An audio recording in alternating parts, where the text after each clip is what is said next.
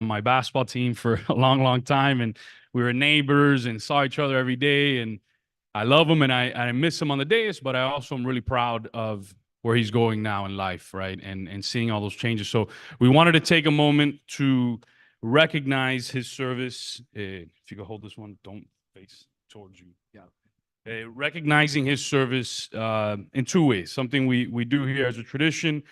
So Councilman Alvarez, or or Carlos, Principal Alvarez, right? If you can come join us real quick as we recognize you and your service and give you an opportunity to say a few words. I know that night you didn't have that chance, so tonight you'll have that opportunity. Whereas Carlos O. Alvarez was elected councilman for seat 6 on November 6, 2018, and reelected on November 8, 2022. And whereas he served as the vice mayor from November 28, 2022 through November 14th of 2023. And during his tenure, he proposed several items in which the town council approved, such as sending an email blast regarding the new business item recap and monthly town activities, the monthly MLOP manager report, the $100,000 relocation of funds to the Education Advisory Board, changing the new business item submission deadline, the street designation from James Bill Baker, and a lot more that couldn't fit on this recognition tonight. Whereas he was a large proponent for the crosswalk improvement project, I think that's the one that got you a little frustrated, on Fairway Drive and Montrose, the Northwest 67th Avenue entry feature, and Veterans Park improvement. And he is now focusing solely on his personal life with his family, as well as his professional career as a school principal at Cohia and president of the Civica Network, where he is serving children in schools throughout the United States. Now, therefore, I, Manny Sid, by virtue of the authority vested in me as the mayor of the town of Miami Lakes, and on behalf of the town council and all 33,000 Miami Lakers, do hereby proclaim Tuesday, January 16, 2024, as Carlos O. Alvarez Day here in the town of Miami Lakes.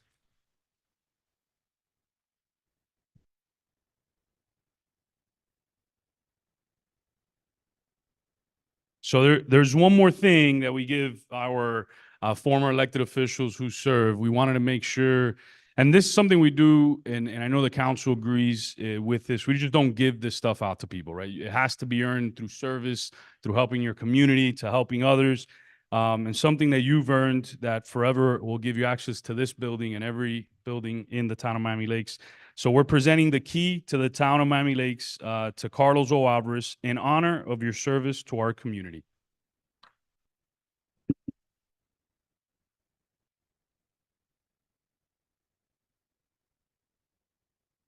Yeah, we went back to low tech. We went away from the fog. We're gonna miss you, and we really, really appreciate you. And you're not going anywhere. You got to say a few words, and we'll get your family up here to take a nice picture. Thank you, Mayor, Council. Yeah, I remember about 6 years ago, Mayor and I are playing in an adult basketball league, and we always went to battle, not against each other, but against anybody that came and played against us, right? And my career is doing well in education. I've been principal almost for a decade. So he's like, look, man, there's some council positions available coming up, right? I think your leadership would benefit the council. Mind you, my experience is I've had 2 jobs in my life, and one ended up being my career. One was a lifeguard, teaching children how to swim. The other one's being a teacher, and now an administrator. So kind of he had that conversation, and at first I thought he was joking. He wasn't serious about it.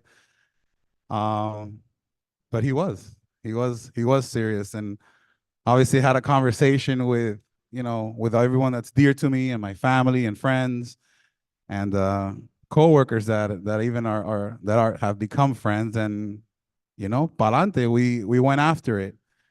And one of the things that I've learned in life, through experiences and in the capacity at schools and even in the capacity here as governance, right, is Manny and I have this in common.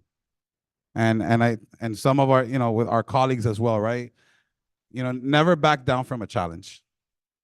Governance was a foreign thing to me. It was something that I was not familiar. Aside from serving on a governing board for a school, I wasn't familiar with local government.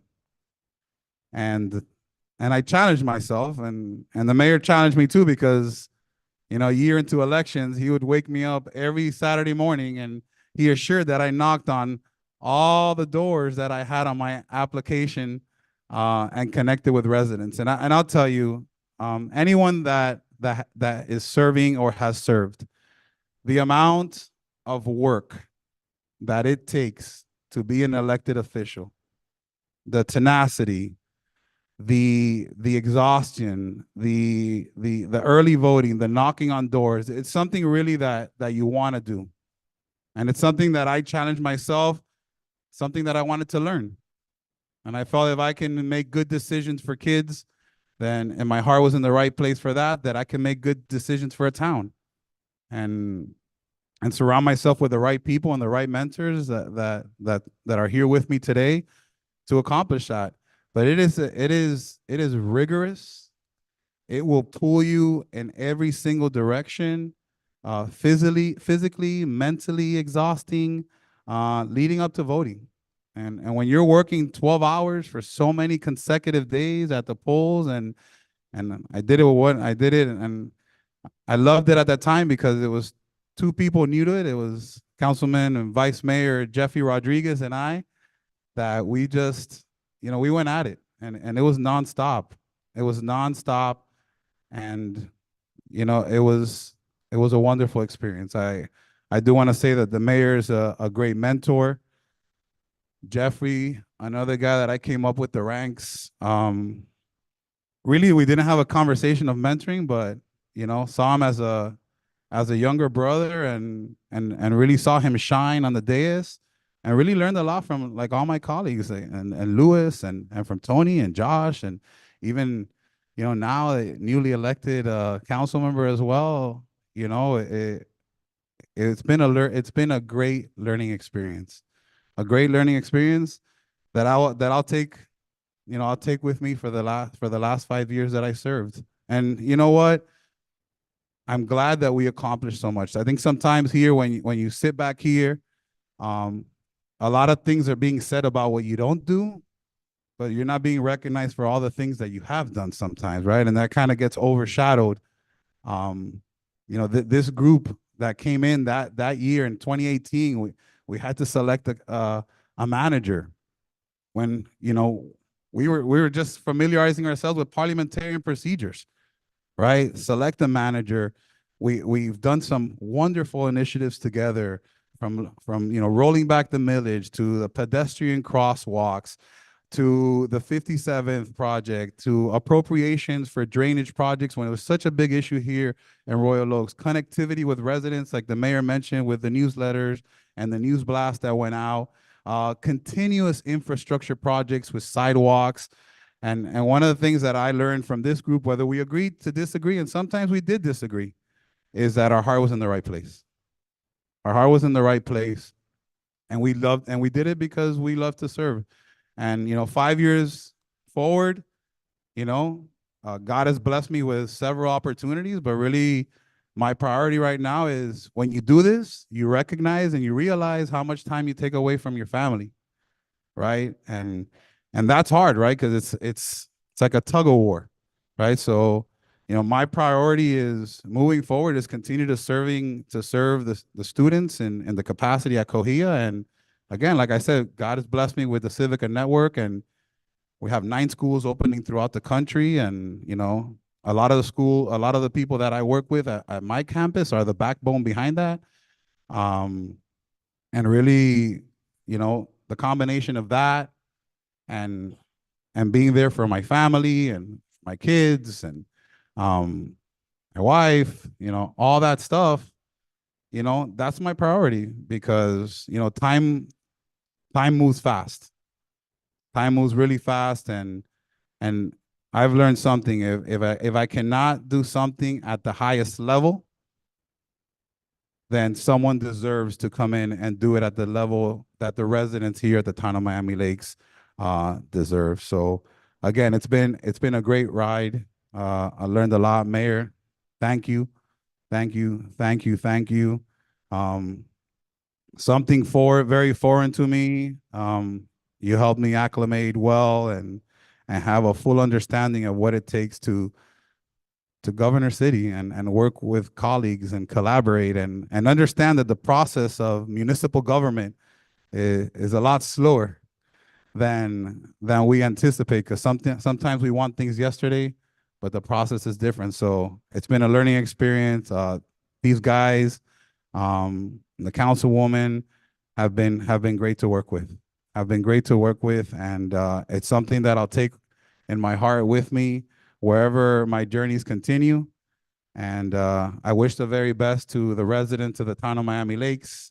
And you know that, this group of successors, right? One thing that I've learned is leave something a little bit better than you found it. And a lot of credit to the Cesar Mestres and the Frank Mingos and the Nelson Rodriguez and the group that came before us, right?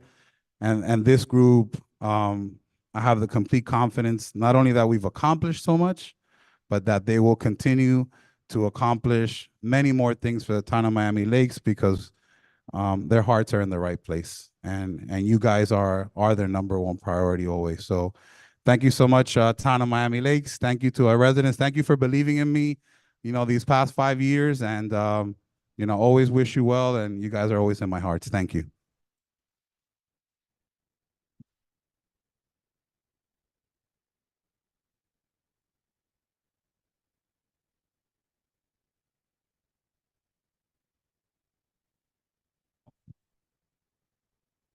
Well, hello, everyone. While everybody comes up, the mayor just wanted to give myself and my colleagues an opportunity to kind of reminisce on our time with former Vice Mayor Alvarez here. Musculo, right, as they like to call him. We never got to do that arm wrestling competition that we had talked about, but maybe we'll do that in the future.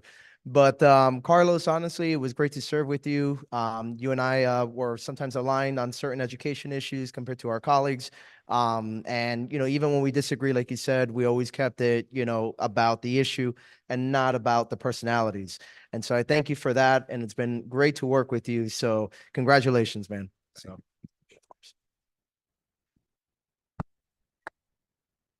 And so, Mayor, I think there was one accolade that we left off of the proclamation, the Mayor of Veterans Park accolade, right, which is much deserved. So during his tenure here, every single item that had anything to do with Veterans Park, he was the go-to. He was the biggest advocate of that park, the pedestrian sidewalk across from the park, and everything having to do with that park. So thank you for doing that. I think we would be remiss if we didn't recognize that. But also, I'm particularly appreciative for the passion that you brought to the days, right? When you were on here, we always felt your presence. We needed, a jolt of energy every once in a while, and you were definitely yes, that when that principal voice kicked in. It didn't matter if we were looking down at reading something or preparing our thoughts, we paid attention, right? So thank you for focusing, for keeping us focused and keeping us in line. And we wish you all the best in your future endeavors. Thank you. Thank you. And the vice mayor stole my thunder. I think I was the one that coined the phrase, the mayor of Picnic Park West. And it was really what the vice mayor really encapsulated. And no disrespect to our current mayor, but really the passion that you advocated for something that you loved. And I think in your heart, that's what you are. You're a very passionate, loving individual. And whatever you do, whether it's education, whether it's public service, you're going to pour 150% into it, up to the point that you can't anymore. And then you were honest and brave enough to say, I can't. And I think that's why I respect you more than maybe most would probably understand. It's because you're a man of your word, but you're a man with passion. And you do it with conviction, and you do it with love, and you do it with integrity. And for being a public servant, there's not a lot of those out there. This community is blessed to have people like this up here that do it with no agenda, no life anticipation. This job doesn't pay. You're taking away from your family. You're taking away from your profession. You're taking away from the things that you probably value most. but you did it with 150%. So like Josh said, you know, myself, my colleagues, we didn't always agree. And I think that's by design, right? That's a good council to have, not a rubber stamp council, not because we're all friends. And there's a lot of familiar faces here and a lot of people who are collegial with each other, right? But you want somebody up here that's going to fight for their position, whether you're aligned or whether you don't. And at the end of the day, you can shake hands, be friends. And to me, you will always be the mayor of Picnic Park West. All right. We even changed the name Veterans Park, but and the vice mayor said the right name. But to me, you will always be the mayor of Picnic Park West. Thank you. Vice Mayor, I just want to say I'm going to keep make it short and I want to take pictures with the family. You started out as an educator, serving children, and you serve your community, and now you're going back to your roots. I think enough said, brother. You're just a person of the people, and you care about others more than you care about yourself. And I wish you the best of luck in your future endeavors. God bless you. God bless your family. Thank you for serving. Let's get a group picture. And I know the town clerk put this together for you. Those are all your initiatives that you achieved here on the dais. Where's you got to hold up your key, your proclamation. Where do you guys want us at? This way? You got to shift.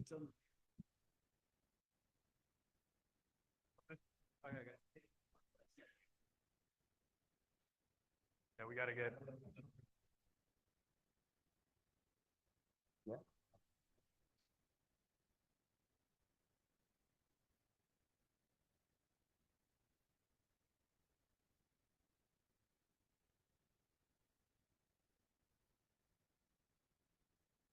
Thank you, Carlos. We love you. We wish you all the best. God bless. Your picture will go upstairs in the room forever. We love you, man. Thank you for everything.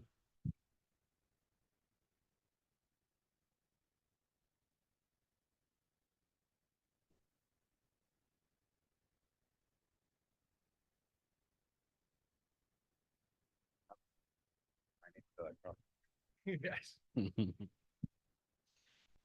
Yes. Vice Mayor Fernandez has a recognition that he's going to be presenting. Thank you, Mayor. And so one of the biggest passions for me, right, is the children in our community. And whereas, you know, normal teenagers are expected to be, you know, at home, hanging out, doing, you know, watching TikTok videos or playing video games or doing a lot of these other things that teenagers do. We're blessed to live in a community where we have very, very special teenagers that do remarkable things. And I want to recognize one such teenager, right? I'll stop calling you a teenager now, who out of her own initiative, without, it wasn't a school project, nobody asked her to, no, you know, she decided that she was going to go on this grand journey of collecting toys to distribute to kids that are sick, that are hospitalized at our local children's hospitals, right? And so she worked with our business community. They put collection boxes at different, you know, Chick-fil-A had one, stores around Main Street, collected toys, held an event at Miami Lakes Optimist Park on a Saturday, again, when, you know, people should be, you know, hanging out at the movies. But no, she was collecting toys on a Sunday, actually. And I think those kinds of gifts in our community need to be celebrated. I think it's one of the things that makes Miami Lakes an absolutely phenomenal place to live. And so with that, I want to come up and recognize Montserrat Hernandez, a student at Barbara Goldman.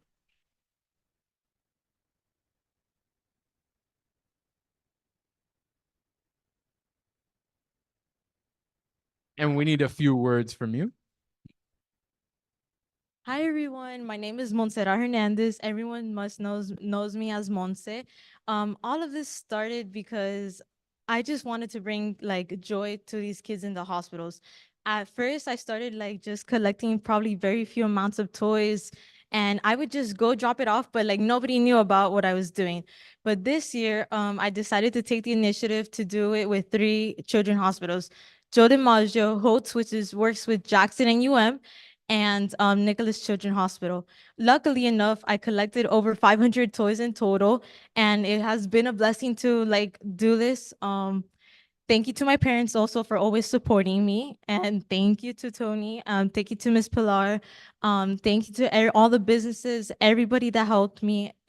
Truly, I appreciate it. Thank you.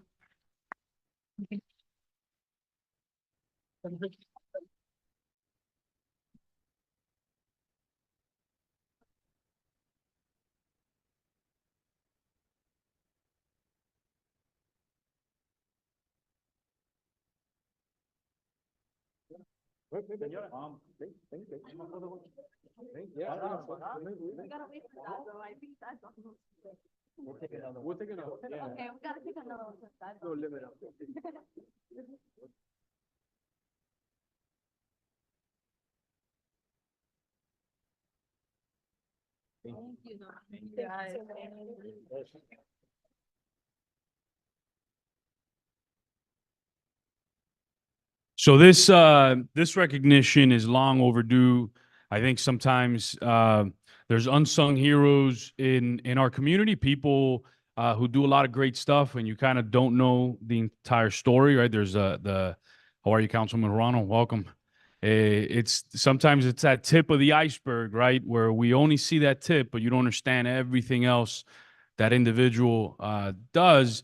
So we wanted to make sure. A lot of folks came up to me and were like, Mayor, I think it's time to recognize this person. I think it's time to make sure that that person knows that our entire community loves them and appreciates them, because what they've done, the impact they've had in this town is priceless. Probably they put in more time than most human beings in terms of helping our community. I could go on and on and on and on. But I just want to ask this person to come up. Daylene Garcia, is they here? Is Daylene Garcia?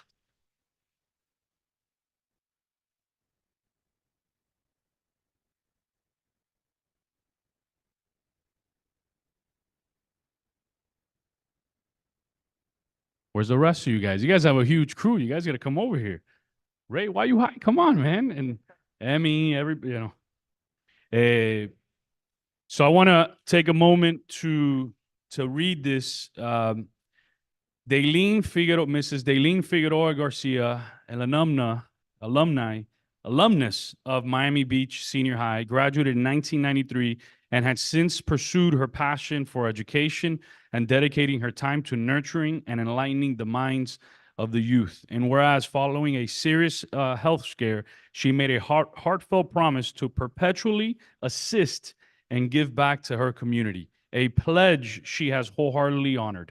And whereas Daylene has contributed to the betterment of the community and has tirelessly assisted students through her work at the YMCA, local schools, and more recently at Miami-Dade County Public Schools Project Upstart. And whereas inspired by an unwavering commitment to giving back, Daylene is always ready to lend a hand to those in need while leaving an indelible mark on their lives. And whereas her volunteer journey commenced in 2004 at Bob Graham Education Center, where her involvement with the PTSA showcased her deep-rooted dedication to the educational development of the community's youth.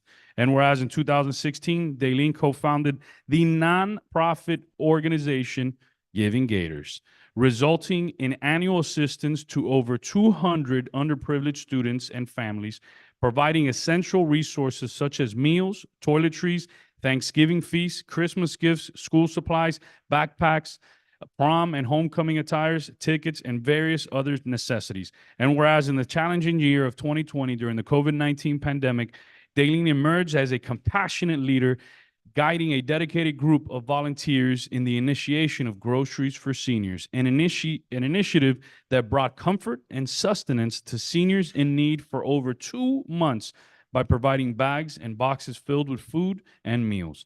And whereas Daylene stands as a shining example of dedication, compassion, and selflessness, embodying the essence of a true community leader and family woman.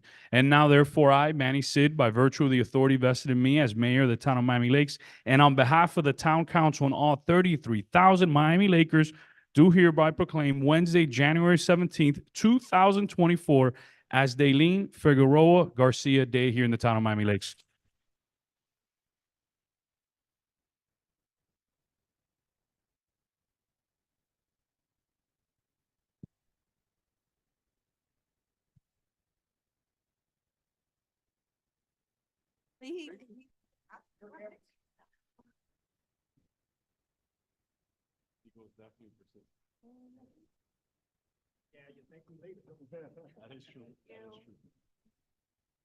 Wow. Okay. This is definitely a surprise. I'm not very good with my words. I'm just here today. I don't even know how, but I just have to thank God first and foremost for the opportunity of giving me one more day, one more chance in life. And because of that, I made a promise that I will give back. I will do as much as I can because that's our mission in life. Somehow, we have to always find our way to doing something that, I mean, we all have a point. We all have a mission in life. I guess I discovered mine the hard way, but I'm here and I'm thankful. Second of all, I am thankful for my family, my loving husband, daughters, parents. Because of them, I do what I do. The support, the hard work behind everything that I've done, it's all because of them. Then also, I have to from the bottom of my heart, thank Mayor Sid, because of you in the town, because you opened the doors, because you gave me an opportunity to do what I wanted to do, to be able to give back. I mean, I can't thank you enough for it. Also, this gentleman, Tony Fernandez, Vice Mayor Tony Fernandez, there's a lot that he does behind doors. There's a lot that he does for the community that none of you know, no one knows.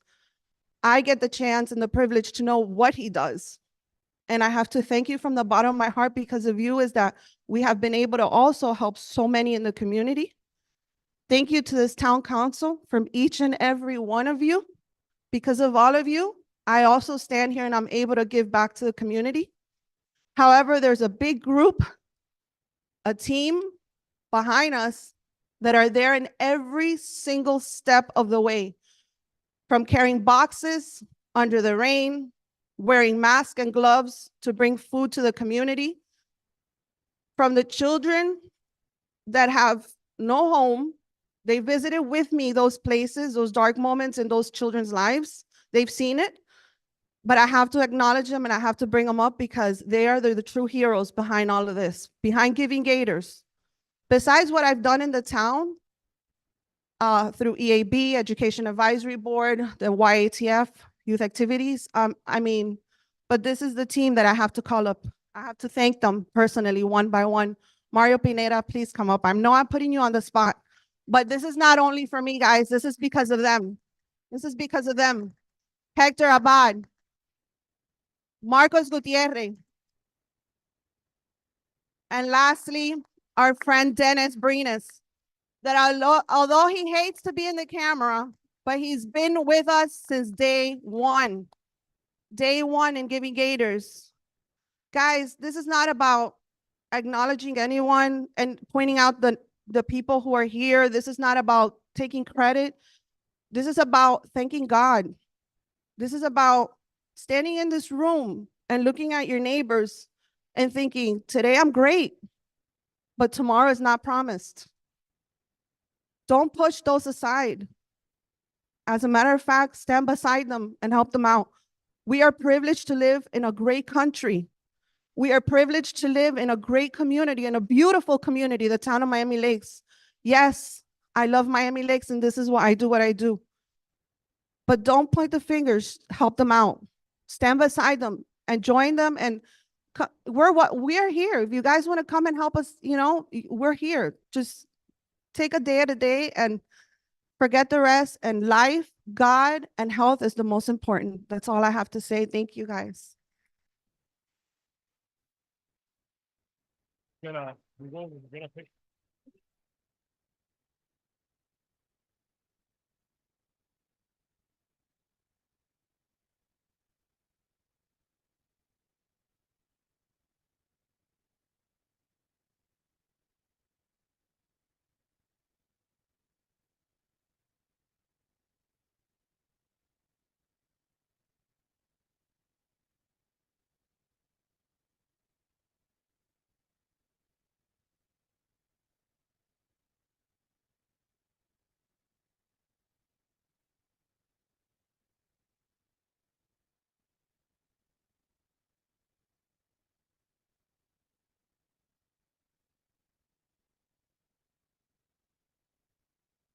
Give it up for Daylene Garcia. We love you, Day.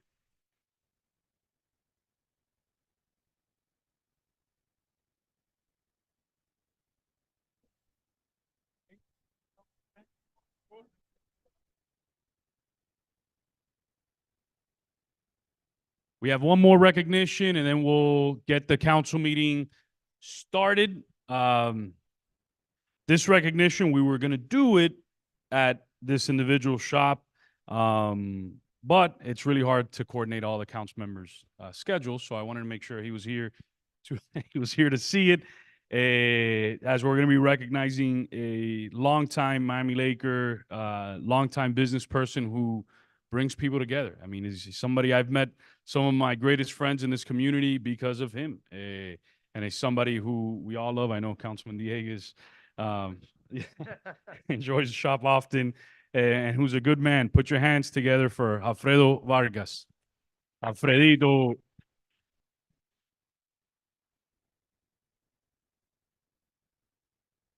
Mr. Alfredo Vargas was born and raised in Bogota, Colombia, and joined the Colombian Air Force and retired after 8 years, earning an aircraft helicopter degree. I had no idea that you flew helicopters, by the way. That's actually pretty cool. Mr. Vargas came to the United States in 1989 and worked hard as an immigrant to make a better life for himself and his new family in this great country. Through his dedication, strong work ethic, and knowledge, he was promoted to the position of Director of Engineering for a nationwide hotel chain. Whereas in 2005, Mr. Vargas also followed his dream of becoming an entrepreneur and founded Havana Group Cigar Club in Miami Lakes, Florida, catering to upscale professional clientele and cigar aficionados. And whereas the success of entrepreneurs such as Mr. Vargas and the establishment of Havana Group Cigar Club is a testament of the continued commitment and success of local business owners who strive for excellence in their businesses. And now, therefore, I, Manny Sid, by virtue of the authority vested in me as the mayor of the town of Miami Lakes, and on behalf of the town council and all 33,000 Miami Lakers, do hereby proclaim Thursday, January 18th, 2024, as Alfredo Vargas Day here in the town of Miami Lakes.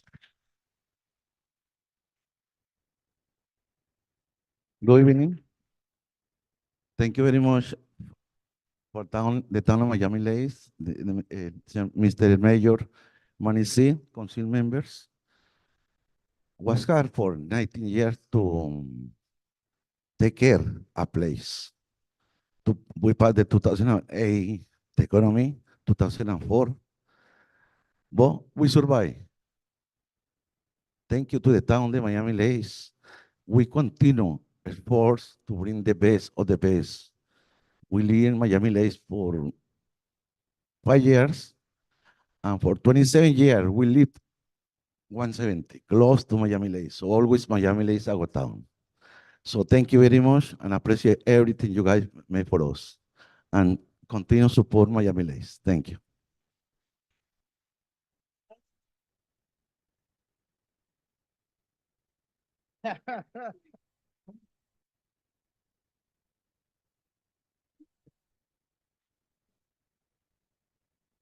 Put an extractor on.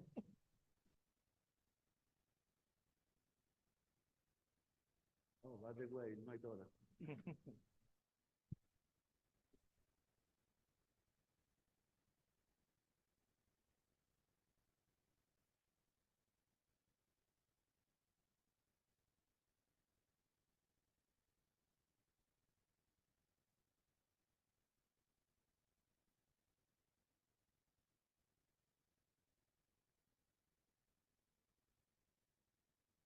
Congrats, Alfredo. We're going to get started with the council meeting now.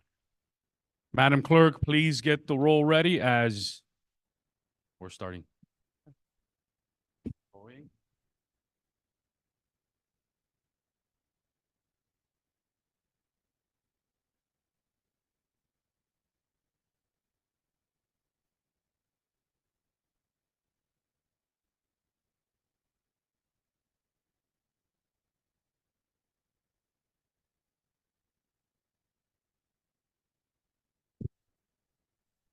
Where's he at? Let's get one more picture. Councilman Dieguez, one more picture and we're starting the meeting.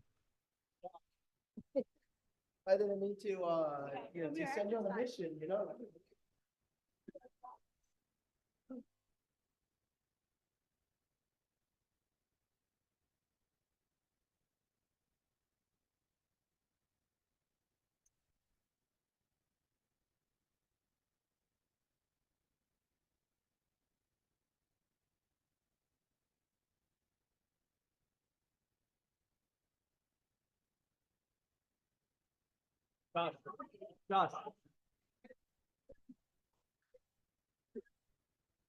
Ay, este Josh es un político lindo.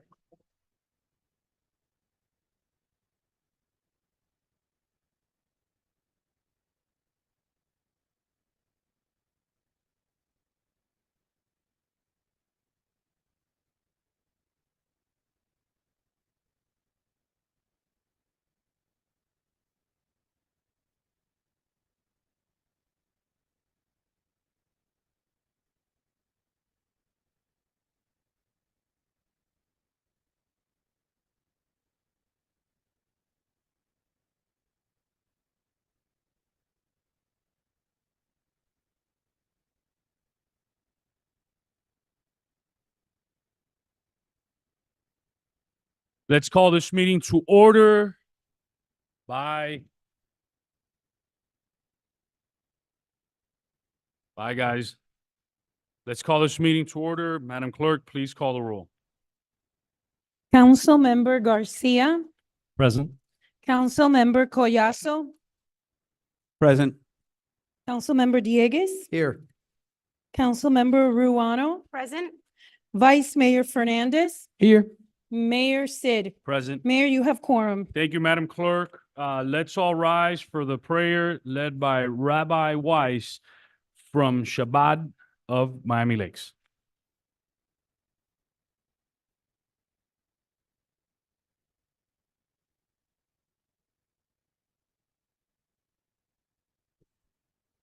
Master of the universe, who guides us and assists us in our every step. This year offers us a fresh canvas upon which to paint our aspirations and dreams. It's a chance for us to set new goals, overcome new challenges, and achieve new milestones.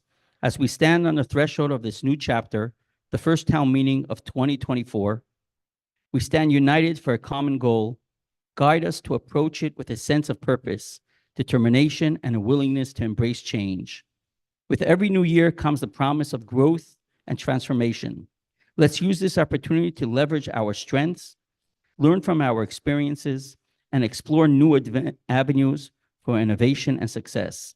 Together, let's seize the potential of the days and months ahead and work together to turn our ambition into achievements. I encourage each and every one of us to approach this year with a positive mindset, a spirit of resilience, and an unwavering belief in our collective ability to make a difference. Let's embrace the unknown with courage and optimism, and let's strive to make this year a memorable and fulfilling one for ourselves and our entire community. Let us now please take a moment of silence to reflect on the current events happening in Israel and the world at large. Father in heaven, we send our thoughts and prayers to all those affected by the situation, especially to the hostages and their families. May they be granted strength and courage and a swift and safe resolution to this ordeal. Let us also come together to invoke a spirit of peace and understanding, not only in the region, but across the entire world. May our collective efforts lead us to a future where conflicts are resolved through dialogue and empathy, and where the universal longing for peace can be fulfilled. Let us strive for a world where the horrors of war become a distant memory and where the well-being of all people is held in the highest regard. As we engage in the discussions and deliberations of this town hall, may we be guided by the principles of compassion, justice, and cooperation.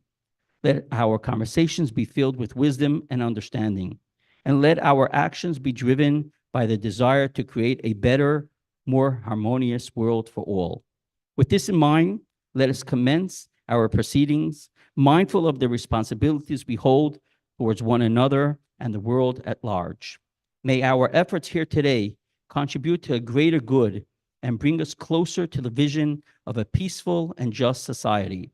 As I conclude the opening prayer, I would like to bless everyone here and their families, that God, our Father in heaven, shine upon us his countenance and pour upon us a year of abundance, peace, health, prosperity, joy with true internal happiness, and may acts of goodness and kindness, and let us all say, Amen. Remain standing for the Pledge of Allegiance, led by the Chair of our Veterans Committee, Chair Perez. To the flag of the United States of America, to the republic one nation, under God, indivisible, with liberty and justice for all. Thank you, Chairman. You may be seated. There's no mindful minute. I know Commissioner Fernandez seems like he's really busy. We have the order of business, deferrals, additions, deletions. The only question I have to the manager or to the attorney, any items in consent, any of those items, are there any piggyback items on there for who are piggybacking on contracts from other cities?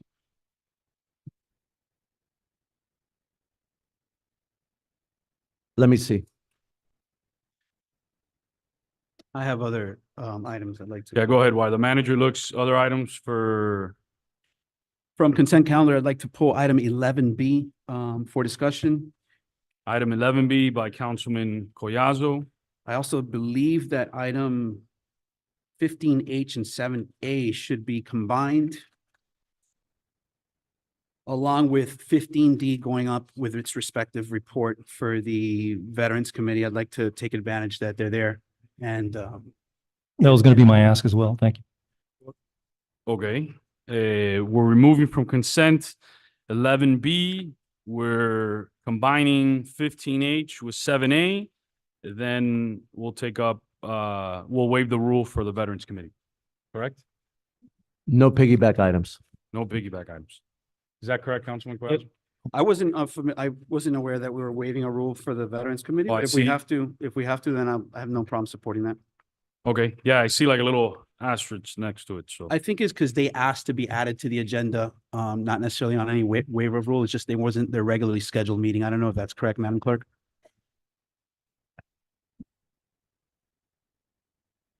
Yeah, Okay. through the Got it. chair. Actually, yeah, absolutely. So the item, which is my item I've left as close to that report as possible, would be great. 15D. Okay, so we're combining with that discussion is 15D, 15D and 9B. All right, moving from consent, 11B, we're adding the item, two items from Councilman Garcia, one to 7A, and then the other one to 9B pertaining to the Veterans Committee. Through the chair, I'd also Is like to there- ask if possible, item J, 15J, we can open that out to public comments during that item. That's fine. Thank you. So we got that for that item. We'll have public comments on that item. Any motions on the order of business? I'll move it. Second. All those in favor? Aye. Any opposed? Seeing none, the motion passes.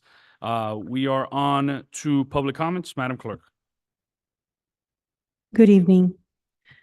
Comments and questions from the attending public shall always be directed to the mayor in a courteous tone.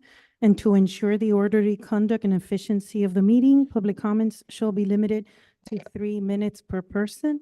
I also want to point out that if you're participating in public comments remote, if you wish to speak, you must raise your hand by clicking on the reactions icon and selecting raise hand.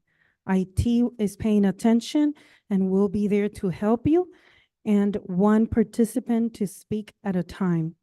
Also, if you're remote and you want to call in during this meeting via phone to speak, we welcome you to do so, but please, if you wish to speak, raise your hand by pressing the number 9.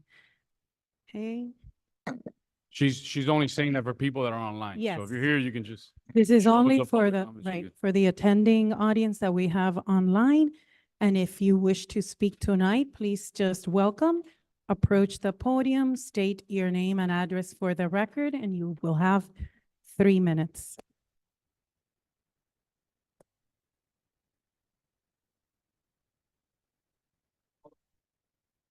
We Oh, think oh, the oh. microphone is, Yeah, may at not the be base of the on. microphone, there's a little button. There you go. Thank you. Perfect. Hello, my name is Yancy Bernal. I live at 14850 Dade Pine Avenue, Miami Lakes, Florida, 33014. I'm here in favor of filling the council seat with Mariam Yanis. I've had the fortune and privilege of seeing Mariam Yanis in action in a professional environment. Let me just say there is a reason why she has been nominated for this position. Anyone that has seen her in action knows she's professional, ethical, and most importantly, has the best interests of Miami Lakes at heart. In my opinion, as a Miami Lakes resident and taxpayer, there's no better candidate. And to spend taxpayers' money on special election for such a short period of time is beyond ridiculous when we already have the perfect candidate, which has proven to be honest, hardworking, and all the things required to fill such a position. Thank you. Thank you.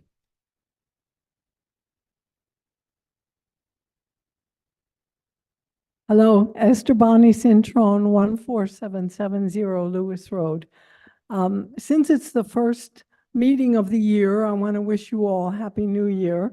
And I had looked through the agenda and there were many things I would have liked to have commented upon, but it would take too long. So I'll have to write emails and hope they get read. I thought I would just speak in general terms from the heart and tell you that I do appreciate the hard work you do, and I know how time-consuming the job is. There are people in this town, I am not one of them, who do extensive research and know all of the stipulations in our town charter, and they know how to cite the state constitution, and they are trying to hold us, all of you, accountable by the book when you do your governing. And it seems that quite often there are little shortcuts taken that don't sit well with the people who know. It's true that in a town of this size, most of the community would never know the difference because they're not doing the research that some of the people in the town do.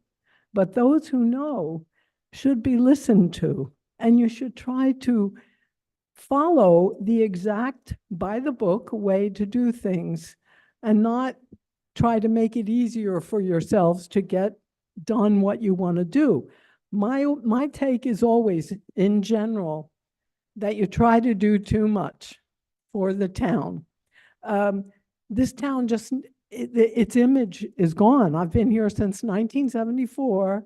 I know how much it has changed. We just want you to preserve as much as possible the small hometown image that we all thought we were buying into. So try not to think that everything you're doing is good for the town. Growth is not always good, regardless of what you've been told by the developers. So that's all my message is. Please take to heart what the people who do have the facts will tell you, because things should be done correctly. And that way, nobody will be giving you any flack and you'll have good support for your careers. Thank you. Thank you, Bonnie. Happy New Year.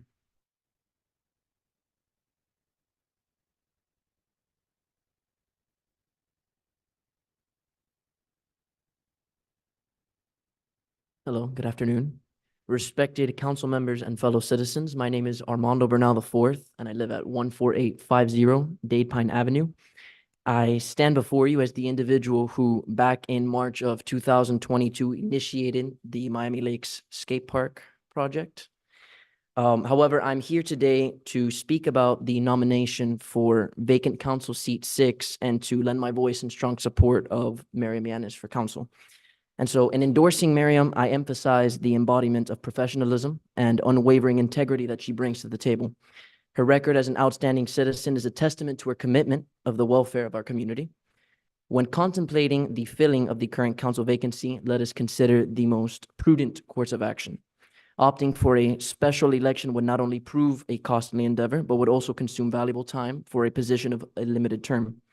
In contrast, Miriam Yanis offers a seamless and financially responsible solution, sparing the taxpayers unnecessary expenditures. This endorsement is not merely a suggestion, but a resolute statement in favor of astute decision-making. Miriam Yanis is not just a candidate, she is a guarantee of continuity, stability, and excellence in governance. I implore each council member to reflect on the gravity of this choice. By electing Miriam Yanis, we embrace a future marked by foresight, financial prudence, and a steadfast commitment to the prosperity of our beloved city. Thank you. Thank you, Ms. Brunel. Ms. Brunel, do me a favor. The folks on the third row right there, they're skating fanatics, so I know they want to meet you. So just when they heard your words, and anyone else that wants to come up. So it's crazy that I'm coming up after this gentleman. He has this whole proposal and he has this whole thing worked out. I'm coming out here as a skate dad. My name is Alex Grullon. I live in 6742 Kingsmore Way. My wife and I have been residents for the past, Jude, how old are you? 8? All right, 8, 9 years, something like that. With me up here, I feel honored to have these guys next to me. This is the young generation of skateboarding, the present and the younger generation of skateboarding. This is Russ, this is Jude, this is Eddie, and we have Armand, and we have also Jonard representing Magic City Skate Shop and Skateboard Miami and SBSX. Jude grew up here. He played basketball, he's played baseball, he's in the basketball league again in Don Shula. He's done the Optimist. He started skateboarding, right? So we went over to Bucky Dent. Bucky Dent has an amazing bowl, one of the top or the only one in South Florida, according to the skate history, that doesn't exist anywhere else except in California or somewhere else. Bucky Dent is a couple miles away. It's just a bowl. They don't have a store. They don't have a Magic City skate shop. They don't have a concession stand. They don't have nothing that somebody would say, wow, this is, but the history still goes. You got professional skateboarders that go to Bucky Dent to skate this bowl without having anything, just a bowl. I'm going to come up here and I'm going to say, hey, let's propose a skate park in Miami Lakes and we'll make a bowl even bigger than Lot 11 or make a bowl, you know, and let's put stores around it and stuff, you know, the P3s or the whatever stores can come. But as a community, we've rescued something that has so much significance in this skate history. Before and after there were ramps, there became this a phase of ramps. That's where Tony Hawk came in, where all you guys think that skateboarding started. But in South Florida, there's a guy named Mark Lake who Tony Hawk talks about and says, no, you guys got to see this guy. This is the East Coast guy, Mark Lake. This guy's an amazing skater history and created all kinds of, you know, tricks, an innovator. He builds ramps. He builds these vert ramps that are no longer in existence. There's one in Tampa, if I'm correct. And there's one, just quick before I get cut off, and I'm sorry. We have access to a vert ramp built by Mark Lake himself, South Florida resident. He is a Hall of Fame skateboarder. And this ramp has access to us. This skateboard community has rescued this ramp. This ramp is looking for a home. We have private entities here as well that could help in this. I'm not sure why, but I mean, like, it's all obviously for Jude and for the next generation. We have the whole skateboard community waiting to build something creative, to build the center of the skateboard world. Thank you. Sorry. What's your name? What about you? Oh, really? Thank you. We have, I know, members of our youth activities task force back there. If you can get with him in the lobby, so And he I want can. to thank Jeremy as well, who Got informed it. me, and I know Jeremy is making a movement because you have a park that's a mobile park. But I Something mean, more and I concrete. thank the initiative, but these skaters, I mean, these guys, they're gonna skate a park. They're gonna want to come to a pump track. Hollover Beach has, you know, maybe like a burrito inspired color. And I'm sorry I keep going, but Burrito's part of this project. I've offered this ramp for him to make an exhibit with Mark Lake, with Burrito. Hey, paint the side of this, put it somewhere, and let us have this South Florida skateboard exhibit. Joseph, so we don't go on and on because we have to set up a meeting. Can you set up a meeting with them and we sunshine it so the council members can attend? Let's set it up for next week on this topic and sunshine it with the clerk so they can all attend and we can dig into it a little bit deeper. So let's do that. We all attend or, well? No, yeah, it's sunshine, so you can all attend. Yeah. Well, anyway, I just wanted to open the discussion. Thank you so much. There's a course. thirst and there's a big community. And there's nowhere in Miami that's claimed Let's the do it. skateboard capital. What I wanted to say as a Florida South resident, I'm from Kendall. And when we were growing up, we didn't have, we basically had to do a DIY. That means that we had no place to skate. In a sense, maybe it was a good thing because we learned how to get things done on our own. We used to find places to build ramps and do whatnot. I'm not going to keep you too long, but one of the things I wanted to put into view as far as the youth and community is concerned is that skateboarding as an outlet for specifically, in a sense, for the most rebellious of the youth is such a great outlet because in a sense, it pits the individual against themselves to really push themselves. And they realize it makes kids realize that they are their own limits. And in a sense, it brings a certain level of self-awareness and responsibility for your own reality, your own destiny. So I wanted to say that because in a certain sense, if it wasn't for skateboarding, the kind of trouble I would have been in as a youth would have been astronomical. And it's an excellent channel for, let's just say, for the adrenaline junkie side of the most ostentatious of youth.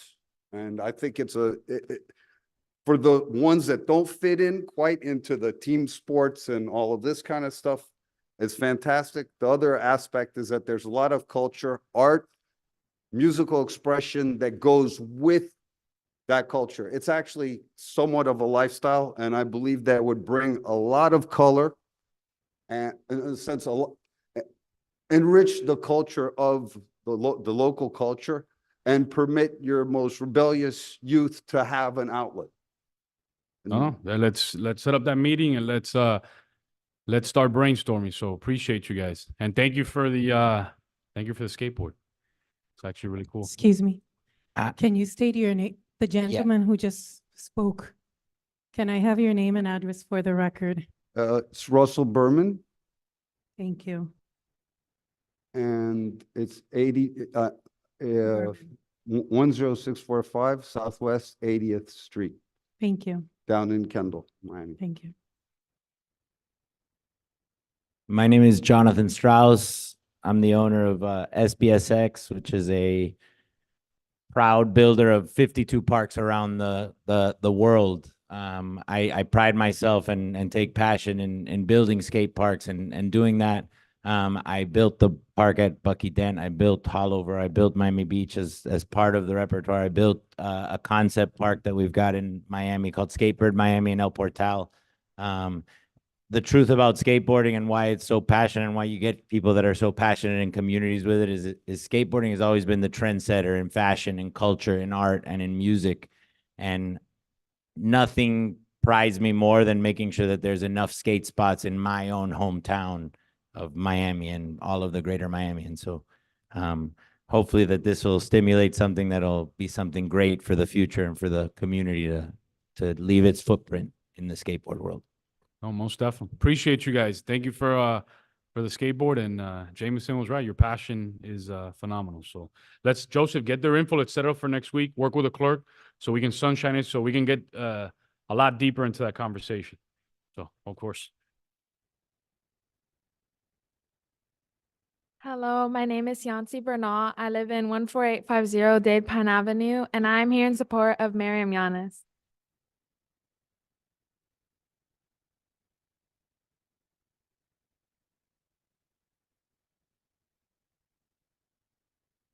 Good evening. My name is Luis Zayas. I live at 16018 Northwest 82nd Place, Miami Lakes, Florida, 33016. I want to express my support for Mariam Yanes' appointment to council. I've enjoyed knowing Ms. Yanes for over 26 years. Ms. Yanes is what I like to call a triple threat. Not in the sense of theater, where she can sing, act, and dance. I wouldn't dare anyone here today to ask her to sing. But rather in intelligence, passion, and doing what's right, as well as character. Ms. Yanes possesses a rare depth of intellect that consistently sets her apart. Her ability to grasp complex issues and find fit-for-purpose solutions is unique. Her intelligence is not just founded on knowledge, expertise, or experience. It's grounded on listening and applying common sense. Her passion for doing what's right is not just tied to her profession as a successful and respected attorney. It is also baked into her DNA. It is a calling that echoes in every aspect of her life. I've witnessed it firsthand. Her dedication to understand legal matters, advocating for fairness, and ensuring that justice prevails. Ms. Yanes doesn't just talk about justice, she lives it in her actions every day. Behind Ms. Yanes' incredible character lies the influence of her upbringing and strong family roots. Her values are deeply rooted in respect, integrity, and a sense of responsibility towards the community. In supporting Ms. Yanes for city council position, you are championing a leader who combines intelligence with a passion for justice, shaped by a character molded in the crucible of a family with deep ties to this community. The town of Miami Lakes would be hard-pressed to find anyone more qualified to represent us. Thank you. Thank you.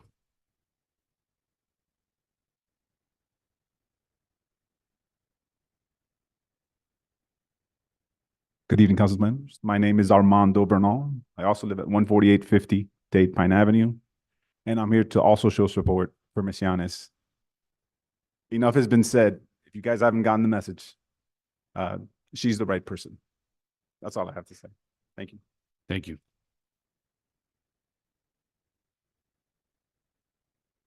Sorry, just saying my hellos. So no one in this room has loved and hated Miss Yanes more than myself. And if you do not know who I am Miss Degani, Michelle. I am her baby sister. So we have gone into some epic arguments over the years, but her heart is here in Miami Lakes. I can say a million things about her career, her resume, her ethics, her successes, her love of her job, because really when it comes to it, a lawyer needs to be ethical, and she definitely puts forth that foot of ethics and justice. But what I want to speak to you all about today is what I believe most of our residents here in Miami Lakes care about, is how much do you care about Miami Lakes? Okay, how much do you care about the residents? Do you eat, breathe, and sleep this town that we love? For 37 years, I have resided in Miami Lakes. My sister longer than I have, okay? And we live a block from each other. Myself, my brother, my mother, and I. That's how much we love this town. I remember riding bikes and slipping on the mildew in the sidewalk of the streets. I remember rollerblading and playing in the parks. And my sister, when deciding to raise her own family, decided there was nowhere else she wanted to be than here in Miami Lakes. My sister's firm resides in Coral Gables. Her son goes to school in Belen. And if you guys know that drive, you know that any other person would have said, It's way easier to live over there. But my sister will make the trip every single day to make sure that her children have that same upbringing that we had, that same community feeling, being able to live here in the town of Miami Lakes. She is a role model, not only for my children, but her daughter, our community. She has her daughter in dance here at Miami Dance City Studios. Yay, go MDS. Her son is here at Shula's. If nothing else, I understand, politics are politics and disagreements are disagreements, but I'm going to echo a little bit about what Mr. Carlos Alvarez said. And in disagreements and in arguments and not being able to get along, everyone's heart was in the right place. And if nothing else that you need to know today, my sister's heart is with Miami Lakes. Thank you. Thank you.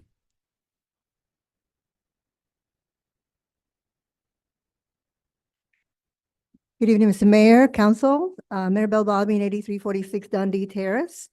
And I'm here in support of the appointment of Ms. Yanis. I do not know Ms. Yanis.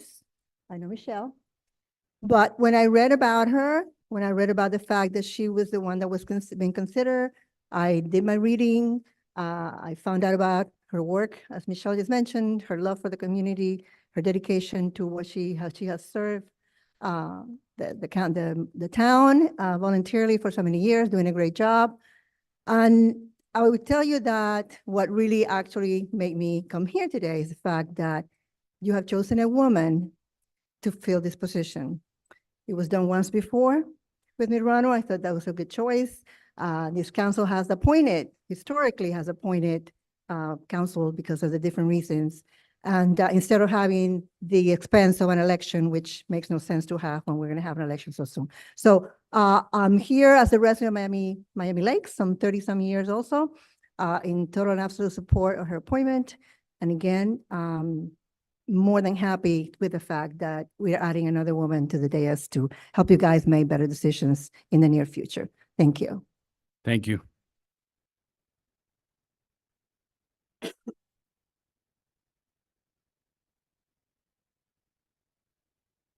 Good evening, Mayor, council members, staff. My name is Raul de la Sierra. I live at 14370 Lake Crescent Place.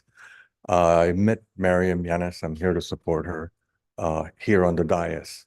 The first day I met her was right on the other side of the bench here. I serve at the pleasure of the council and the mayor as on the zoning board.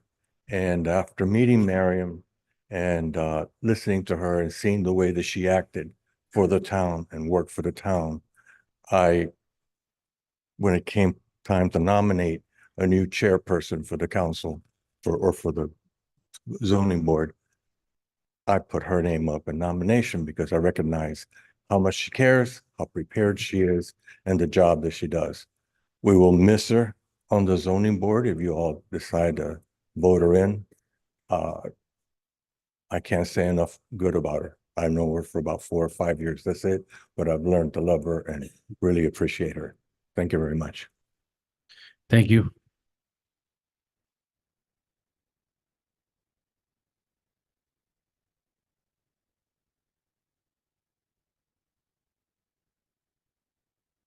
Good afternoon. My name is Robert Julia, reside at 8042 Northwest 161st Terrace in Miami Lakes. And I'm here today to speak in favor of the nomination of Ms. Yanis. Raul, I think you made the motion to nominate her for chairwoman of our Planning and Zoning Board. I think I seconded. So I seconded. I had to come as a second. The most impressive part, and we all know you guys are at a different level than what we do, but one of the most important things is about coming to these meetings prepared and knowing, not just sitting here and hearing everything for the first time. And to be quite honest, since the very first time that she was, and I think at that time maybe I was the chairperson of the Planning and Zoning Board, she was as prepared as anybody, if probably more prepared than the rest of us. And that's so comforting that you're working with someone that understands, because of the legal background, but is able to communicate and still hear what our residents are saying, because I think we have a job to be informed, to make the best decision possible, but also afford our residents the opportunity to come before us and sometimes disagree with us, but we could do it cordially. And it was very important that she always demonstrated that, and as our chairperson now has always been open to hearing our residents, whether it's positive or negative, and always with a great level of independence, because at the end of the day, we are all residents of Miami Lakes, and we all want the best thing for Miami Lakes. Sometimes we're going to disagree on an approach, but working together, finding the compromise, that's what we've done many times in these things when they've come up in the planning and zoning board, where the resident wants this, the town wants that. We're kind of in the middle, and a lot of what we do is try to compromise to see how we could serve the resident, but not disserve the rest of the community. And she has proven time and time again that she is excellent at doing that. And that's why I stand before you and ask that you consider her nomination for the council seat. Thank you. Thank you.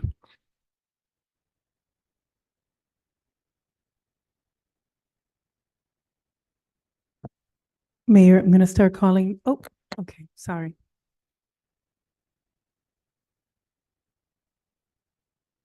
All right, good evening, Mr. Mayor, Town Council, and Town Staff. My name is Hector Abad, 8916 Northwest 149th Terrace. So originally, I was not going to speak on the issue. I felt it was best to stay away. But oftentimes we hear people come up here, right, and talk and tell you guys how you need to listen to the people, right? So I was thinking about staying away because obviously you all know that I did register to run for that seat in November. But I do think it's time we do listen. I think Ms. Janice, you've heard how qualified she is.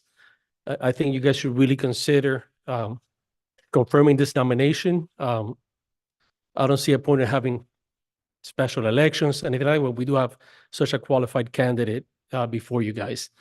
So again, I don't know if anybody will speak after me, but everybody who's spoken has been in favor. And I think you guys should really take that into account. Thank you. Thank you.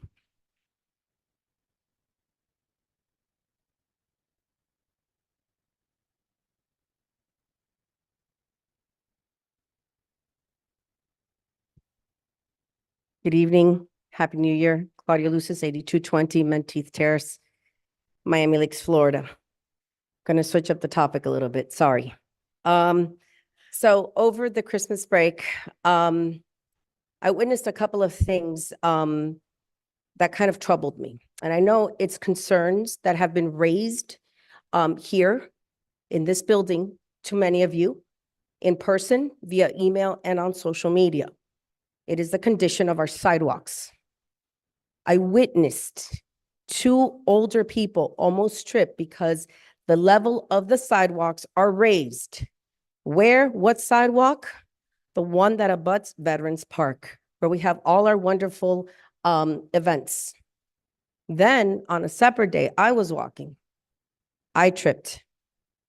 And if you look at the conditions of those sidewalks, there are raised edges everywhere that you walk. How is this not a priority? This is a liability to this town.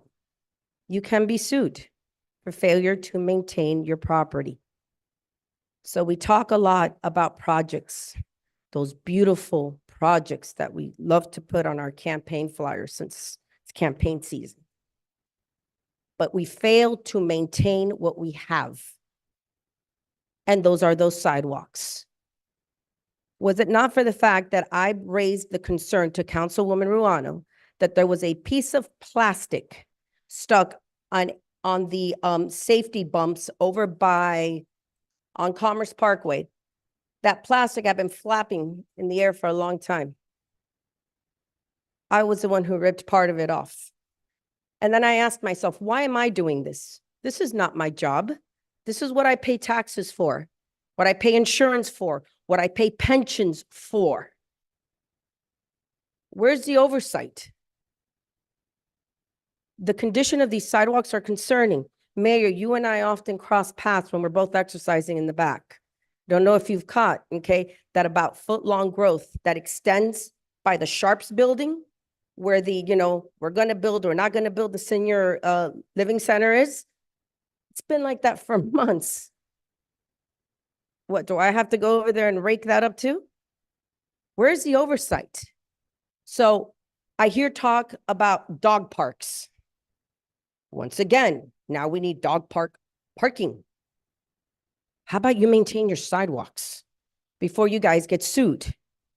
There are people who have suffered serious injuries. And, town's been lucky they haven't come after you. The day will come when they will. So I'd like to know, what is it going to take for this town to focus in on these types of issues? And by the way, campaign season is coming up.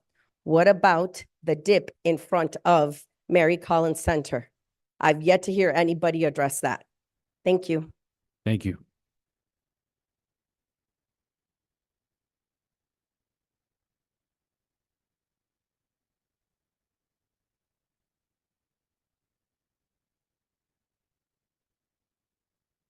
Fellow council members, Mr. Mayor, first, I would like to read a quote by Jose Marti. I'm going to read it in English just for everyone's liking. Work for children because children are the ones who know what is needed because children are the hope of the world.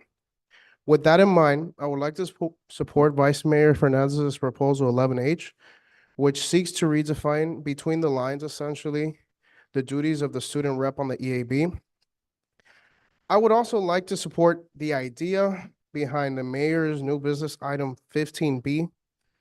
But I'd just like to bring up that there are a lot of statutory constitutional concerns with the concept of allowing religious institutions to sponsor public events. Apart from that, whether you disagree with the concept or not, there's a lot of constitutional precedent going back to Jefferson's letter to Danbury Baptist, that there is a separation between church and state.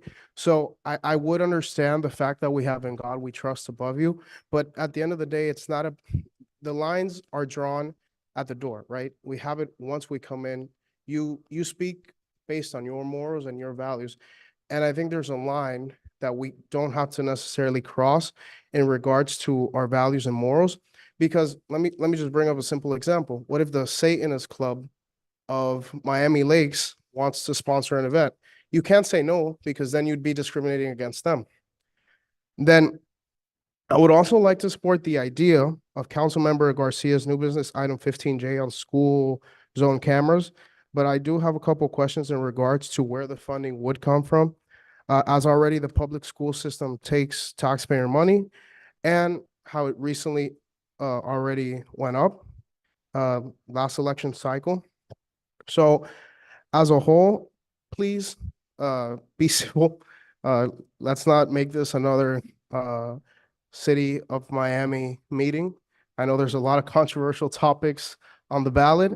And I would like to say, I hold nothing against the nominee, but since when is wasting money in this town a problem? You guys put on the ballot, what was it, a $20 million park? You, the mayor, paid for, what was it, $24,999 to redefine something on a ballot. If we're wasting money on stuff like that, why not leave it up to the electors, which are the people, the 33,000 people that you so avidly represent? Leave it up to the people. We are in an election year. Leave it to the people. Thank you.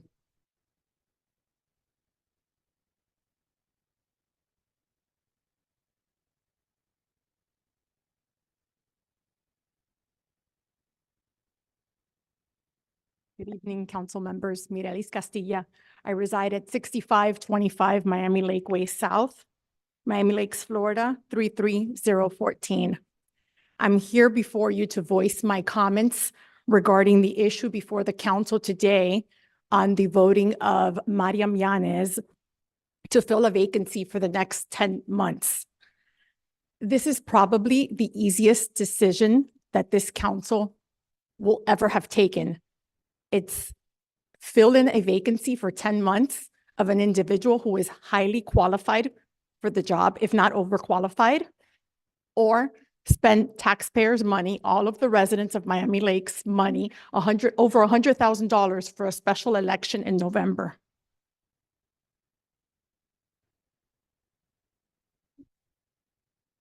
Mariam has been serving our community for years now. She serves on the Planning and Zoning Committee. She's done an amazing job doing that. I also have the privilege to know her as a friend, a neighbor, and a colleague. She's a strong, logical woman who will take a common sense approach to her decisions. We would be worthy to have her on this council. Thank you. Thank you.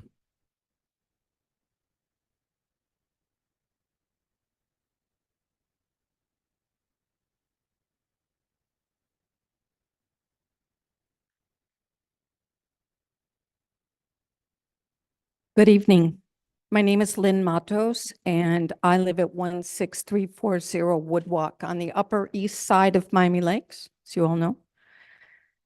I've spoken to many of you, and I spoke at the meet and greet on behalf of Ms. Yanis.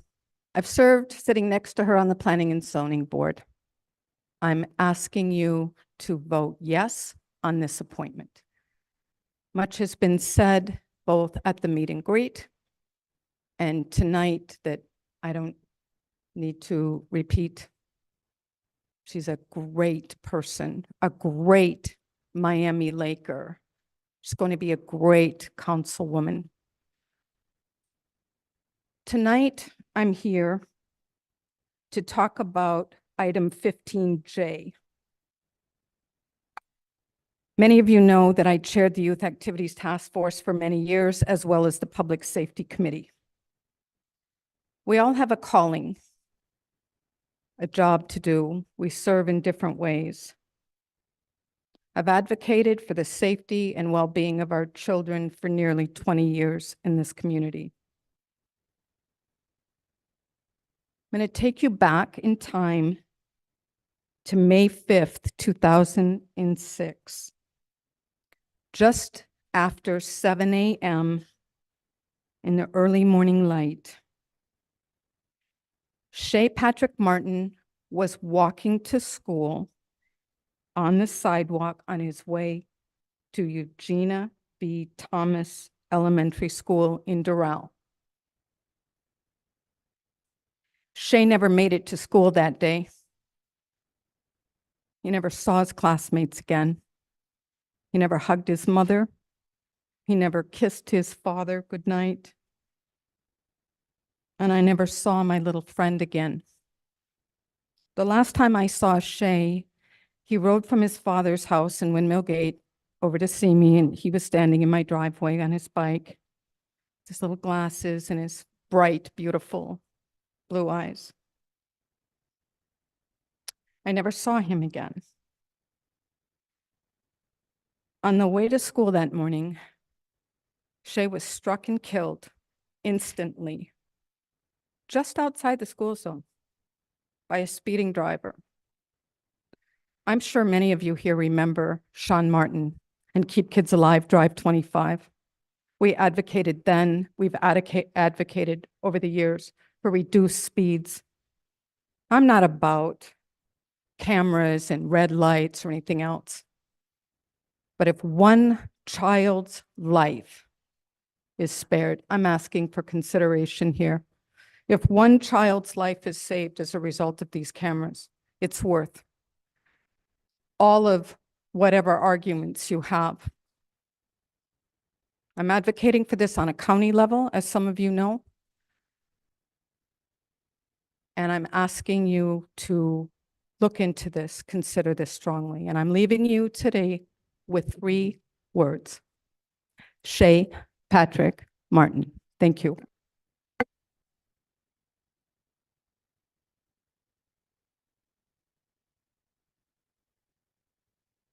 Okay, so we're going to start calling the participants online. Dawn, if you can assist with the first person who raised the hand, which I believe from what I see is Mr. Robert. Good evening.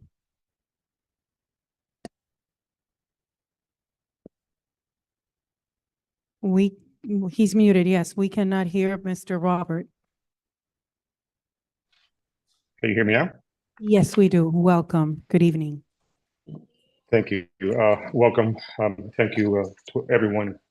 Mr. Mayor, my name is Robert Rodriguez, and I am the managing partner of MKRS Law. I've heard this afternoon everyone speaking and go in terms about Miriam, and that's because they see her and they know her from one perspective, either as a resident, a family member. Her sister spoke so eloquently about her and gave a true account of the type of person that she is. I'll let others discuss her upbringing, let others discuss how her family in Miami Lakes has raised 2 attorneys and 1 educator, and how they all stay there. How when I interviewed her for the position that she now holds in my law firm, I couldn't believe who I was speaking to. Her husband is a firefighter. He's a veteran. Someone mentioned she's a complete package. It is hard to find someone that meets those qualifications. And that's my job. My job is to be more or less a talent scout and to bring into our law firm someone who has all those qualifications. We've been around as a law firm since 1958, so we have a reputation. And we are state known, we are subspecialty, and we're litigators representing Publix and other major Florida corporations.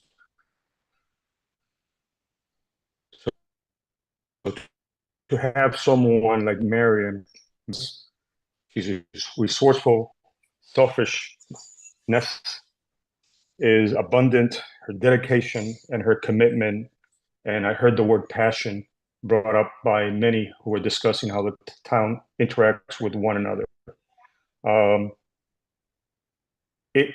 Within the other community that she lives, which is her employment community, that which you do not see, she is regarded as a superstar. Do not take my word. Ask around. Ask around anyone in her field about her. In terms of qualifications, she has everything you need.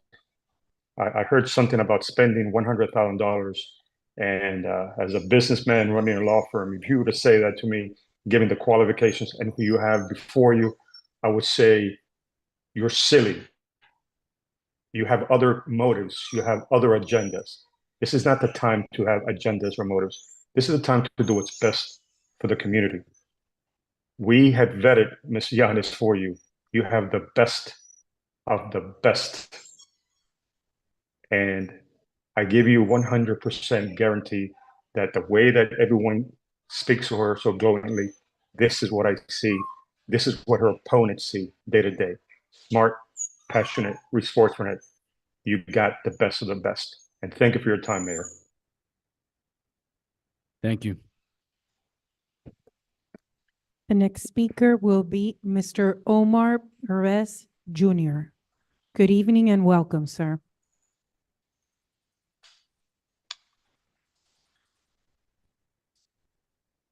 Good evening. My name is Omar Perez, and I'm here appearing via Zoom in support of Miriam Yanis for the vacant council seat. I am honored to be Miriam Yanis' law partner, along with Robert Rodriguez at MKRS Law. I met Miriam as an associate 15 years ago, and I knew back then when I first met her that she would be dedicated, enthusiastic, hardworking, who would always have the client's best interest at heart. She has never proven me wrong. Over the last 15 years, I have witnessed Miriam become a well-respected and revered attorney, a mentor and a leader for younger lawyers. Respect in our legal community does not come with being nice. Not that Miriam is not a nice person. Respect is earned by always being prepared, by knowing the law, and by always being a consummate ethical professional. Miriam is a dedicated wife, mother, and daughter. I have witnessed Miriam's ability to always be present for her family while balancing the demands of our law practice. For those reasons, I strongly recommend Miriam Yanis for the vacant council seat. Thank you. Thank you. Thank you, sir. The next speaker is Mr. Fred Senra. If help desk can help me switch the speakers. Good evening, Mr. Senra. You are muted and we need to start the timer. Still not reflecting the correct time. Okay, I think I am muted. No, we hear you, Mr. Senra. Good Okay. evening. Good evening. First of all, let me say that I'm a little bit under the weather, so that's why I'm not there this evening. But I couldn't pass the opportunity of expressing my opinion in favor of the council approving Mariam Yanes for the position of council member.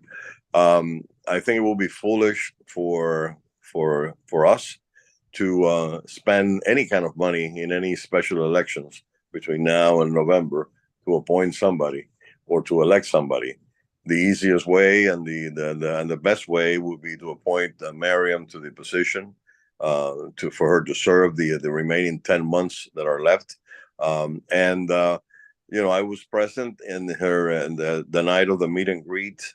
I expressed my opinion because I have known Mariam for many, many years, not only serving along with her in the zoning and planning board for a number of years, but also as a professional.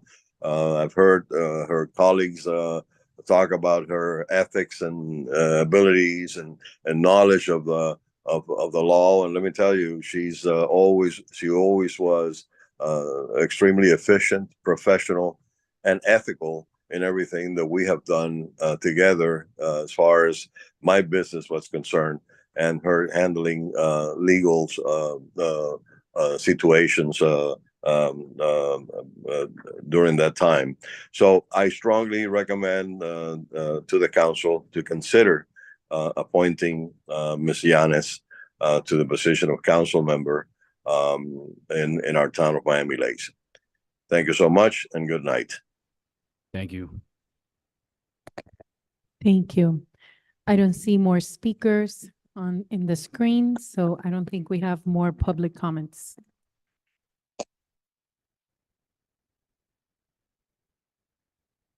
We do have one public comment. Hello, everyone. Tigo Casamayor, 7241 West Troon Circle, Miami Lakes. For any my zip code? No. 33014. I've been waiting all night because I wanted to cut in front of our past vice mayor before he came up. So that's why I wanted to wait till the end. I cannot say anything better about Ms. Yanes. That's why I'm here. Than has been said by her partners, my father-in-law, and everybody here. So I'm just going to say, I'm going to be selfish. What I want is to save the money that it would be spent if we don't just bring her on board. And even more, I want to be more selfish. I have her council seat as one of the speakers in the next chamber lunch, and I wouldn't want to have it empty. So I would love to have her so I could have her for my chamber lunch. So those are my two reasons. And of course, everything everybody else has said, I agree with 100%. So, and I know I have 2 minutes and 12 seconds and I love to talk. So I'm not going to talk anymore. Thank you very much. Tico Casamayor.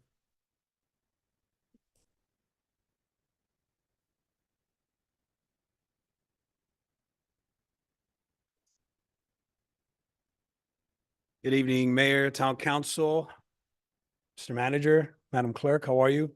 Jeff Rodriguez, 6550 Lake Como Terrace, in the beautiful city of Miami Lakes. I am here to speak, like so many have, on behalf of Mariam Yanes. I have known Mariam for 18 years, both professionally and personally. I consider her a member of my family. Mariam is a longtime resident of Miami Lakes, extremely qualified, loved and respected by so many residents in this town, as you can see. You've already heard from at least 4 of the members of this planning and zoning board that you guys all have appointed. You've entrusted these people to make decisions on your behalf at the town level. They are all telling you, this is the person that you need to appoint, okay? At the planning and zoning board, you do something that's a little different than what we do up here. You have a resident face to face on a very personal issue. The level of empathy that that gives you is not, you don't get that at a council, but she has that. She's had that for 5 years. So let her use that skill on the dais for the residents of this town. You guys know how I love to boil everything down very plain and simple, right? You have two options. Spend thousands of dollars to hold a special election, potentially in April, right? To have a fraction of the voters come out, to fill a seat for maybe 6 months, because you will almost definitely have a runoff. You're going to have at least 4 or 5 people jump into that race. You're going to have a runoff. It's going to take it into May. You're going to have 5 or 6 months. You're going to spend thousands, potentially hundreds of thousands of dollars to do that. Or you pick a person who has no future political aspirations, is a longtime resident of this town, is going to sit in a seat for 10 months, make the best decision for the town of Miami Lakes, and save all of us a lot of money. Seems pretty clear, guys. Thank you. Good night. Thank you. Anyone else from the public wishing to speak? Anyone else from the public wishing to speak? Anyone else from the public wishing to speak? Seeing. Arash Dagani, 6920 Bamboo Street. Mari Manas is my baby sister. I have my other baby sister there. Before she was Mari Mianas, she was Mari Dagani, and before that, she was little Marianita to me. I love my sister very much. Everybody here has heard amazing things about her. Everybody here knows her resume. I'm not going to regurgitate it. Everybody here knows that she's, loved by everybody here. But I'm going to tell you a couple things you may not know about her. She's tenacious. She's incredibly loyal. She's loving. She loves her family dearly. She's thoughtful. She remembers everybody's birthdays. She remembers all the dates. I'm telling you, it's amazing. She's honestly, with the people in her circle, she treats like gold, truly. And and the things that they've said today are a testament to that. A lot of these people are truly speaking for the heart. They love her very much. And I think that all of you can do a heck of a lot worse than her. At the end of the day, I mean, I've heard a lot of reasons why you should vote for her, all these reasons, but I really can't think honestly of too many reasons why you shouldn't vote for her, right? I mean, what? At the end of the day, there's the issue of cost. And I did hear comments that this town has no problem spending money, right? But those were issues that involved money that needed to be spent. Does this really need to be spent? I think that's a no-brainer. She's an incredible individual. I think she would do a great job. I'm obviously biased, but I am truly telling you that that she'd do a great job. Thank you. Thank you.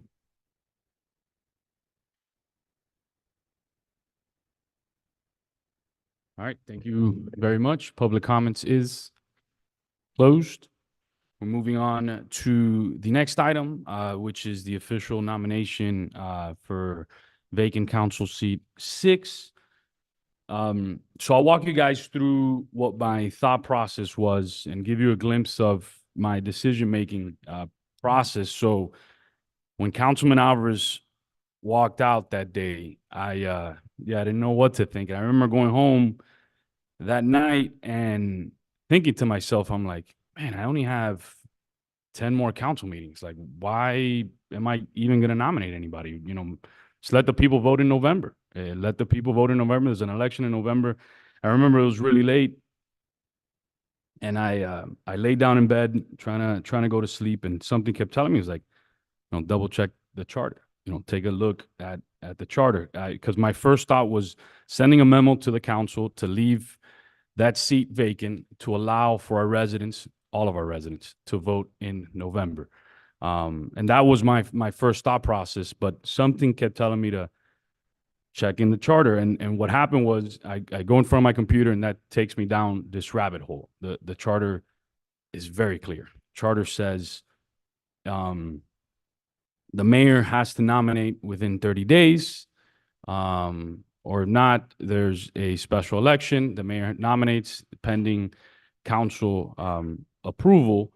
So I was like, I have no other choice but to nominate somebody. And I'll tell you why allowing for a standalone election didn't make any sense. I'm the only one that was up here when the town had the last two special elections.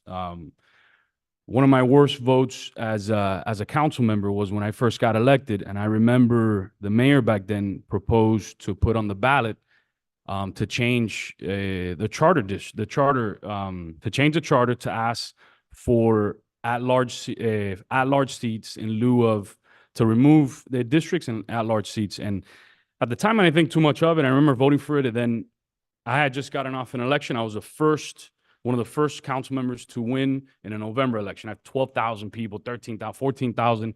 I had to hustle, I had to meet folks. And I remember that charter, that special election back then that we spent all this money on. It was a mail-in ballot. 2,500 people voted.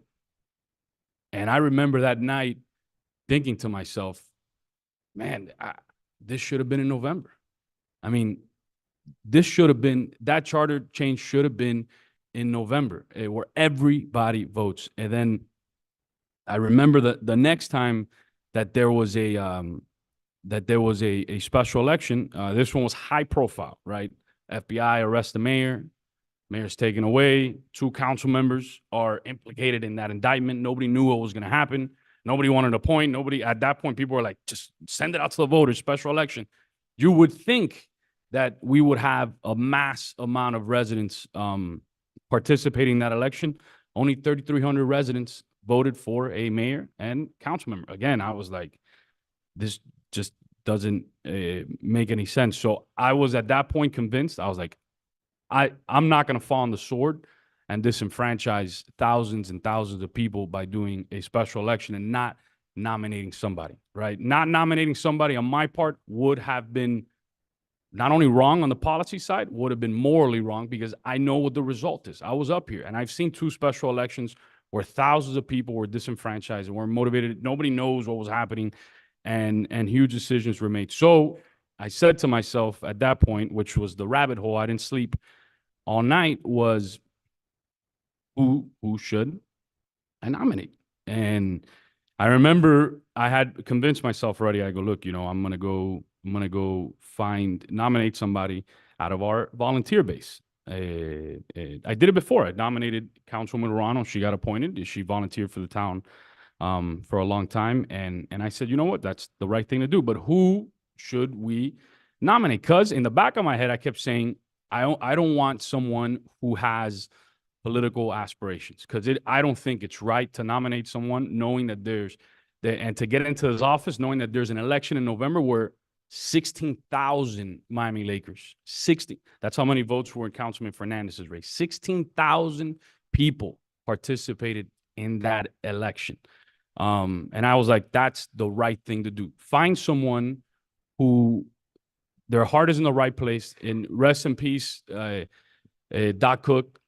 Was a great friend of mine, passed away, was a great public servant, somebody in that similar mold who was above reproach, who everybody loved, who's a no-brainer, who's a slam dunk, and had no aspirations, just wanted to serve and ride out into the sunset. So I start going through the list. There was a lot of people who were highly qualified. To tell you, in our volunteer ranks, there's a lot of good folks who should be on the council, but should be here long-term.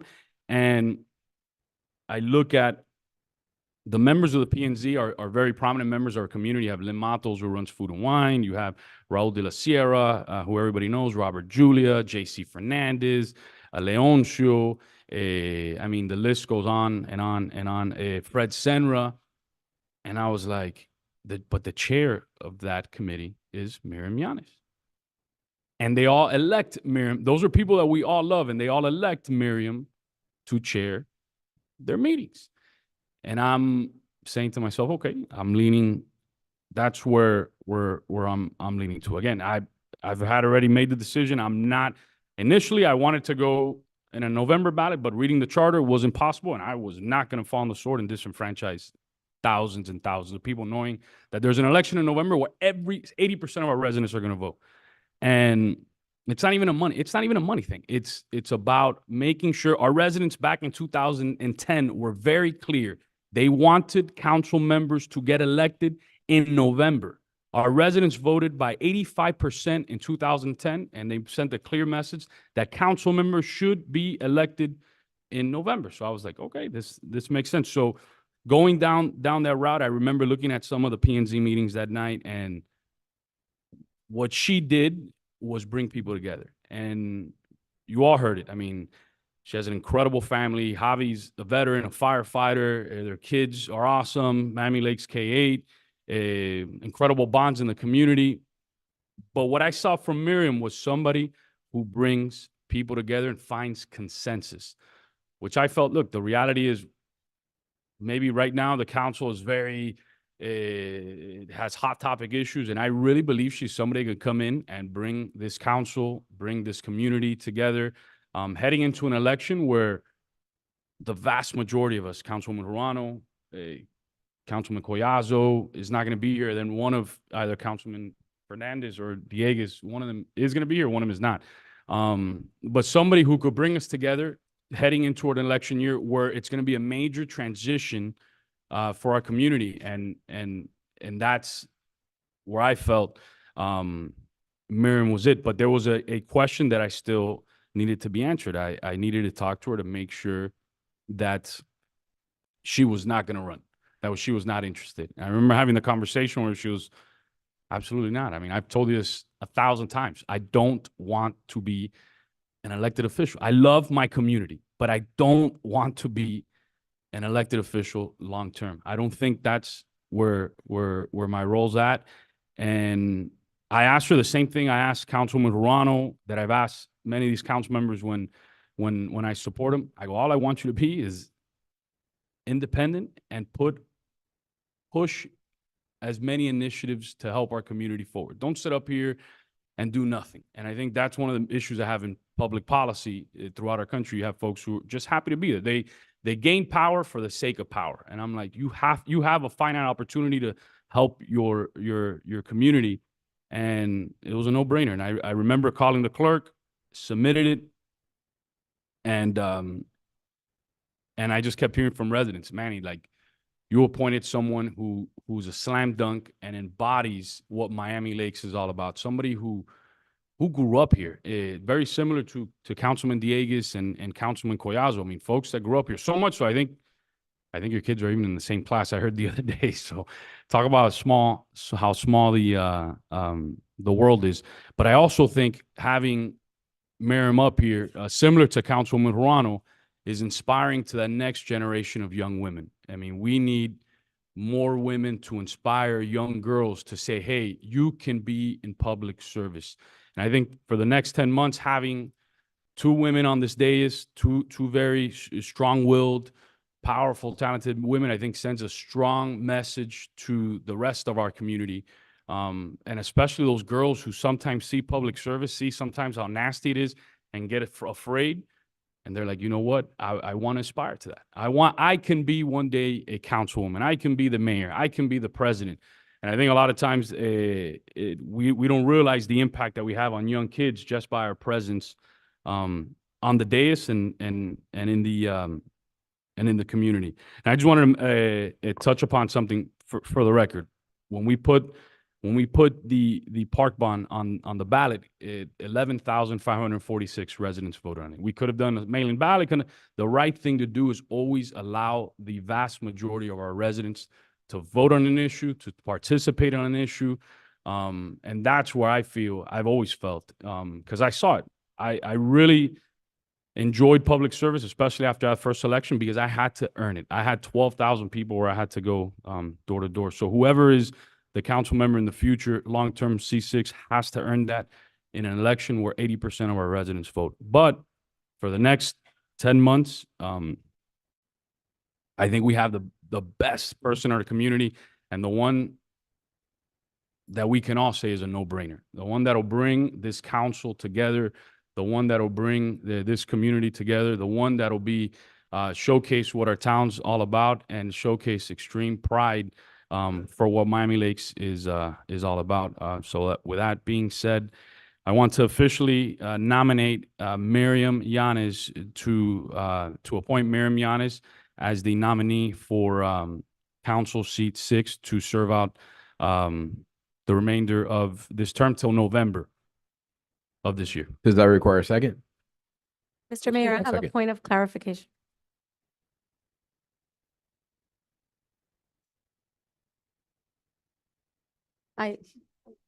No, I motion to officially. He doesn't need a second. Yeah. It's his nomination.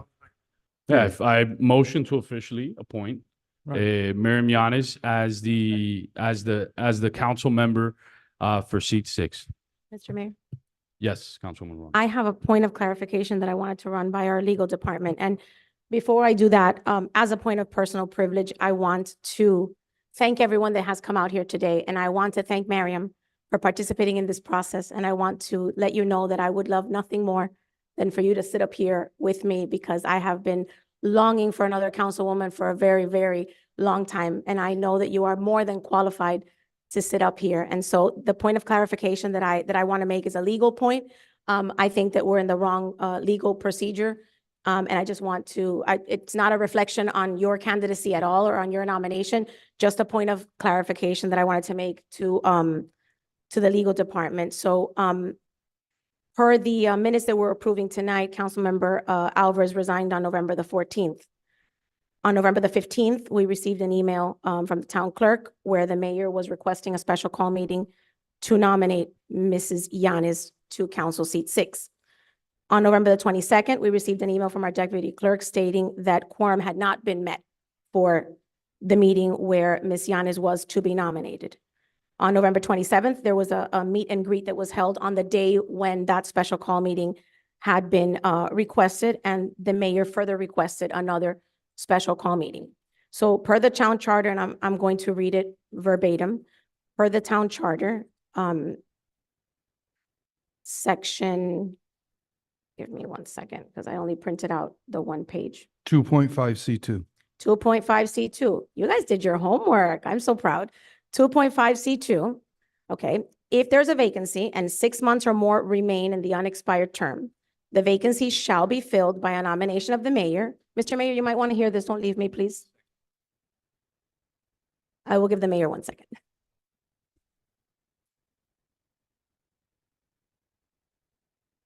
No problem. If 6 months or more remain in the unexpired term, the vacancy shall be filled by a nomination of the mayor made within 30 calendar days following the occurrence of the vacancy, subject to confirmation by the council. So 30 calendar days following the vacancy would have been December the 14th. So I know that I've asked myself this question, and residents have called me to ask me this question. It is my opinion that a nomination was not made within those 30 days. So the mayor called for a special call meeting, and the special call meeting did not occur. He did not secure quorum for that special call meeting. So at this time, I feel like we're not in the proper posture because that nomination was not made within the 30 days, subject to confirmation by the council. So can you walk me through, I know that you guys review the agenda, and I know that this item is on the agenda. So procedurally, can you walk me through when this nomination was made? He made the nomination when he announced it, when he submitted it to the town. He said, this is my nomination. He did it well within the 30 days. I don't see the issue with that. Right. Well, communication with the council has to happen in a public meeting. So that is where my, He submitted it to the clerk. Two things. Number one, he submitted it to the clerk. So he submitted his nomination. he Second of submitted all, his intent to nominate. But any communication per the charter needs to happen, and per Florida statute needs to happen in the sunshine, in a publicly noticed meeting with quorum of the elected body. So that's where made- there's a discrepancy for myself and for some residents. that may be my personal opinion. I'm going to give you two issues that I have with what you're saying. The first one is, I believe he made the nomination. He said, this is my nomination. This is the person who I nominate.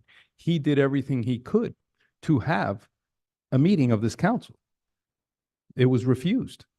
There was no meeting within the 30 days on the agenda because we don't take we don't have meetings in December.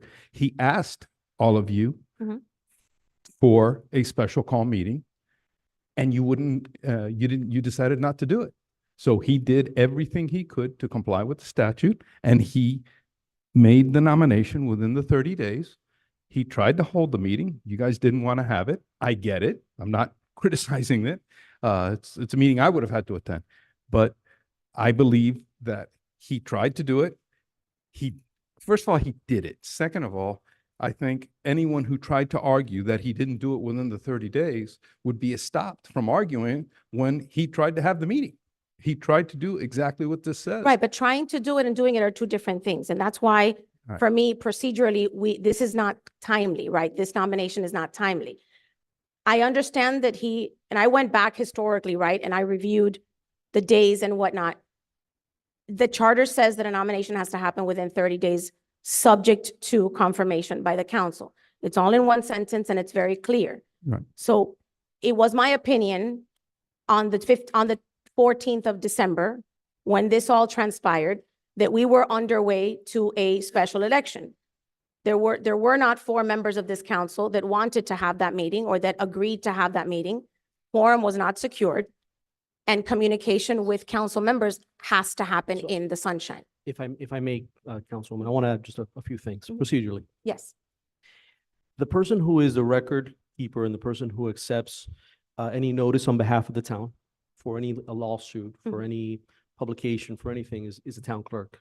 The person who's in charge of elections is the town clerk. When someone wants to run for office, they file with the town clerk. When someone has any type of public record request, they do it with the town clerk.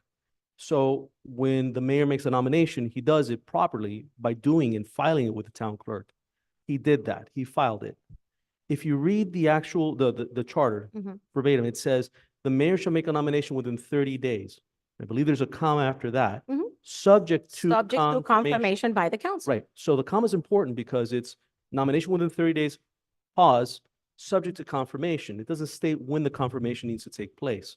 So it's within the 30 days. The nomination is within 30 days, not the confirmation. No, it does not say that. It says, and I rarely disagree with you, and I don't enjoy this. When it I don't says enjoy subject this, to but confirmation, when the verbiage is subject to confirmation by the council, it's the mayor makes the nomination and the council has to confirm that nomination. it says a nomination, and I'm going to read the sentence. If 6 months or more remain in the unexpired term, comma, the vacancy shall be filled by a nomination of the mayor made within 30 days following the occurrence of the vacancy, comma, subject to confirmation by the council. It does not say the confirmation by the council has to be done within 30 days. It doesn't say that. So if the intent of this, and I've spoken to members that served on the Charter Review Committee, so if the intent of this is for a special election to be held within 90 days, Which can't that be done, comma- which can't be done either. but Which for- can't be done either. but We'll I'm- get to that point next. but I'm not there yet. I'm Right. simply reading this the way that it's written in the charter. If the intention of this section 2 is for the entire process to be completed within 90 days from beginning to end, from the vacancy being created to the ballot box is a 90-day process. How can it be possible that 63 days into this, we You ca- still have to confirm this nomination? I'm sorry, Councilman. Mhm. It's possible for 2 reasons. Number 1, because 4 of you would not show up for a meeting to hear the It's nomination. not that we would and not show up. Four people decided or not to go the nomination route or the special election route. We don't know that. We don't know that. You didn't vote. You do know that because if 4 people wanted to go the nomination route, then there would have been a special call meeting. So then, and then with the 90-day part, the intent of the charter is to try and get this done within 90 days. Agreed. That is obvious from what it says. But you can't do either. You can't get it, you couldn't get it done within 30 days, and we can't have an election within 90 days of the vacancy. Right, Because but the election when department this- won't give us an election. When this was written, the availability of the Secretary of Elections was not taken into account. None of that was taken None. into account. It was- wasn't. It was simply written, and to me, it needs to be interpreted as it was written. So then we can't even have an election then. If you're gonna follow that And logic. I've asked that question, and I've been told that because it's outside of our control and because it's in the hands of the elections department, that is not a violation of the charter for us because that is outside our control. However, when 3 members of this elected body did not agree to have a special call meeting, to me, that window closed. I'm sorry, I disagree. Well, I you disagree? disagree. I disagree. This is the way that I interpret it, and I've run it enough. by That's several fair. people, and this is the way that it's interpreted. So my fear is that we're not in the proper posture and that at this point, we are in violation of our charter. Because 30 days elapsed a long time ago. But that's not the, So I didn't that's not even- what the 30 days are for. The 30 days are not for you to have the council meeting. It doesn't say you have to have the council meeting within 30 days. It says there said has to be a subject nomination. Confirmation by the council. But it So doesn't what is- say when what the is the confirmation by the council? It doesn't say when the confirmation of the council has to be. Actually, we most certainly could argue that it's got to be within the 90 days because the election has to be within 90 days, but it doesn't say it. Well, then how do you start to prepare for an election if you have 90 days to confirm? Hold a meeting and have the confirmation. Right, Hold- hold the or meeting vote it within up or 30 down. days to Vote give it you up or down. 60 days to prepare for a special election. So I understand that your interpretation of this is different than mine. It is. This is not the way that I interpret it, and some of the individuals on the Charter Review Committee also do not interpret it like this. Okay. I don't believe that there was a nomination because there was no official meeting to nominate. And if you read all of the emails, we're trying to secure a meeting to nominate. The verbiage says it. The mayor is requesting a special call meeting to nominate. Okay. So if there's a proposal, if the mayor allowed the town to know who the person was going to be, which I think is the right thing to do, is to notify the town so that the town can start to get informed on who the nominee is going to be. All of that is fine. But communication among elected officials is supposed to happen in the sunshine.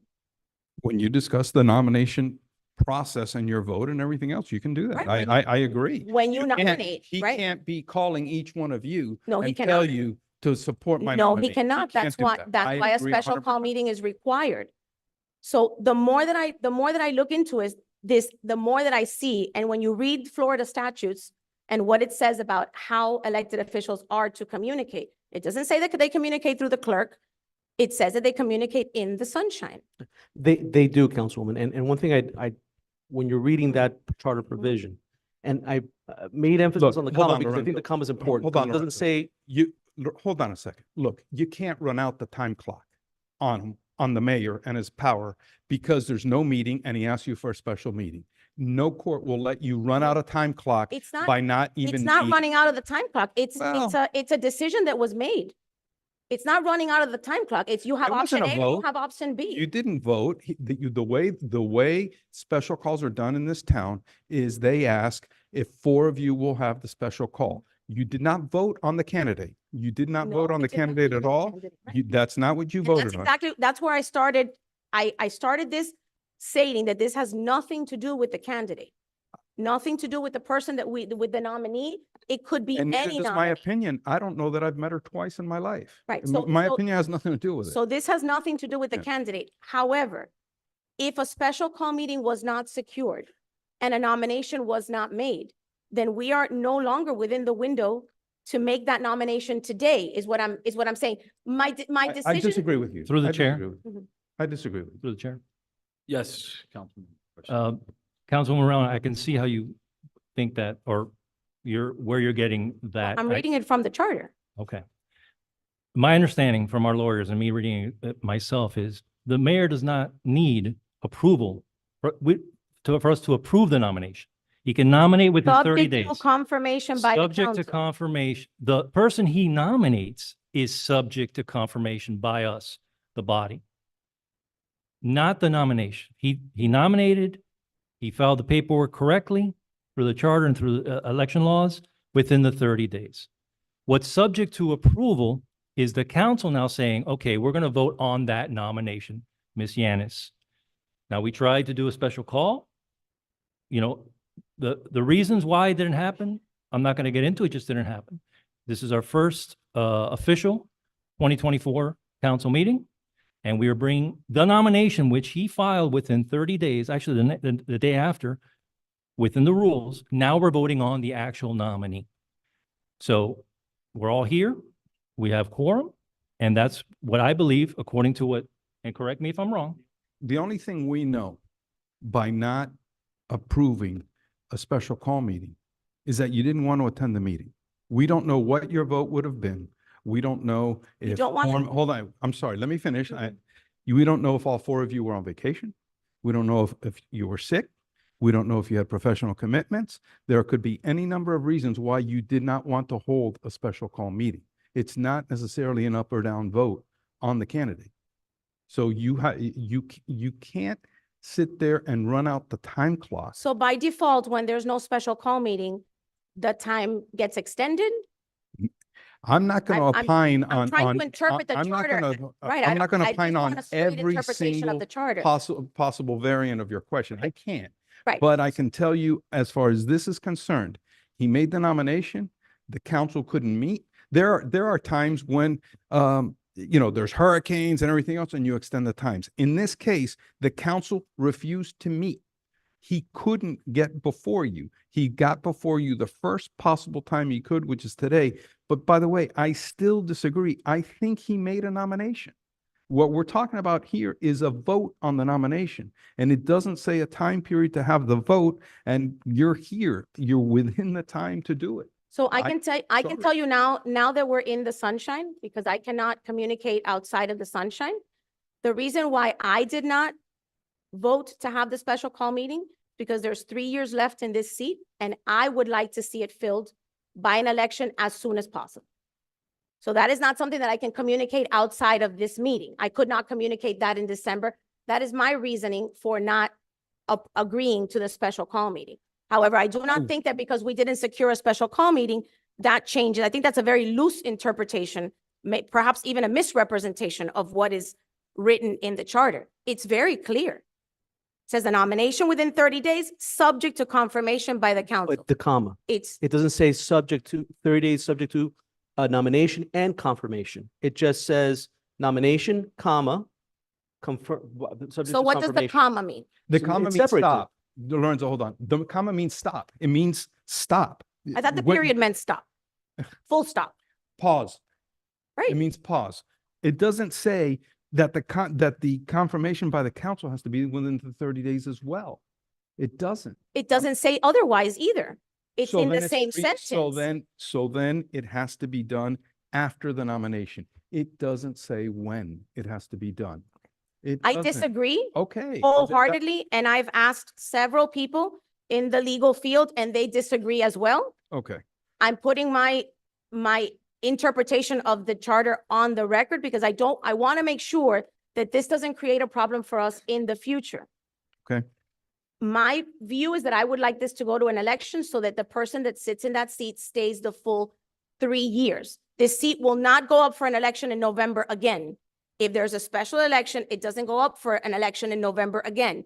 Whoever wins that special election runs out the term of that seat, which is 3 years. So I don't want people to think that it's going to be a special election for someone to sit in that seat for 6 months and then go up for an election again in November. It'll be the permanent filling of that seat.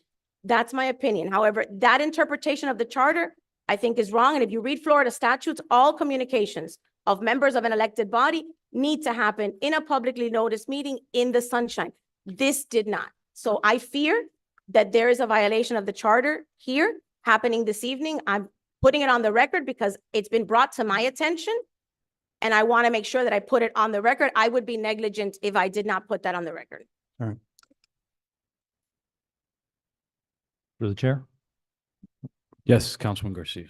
I just want to ask my colleague, and I understand her. I'm not going to argue that your interpretation is your interpretation. My interpretation is different. But knowing that this person will be elected in a special call and be in office for 4 years. but only having a couple hundred residents vote, because we all know historically, Councilman, I'm sorry, what am I missing here? It says the nominee shall fill the vacancy until the next regularly scheduled election as described in Article 5. Read the last line. If the nominee is not confirmed, however, if the council is unable to confirm a nominee, a special election to fill that vacancy shall be held no later than 90 days following the occurrence of the vacancy. No, okay, okay, your point is, okay, I just want to make sure. If she passes the nomination, Mhm. she serves until November. If Until there's. the next scheduled election. I don't know when which I that be- is. Right, I believe is in Sometimes we November. have elections in August. I don't know when that is. That, good point. I understand that. But your point is, if you hold an election, if Mhm. you say no, Right. and you hold an election, that person does fill out the remainder of the term, which is 3 Correct. years. Okay, if that's what Correct. you're saying, that's accurate. Correct. so adding to that, so we, decide not to confirm, then the special election happens, which will take, correct me if I'm wrong, it'll be April or even March, April, if there's a runoff, even, whatever. The historic special elections, especially for runoffs after the fact, are percentage-wise of our voting population. So I would just have my colleagues take that into consideration, that if we don't approve the nomination today, we do go to a special election, as hard as we try to get the residents to come out, a person might be elected for 3 years with only a small percentage, a minuscule percentage of the voting population in the town of Miami Lakes. To me, that is not full representation. But that's not. Although, no, well, let me just finish. Although that's what, I know you're trying to say that you want it elected. That's your interpretation. I respect your That's not what I'm interpretation. trying to say. Okay, well then, I'm just trying to tell you what the facts bear out in all special elections that happen that I've seen and here in this town. And I You- understand You're that, gonna but get a the small mayor- municipal. Right, go ahead. the mayor made that point. We want a huge turnout, and I want one too. Or a turnout, actually. But the charter doesn't allow us to decide what election we want and how many people we want to come out. The charter simply says what it says. So whether we feel that a November election is better, or we feel that a special election doesn't bring out enough people, that's not written in the charter. So it is not up for us to decide that.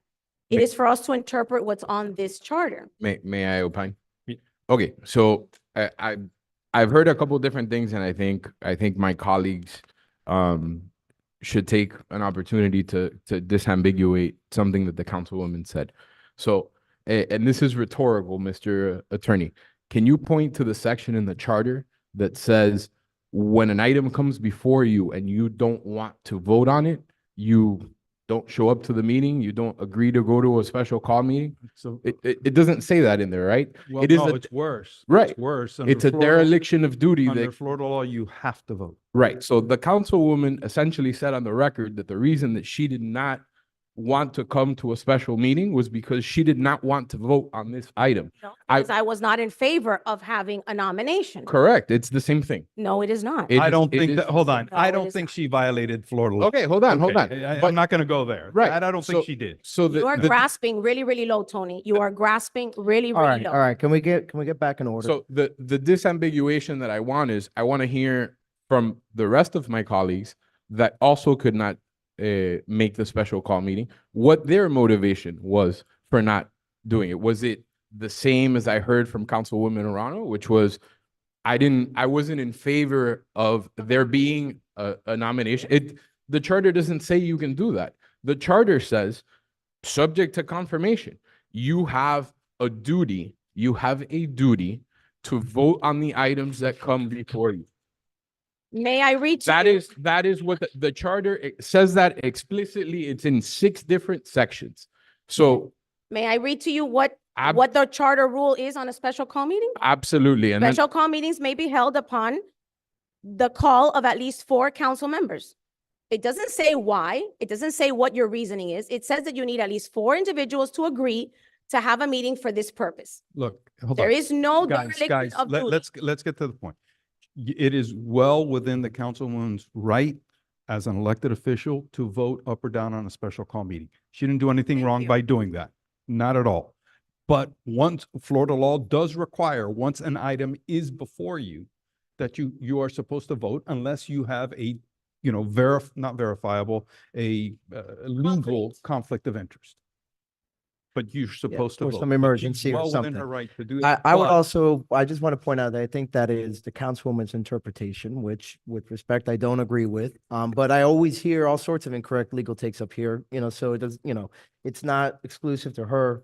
Again, I think the tenure issue, for example, that you bring up is something I do agree with you on, which is that this is not to fill, or this is not a situation where there's an election and then there's another election in the fall. Now, however, I can tell you that, and I put this on my email to the clerk, that the reason why I wanted to defer the item is because for the same reason as Jeff knows and all of you know, is I don't like to rush into a decision.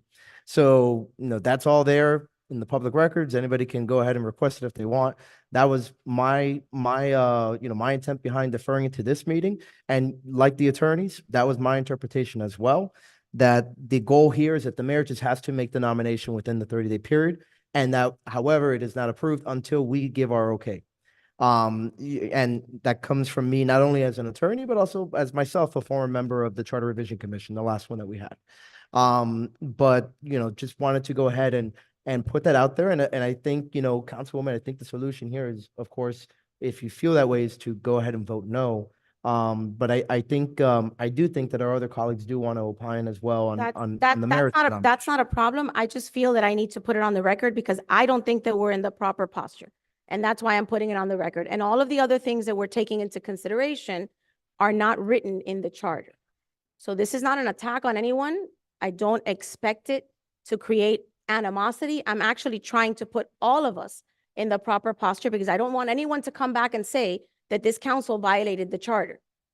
So this is my interpretation of the charter. And upon asking, and I know that Councilmember Dieguez was on the Charter Review Committee, and maybe you can shed some light on what the intent of this section was. Perhaps some of the members of the Charter Review Committee had a different opinion, and I don't know if you touched it, if you altered it during the charter review. What was the intent of the nomination had to be within 90 days? How do we have a special election if the nomination can take up to 90 days? So I'm going to be completely clear with you. And as far as this particular provision that we're talking about tonight, I don't remember us tweaking it. I do remember us tweaking the mayor's succession plan because of some legal confusion surrounding as to what should have occurred, following the arrest of then Mayor Pizzi. Right. So I know that we did tweak that section about how to fill a mayoral vacancy and how to deal with the fact that, well, the vice mayor bumps up to mayor, but then under the Supreme Court decision, if the mayor gets reinstated, they get bumped back. But does that mean that they vacated their seat and therefore they have nothing to go back to? Those were all questions that we spent a lot of time on trying to correct when we were there. I don't remember, and one of my members, which is Mita Mendez, was there. And that's right, Ms. Lucis as well. I don't know, did we tweak this particular section on the 90 days? Okay. Yeah, but my recollection is I'm going by my recollection now, that this part is from the original charter. And there's one guy up, there's two of us. I wasn't on the committee, but I participated, and there's one other guy up here who was so on maybe that the question committee. is to Ed. Yeah. But again, when you're on the Charter Revision Commission, you always start off reviewing each and every section of the charter. But, so I'm sure that we crossed through here, but it was not, to my recollection, a focal point of our deliberation dealing with the line of succession. If there's a vacancy for the mayor, that was a big focal point for us. And this has never transpired before. So in the event that this plays out and the nomination doesn't happen today, let's say that it doesn't happen today, how do you schedule a special election within 27 days? I agree with you that I think it Perhaps this is something that needs to be tweaked at our next charter review Correct. committee, right? And So I this is think- the first time that we're dealing with it, and I feel that the questions that I'm asking are not far-fetched, they're not out of left field, and I don't appreciate the accusations that there's anything, that I've done anything wrong or that I'm trying to do anything wrong, when I'm simply trying to interpret something that perhaps is not written in the best possible way. Yeah, and again, like the with these charters, you're constantly refining them. That's why we have the regularly mandated review of the charter, and why at the last review commission, I don't think we would have ever, considered revising the line of succession for the mayor were it not for the arrest that we had, in 2013.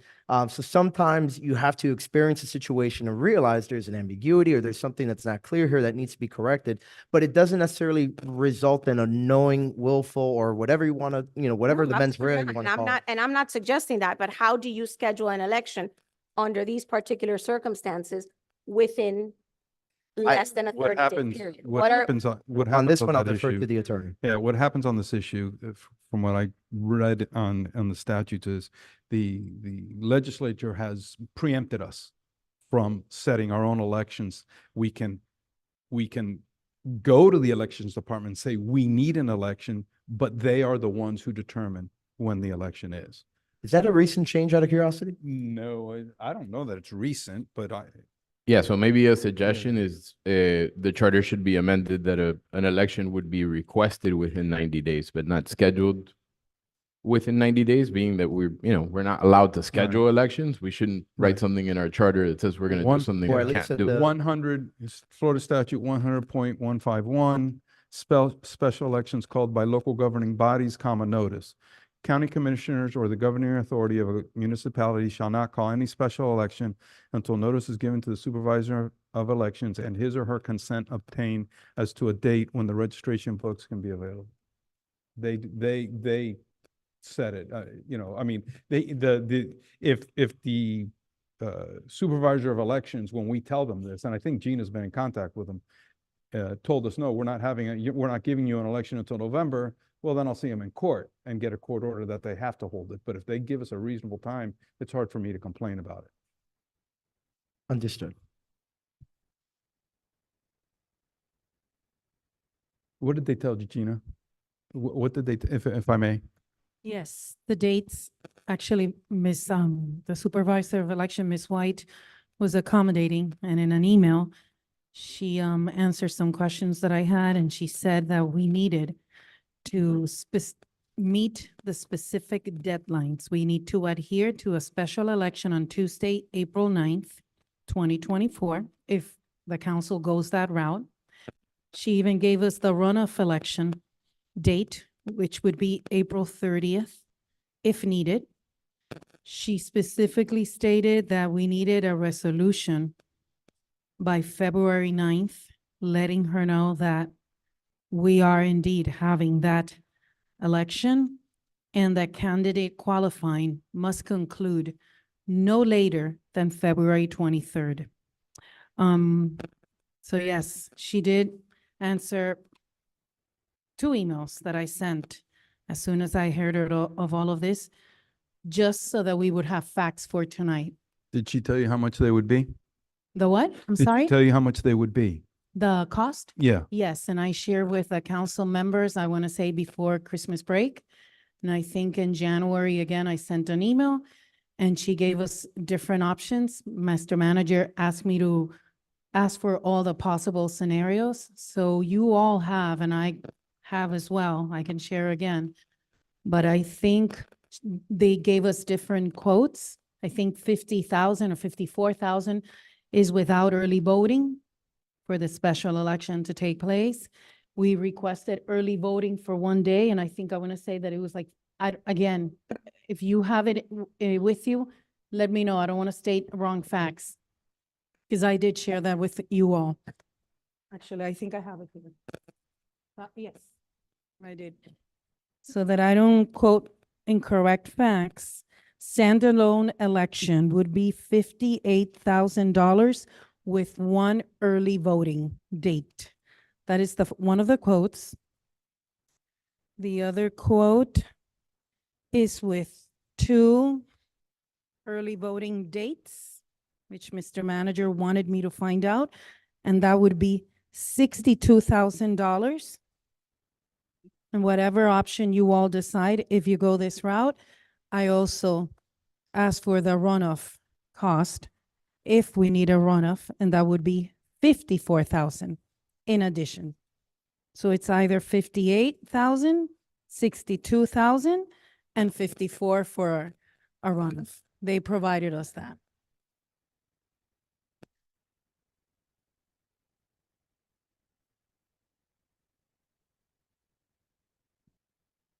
Just a question to the clerk. And if only one candidate were to qualify, Then there's we no don't election need, needed. then there's no need for a for a runoff. It would I'm- be, I'm if only just gonna one, break the ice here and kind of try to move forward. And I'm gonna give, just not really to appease you, Well, but just to kind of help you understand my Councilmember. thought process. just to verify, just to make sure that I provided a correct answer. Okay. Your answer was, your question was, if only one person goes on the ballot for the special election, then we don't have an election Right, that person. because that comes forward. person runs unopposed. Right. And it was not disrespectful. I'm going to give you my thought process because I think I owe that at least to the people that are here, the residents, and I want to thank you all. Everything from the former vice mayor onto your family and friends, Ms. Yanes, and I kind of shared that with that in a text that I sent you. And friends that are here, people that I consider friends. When we had the opportunity to meet at Vanilla Espresso, I had my mind already set. Say, oh, this type of matter, this has to go to an election. This is the only fair way to kind of go through this. And I kind of gave you a snapshot, 20 years, been here volunteering in some way, shape, or form. I was convinced, and then I had the opportunity to talk to you. I found out that you and I are probably more similar than we are different. And I told you what has kind of changed me, right? Some of the examples we see up here, right? And they kind of create an environment where people like you and I get burned, right? And just things don't happen, right? And that's the nastiness of politics. We need more people like you. But unfortunately, this dais is not conducive to that sometimes. And that might be something, right, that plays itself out here. This is not about money. This is not about your character. God, let it be known it's not about your character. People that I have respected, that have lived in this community their entire lives, have come up and spoken forward about you, right? And that should be, if I take away anything from tonight, if I take anything home away from this tonight, it's not a vindication or a validation of who you are, but how you're beloved. But when we spoke, I told you a little bit about my journey. And I, like you, wanted the same thing. I said, I've been serving here for 20 years, been with the elderly. There is nobody more fit, right? Let me get appointed. I was terrified of running. It is truly the best thing that I ever did. It forces you, it compels you to not only confront maybe things you don't want to confront, but it forces you to go out and really see what Miami Lakes is, right? Not just your friends, not just your neighbors, not just the people that employ you, but it forced, and I realized how torn you were because you really want to conserve and you really want to do it for all the right reasons. I'm still leaning towards that election. I'm still in that place, and I've been completely transparent with you from day one. It was kind of my position to begin with. But I wanted to kind of share that with you before the vote is taken, because I owe it to you. I owe it to your family, people that I see every single day, on the walk to school. And that is what's tough about these decisions, right? These are people that you share life with. And we're going to continue to share life with. Lucas is in school, we're going to continue. And I wanted to let you know that this has nothing to do with you. The day after the council member resigned, I had 4 texts. Some from elected officials, some from volunteers. A few days later, after the position was made available, one of the current candidates who, my God, to speak about character, Hector, what you did over here and say, hey, you know what? Forget about my candidacy. Support this woman. I think speaks volumes to who you are as well, right? But going back to my point, I had 4 individuals, and I said, the mayor, right? I didn't envy him because he doesn't get to pick between 4. He doesn't get to pick and say, hey, let's hash it out, guys. Let's start. He has to propose one. He only gets one crack at it. And we would say yes or no. So to me, the conflict has always been, how do we do this fairly? How do we do it justly? Everybody that reached out to me, including Hector, including former elected officials, all made very compelling cases. But the one thing that kind of has had me, and I know we talk about history and historically looking at this, it's the first time ever that this council is going to only have 2 senior members that have served more than, Ray, how long have you been in office? Over a year. So that's our longest tenured member other than our mayor. So to me, really having somebody that was here immediately and was going to stay, and I think that was part of our conversation. I go, would you be willing to run? And you're like, no, I don't want to run. I want to do this for 8 months. I want to serve. So to me, it's really of the makeup of the body. At least that's kind of where I was sitting at. And really when I had that conversation, and to be honest with you, I'm still on the fence. And it's really to the people that have been here, speaking to the character of person that you are, because one of the things that I found in talking to you is we're probably more similar than we are apart. And you're seeing right now in front of you why this dais needs more people of your character. So I appreciate you stepping up to that challenge, and let's see where the chips fall. But whatever happens today, take it as a blessing and as something to truly be proud of when this community speaks on your behalf. And thank you again for your service. And if there's any silver lining, whatever happens, this community is going to be blessed because you're going to continue to serve, whether it be here, because that's one of the things I asked, see if you can get, I forgot, a leave of absence, so to speak, right? A professional leave and actually come back to P&Z, right? I don't think you would have had a problem getting nominated either way, but either way, you're going to continue to serve this community. And I think we're blessed to have you. So thank you. I'll go ahead. So as I mentioned earlier, when the nomination was made, my instinct was, let's wait and let me digest information, get to know you better and everything else. And you know that, as Jeff can tell you and others, I don't like to rush to judgment. So that was why, to me, it made more sense to have this meeting now, after using the holidays, the holiday period to go ahead and, think further about what the town needs at a given moment, and also to weigh both the history of these processes and also weigh as well just you as a person. I can tell you that on the personal front, between all the calls I've gotten, you pass with flying colors, right? I think somebody mentioned it earlier. I think everybody except one member of the P&Z board has called me about you and has had nothing but great things to say. Alex and I went for cigars and he made a very hard pitch. Himself and others as well have been approaching me on your behalf. Your reputation, frankly, is impeccable, right? And of course, I don't think any of us would like to spend more money, especially in a tight budget year, than we need to, right? On an election or on anything that we just don't need to spend money on that can go toward other things, whether it's more police or whatever the case might be. We don't want to be spending that kind of money. If it was just based on those two criteria, I think that my vote would militate 100% in favor of the nomination, regardless almost of who it was, although especially with your credentials, with the people that were vouching for you. But I have to consider other factors, and Councilman Collazo kind of stepped on my toes a little bit, but what he calls as a makeup issue, I consider an issue of continuity. Some of the speakers tonight spoke about the need and the benefits of continuity on this dais. And it's true that when you look at the Doc Cook nomination in 2006, you look at George Lopez in 2009, you look at Maryland in 2017, the circumstances surrounding when those nominations were made are a little different than they are today. And actually, I would say a lot different. In those cases, you had no shortage of experienced members on the council. In fact, in the case of when Maryland was appointed, Lewis was the only new member. In each of the other instances, you had members serving in their second terms, or at least that they had gone through 2 different budget cycles. As everyone up here can tell you, the public budget cycle is a very difficult process because you have a multitude of state laws governing how you can raise revenue and how you can spend it. And you have multiple funds as well that you got to navigate through. It's a daunting process for everybody. And I know that you would be competent enough, absolutely, to go ahead and be able to catch up. But I'm telling you, even then, the first year is always a whirlwind, right? You're just put in this mix, in this blender, and you're constantly going from one thing to the next, understanding how one fund operates another.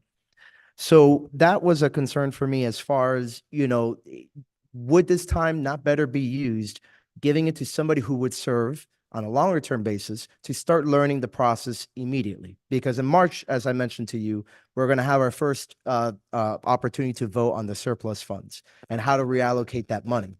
And of course, those decisions, like with the budget, can go ahead and have longer term impacts than just the immediate time that you would be serving.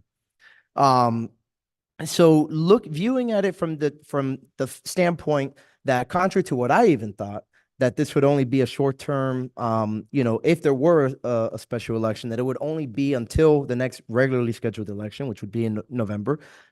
If that were the case, that would have again also pushed me to go ahead and go with the appointment at this time.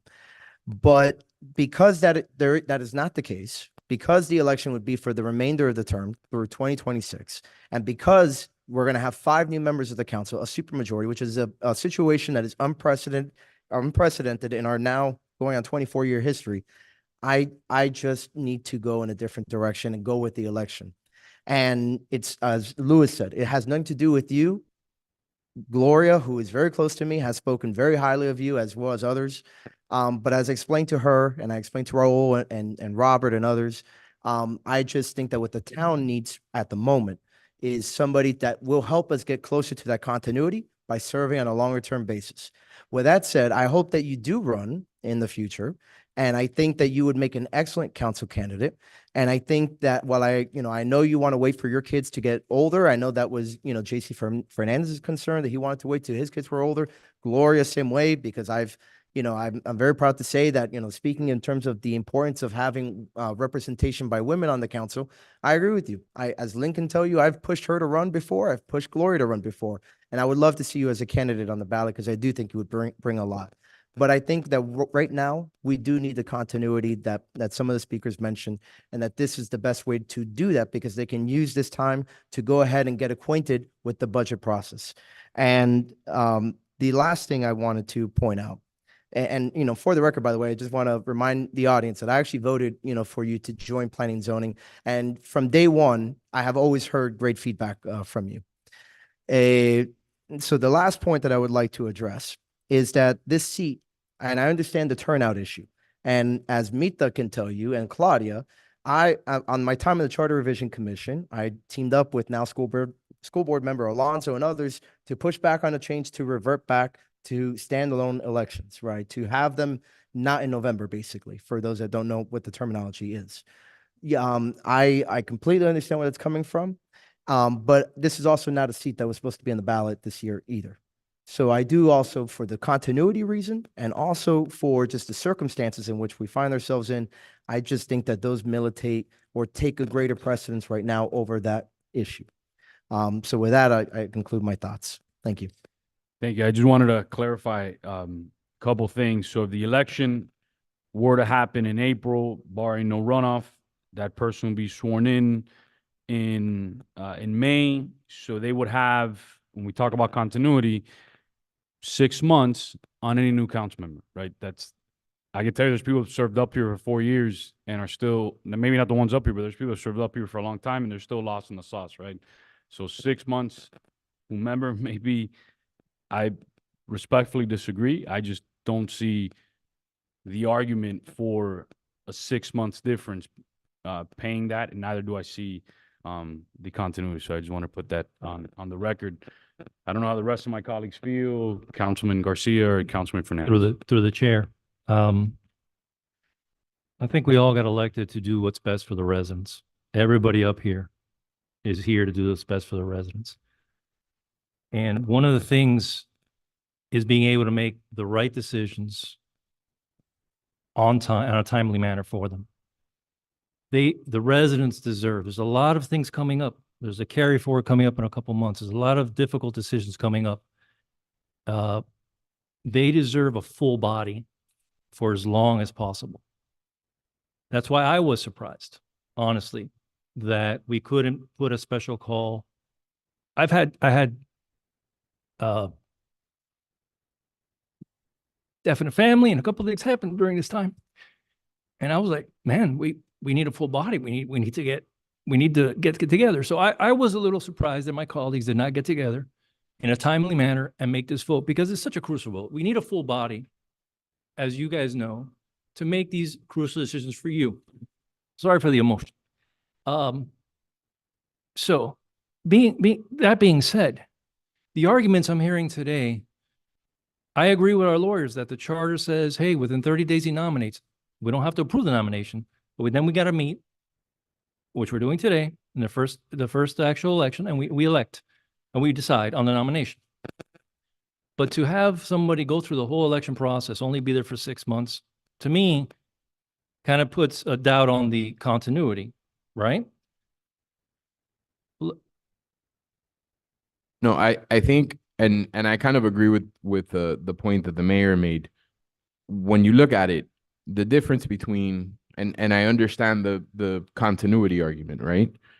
The difference is the individual that would be elected during a special election that would take office in May would have 6 months more on the council than the individual that would be elected in November and serve out the remainder of the term. So the difference in continuity, 6 months, right?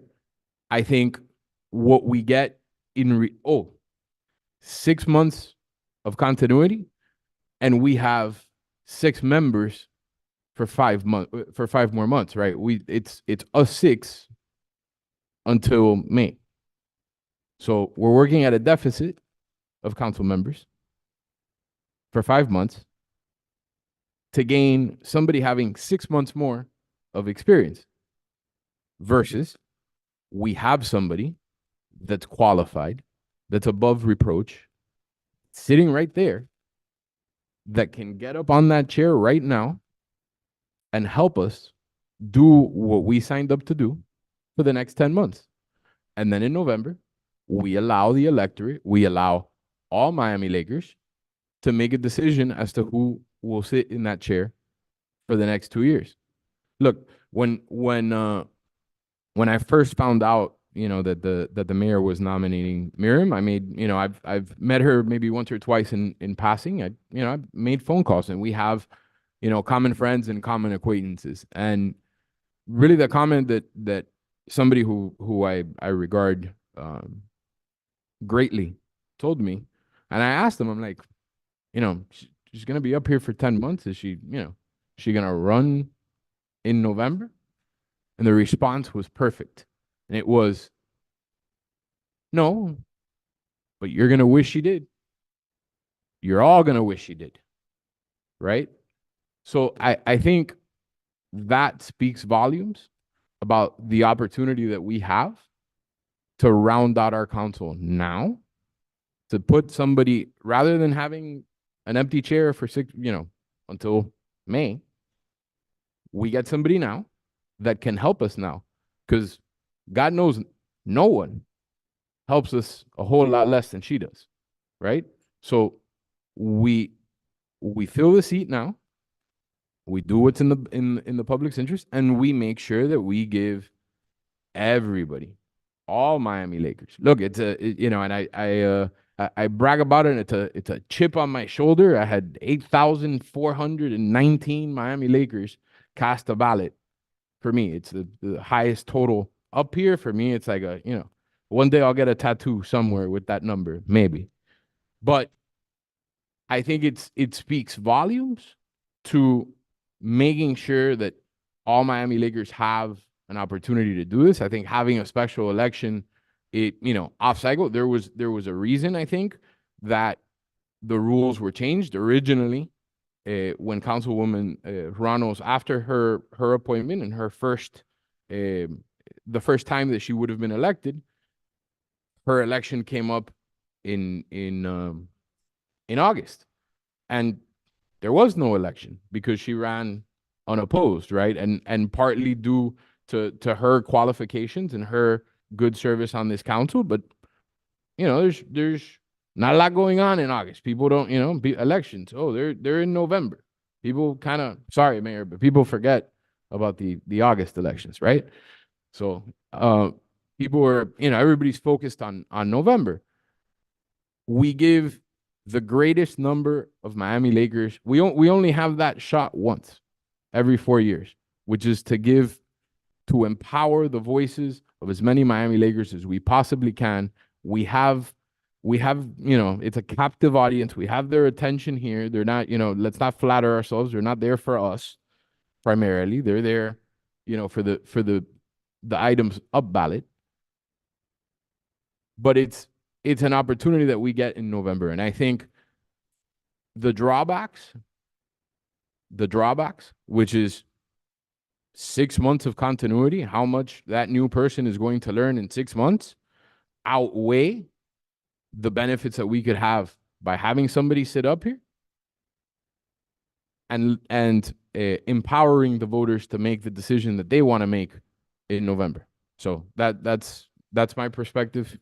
Councilman, real quick, just because we keep talking about this person, and I know she hasn't had a chance to say anything in the items about her. If I can have Miriam come up for a Sure, but I second. just want to briefly address some issues before we forget, because I feel that the framing of my position is being incorrectly, changed. Right? You guys are talking about it as a continuity about months. I'm talking about it in budget cycles.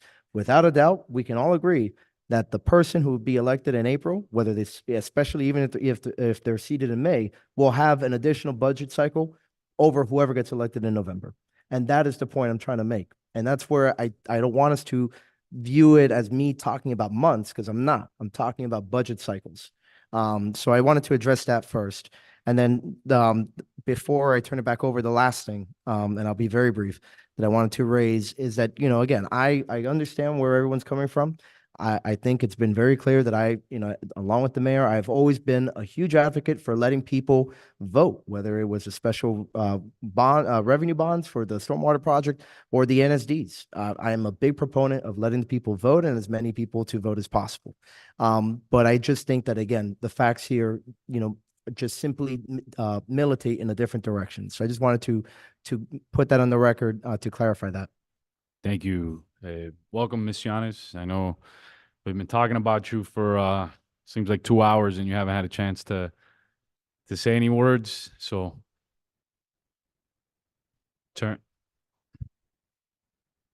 Thank you. I want to thank everyone who came and speak on my behalf and supported me. It's unbelievably touching and humbling. Just a few points as I'm just kind of hearing. I'm not going to belabor this any further. I've spoken with all of you. I unbelievably appreciate you all taking your time and your kind words. For me, as a resident, as a person with some sort of legal background, I think fundamentally the right for the people to vote is something that should not be taken lightly. When you take the last special election, you have 2,500 people in a town of 33. That's 13%. Not even close to a majority. I think that is highly unfair. I also think it is a disservice to the towns to leave a seat vacant. If there's no issue with my character, I am, thank you for that. If the issue is the special election versus not, and I can understand why in a council when now it's going to be completely vacant, you are going to, I understand the desire to have someone with experience. My struggle is I don't know if experience equals 6 months. What you will get in 6 months, is that enough to take the power away from the majority of the people? And I think it's important to highlight that, because if we are here serving our residents, if we're here doing what's in the best interests of the residents, 13% of the people are not the residents. Special elections historically they're not going to come out. And I understand on the lower end, a special election could cost 54. If you're not going to get a majority, you're going to go to now another election. When you add the other 54, you're talking over $100,000. When you have residents today complaining about the sidewalk, and you're complaining about stuff on the ground, and all of those monies who could be allocated. And I view things in best and worst case scenarios, right? So at best, you spend $54,000 and you have someone sworn in May. At worst, you spend over 100, you have someone sworn in somewhere in June. And you don't even know if that candidate is going to be able to have the experience or pick it up as quickly as one person or another. Not that I'm saying I will. I can't guarantee anything. I can guarantee what everyone who I have worked with personally, professionally have indicated, which is I'll certainly do my best to give everything I have to do what's best. But in doing so, I certainly want to make clear that I think when the town has such few moments to come out, to be reminded, to have an election season, that is vastly, vastly different than a special election. A special election doesn't get announced as much. It gets a notice. You don't have people there, and it's not indicative of what the town wants. I think if we want to do what the town wants, you have a right during an election year. I completely understand if this wasn't an election year, but it is an election year. And I think certainly the residents have a right to vote who they want. But I also think it's in their best interest to not have a seat vacant. And that was my only point to address. I'm more than happy to answer any questions you all have. But again, I know we've all spoken privately. I thank you again for your time and consideration. So thank you. Thank you. Any further comments? Any further comments? Yes, Councilman Collazo. Thank you. And I guess this question is something that I already know the answer to, but hearing Miriam come up and speak, we are already run afoul of some of the issues. You know, we're not going to meet the deadlines, right? We're not going to meet the timelines. We're not going to meet the deadlines. Does it have to be in April? And I don't know, is this a legal question? What happens is. Can it it's wait? supposed to be- It's supposed to be 90 days from the Correct. date of the vacancy according to the charter. Unfortunately, we can't, that's not going to happen. We have. Is to there a go to the difference if it's clerk. 93 days versus 150 days? Well, you have to. You're already do in it- violation of the deadline. We're not in violation. We're not. Right. But We've gone to the clerk and the clerk has said, this is the soonest available I can get it done. We have to live with that. And I'm sorry for not understanding. I understand what you're saying. Does the charter say if not within 90 days, it must be done in the next? No, In the next. no, the charter just says it's got to be done within 90 days. It says, the nominee shall fill the vacancy until the next. Hold on. I've got to read the whole thing to put it in context. I mean, you can take your time as other Right. people bring forward No, comments, but but it's just worth exploring because you hit a chord with me about having as many people vote as possible, right? And I gave you some of the issues that I was kind of going through. I had a lot of people wanting, right, the appointment, but I was conflicted with it as well. I wanted as many people to vote, so I wanted to hear what the attorney has to say about. Yeah. We're already running afoul of 90 days. What difference does it make if you wait I till don't have it in November? front of me. So Thanks. and I've heard the arguments from Yeah. my colleagues. You know, we've operated on 6-6, as you Look. may know, for a long time sometimes, right? And we've survived, right? So it's the reality of serving. We're sometimes not always all available. So, you know, it's not like it's catastrophic failure for this dais because we've operated at 6-6 All right. for a while sometimes. Let me read it to you, and then I'm going to give you my thought on something. If 6 months or more remain in the unexpired term, the vacancy shall be filled by a nomination of the mayor made within 30 calendar days following the occurrence of the vacancy, subject to confirmation by the council, period. The nominee shall fill the vacancy until the next regularly scheduled election as described in Article 5, at which time an election shall be held to fill the vacancy. However, if the council is unable to confirm a nominee, a special election to fill that vacancy shall be held no later than 90 calendar days following the occurrence of the vacancy. We have to go to the clerk and tell them, and they know, I mean, I'm not saying we haven't. The process is you tell the clerk tells you, the soonest I can do it is this day. We can't sit there and say, you know what, push it out a little further. Then we have a problem. Yeah. Yeah. Right.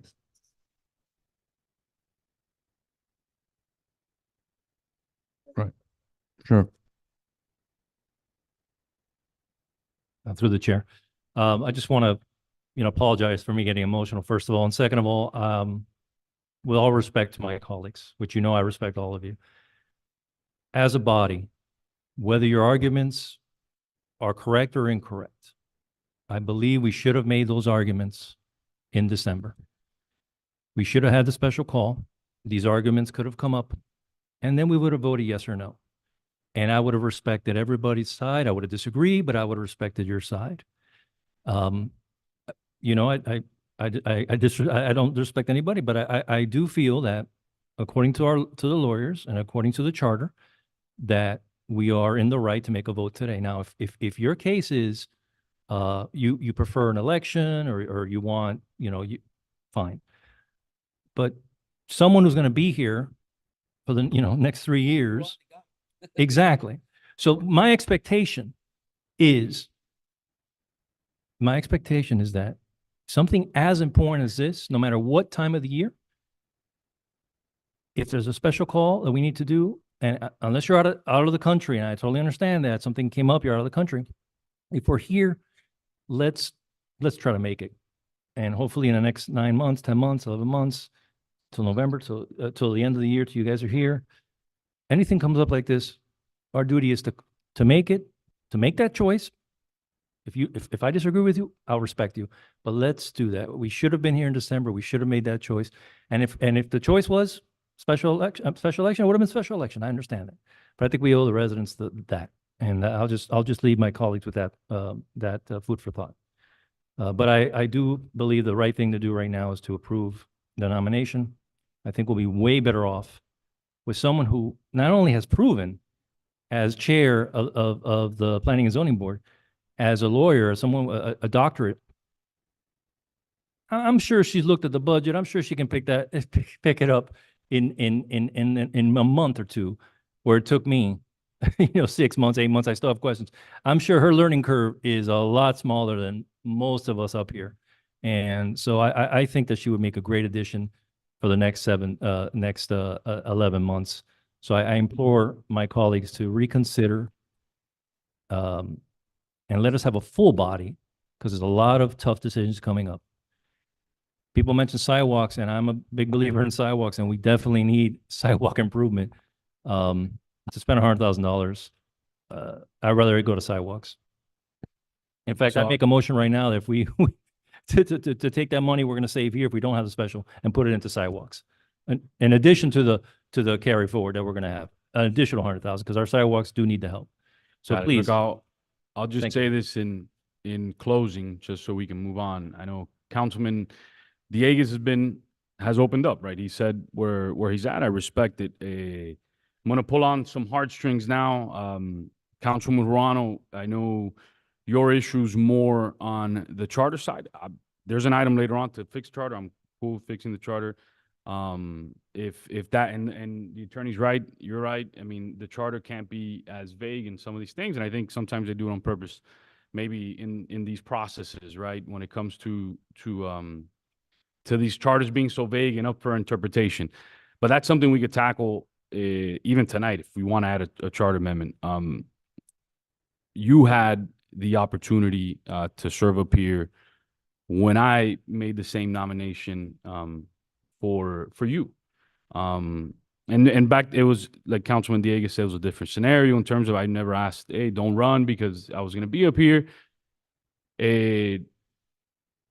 I think somebody like Miriam, and I'm just being very honest with you, Councilwoman, give her an opportunity. She's somebody who's not going to serve up here past November. Somebody new's going to come in, but I know your issue, and you hit it, you said it, and I'm going to speak to you and Councilman Collazo on this. I'm going to pull on some heartstrings on this, but your issue's not her. Your issue's the charter. I am 100% okay with amending the charter, changing it.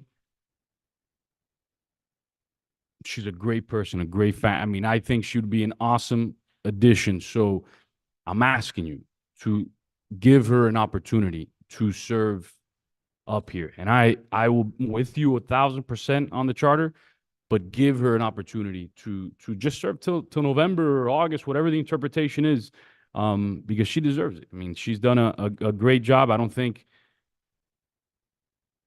I feel terrible. They've been up here for that long, but that's the only thing I ask of you, Councilwoman, and I respect whichever way you're going to go. That opportunity was given to you. You've served up here all these years, and I know your issue's not with her, it's with the charter. I'm just asking, give her that chance. Same thing I'm gonna ask of Councilman Collazo. I mean, you said you were on the fence, and we needed somebody like her.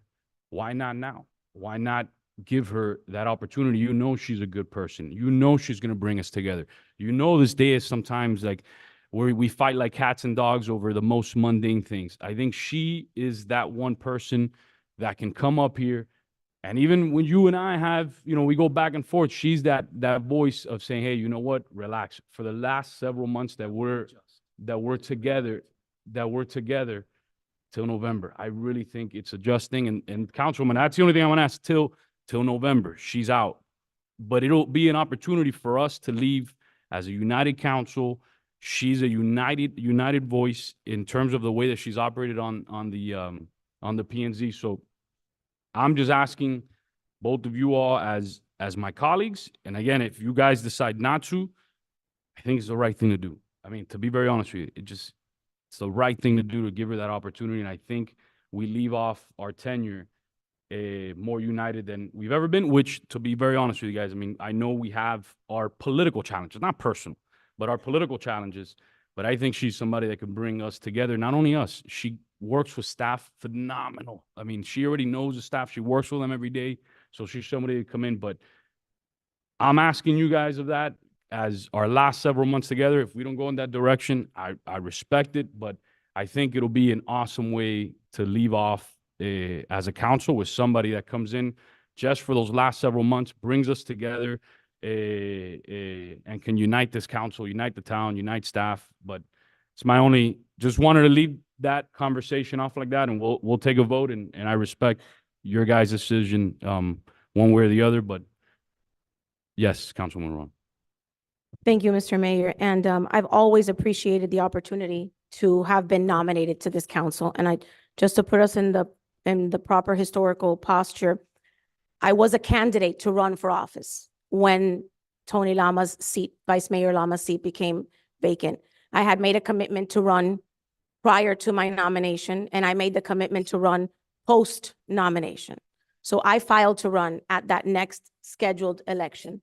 So even though my issue here, and we had a very candid conversation, Mrs. Yanis and myself, before this meeting, and I was very open with her and very frank with my thoughts and why it was that I was not in favor of a nomination. So I've been very open with her, and that's why when I had the opportunity to voice my opinion up here, because we can't do it outside of the sunshine, I shared it with all of you.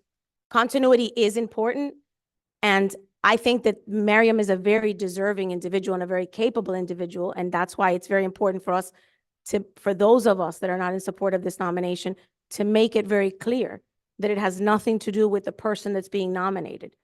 I would love nothing more than to serve with her, and I hope that if this goes to a special election, that she will run. Not a lot of people like to run in special elections because the term is short, because the time frame is short. Perhaps that's the opportunity to fill this vacancy that way. The charter, the interpretation of the charter doesn't change because I feel that she's deserving, or because I feel that I would love for us to be in a better place. I would love for us to not attack one another and to actually listen to one another and not always think that one of us is coming from a bad place, or that the reason why we're saying something is for a bad reason. And I would love to have someone in here that can unify us. But quite frankly, I think that obligation falls on all of us that are sitting up here right now.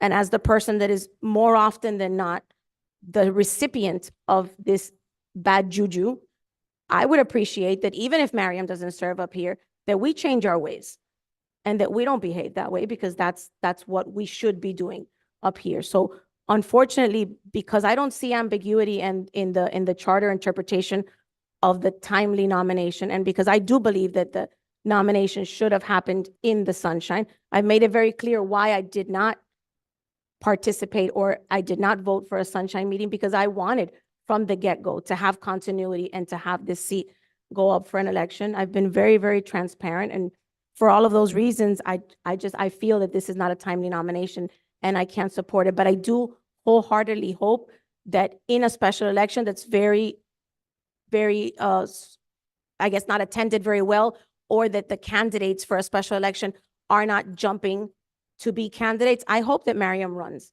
because I would love nothing more than for her to serve up here, not just for 10 months, for 3 years, for 7 years. I think that she's a very capable person, and she would bring some much needed continuity, but not for a short period, for an extended period of time.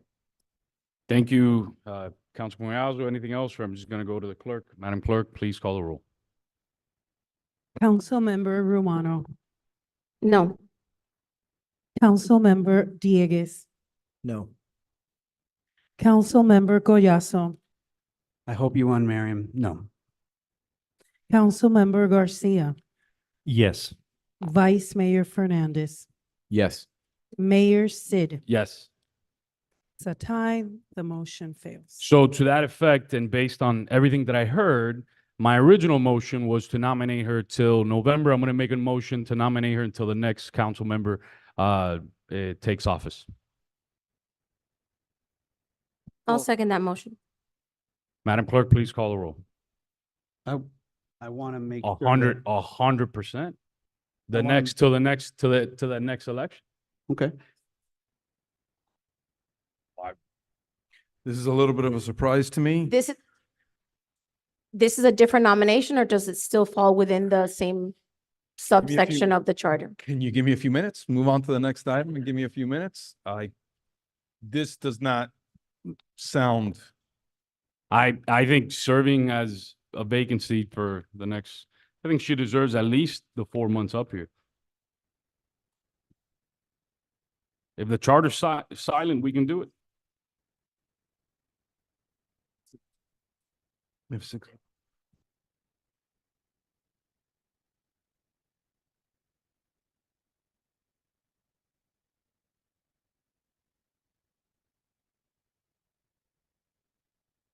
Can you guys discuss this on the record or?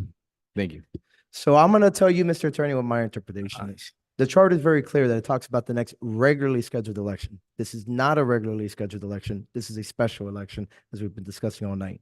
And while I understand, where the motion comes from and it's good intent, I would absolutely agree. It is a violation of the charter, clear as day, because the term regularly is very clear about until when the service is intended. So we would be committing an ultra vires act of basically amending the charter without a ballot referendum. like I said, give me a minute. Just pull it up on your laptop. I understand what the mayor is suggesting, put Miriam in for 3 or 4 months and then move in whatever direction that we're going to move into. It just doesn't, and it just doesn't sit right with me. It doesn't seem It's- right. Guys, with- look, I would love to be able to say yes, but look at the last sentence in 2.5C2. I would love to be able to say yes, but I can't. It says, however, if the council is unable to confirm a nominee, you have not been able to do that. A special election to fill that vacancy shall be held no later than 90 calendar days following the occurrence of the vacancy. That's what it says. Now, that's what it says. However, if the council is unable to confirm a nominee, a special election to fill that vacancy shall be held no later than 90 calendar days following the occurrence of the vacancy. As much as I'd like to be able to say yes, I can't. You guys can certainly vote on it, but I would love to be able to say yes. I really would, but she's a lawyer and I'm sure you understand. I can't say yes to that. I would love to, really, I would. I would love to find a word of an opening. If someone can help me, I'm willing to listen. I think it's a good idea, but however, if the council's unable to confirm a nominee, it was 3-3. I'm giving you my thoughts as they come to me. It was a 3-3. You weren't able to confirm. I mean, let's call it what it is. Comma, a special election to fill that vacancy shall be held no later than 90 days following the occurrence of the vacancy. Nothing bars. Hold on one that second. Hold on. Did you find article?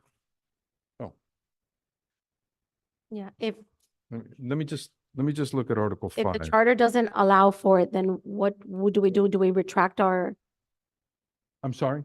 if the charter doesn't allow for it, do we retract the mayor made a motion, I seconded for discussion. If the Well, charter doesn't allow that, do we? You can, just because my humble legal opinion is not something people might want to hear, you can still vote. Override my vote. My legal opinion is not something that ends the vote or ends the discussion. It's for you to But consider. call it what it is. It would be an act that violates the charter, therefore ultra vires, and give somebody standing. I hate to be the guy arguing this point, but it's very clear, and I'm sure every attorney in this room would understand that when you have one sentence talking about a regularly scheduled election, and then the next sentence talking about special election, it's very clear that those are two different types of elections. You just created another vacancy today, right? The nomination's over. No, what I'm saying, the nomination's over. There's no election till past 90 days again. I'm making a public nomination to nominate her to the end of the election. There's no new vacancy that was created. This is the same vacancy created when Carlos left in November. Yes, but now it triggered that time clock again, especially on the election side. We No, still haven't even passed a resolution to I- set that. I think that is fanciful. It's legal- silent. It's Can we, to move that item forward, can we obtain a proper legal opinion? Have the attorneys do the research? I have no problem with seems- that, and then they can bring it up in February if they want.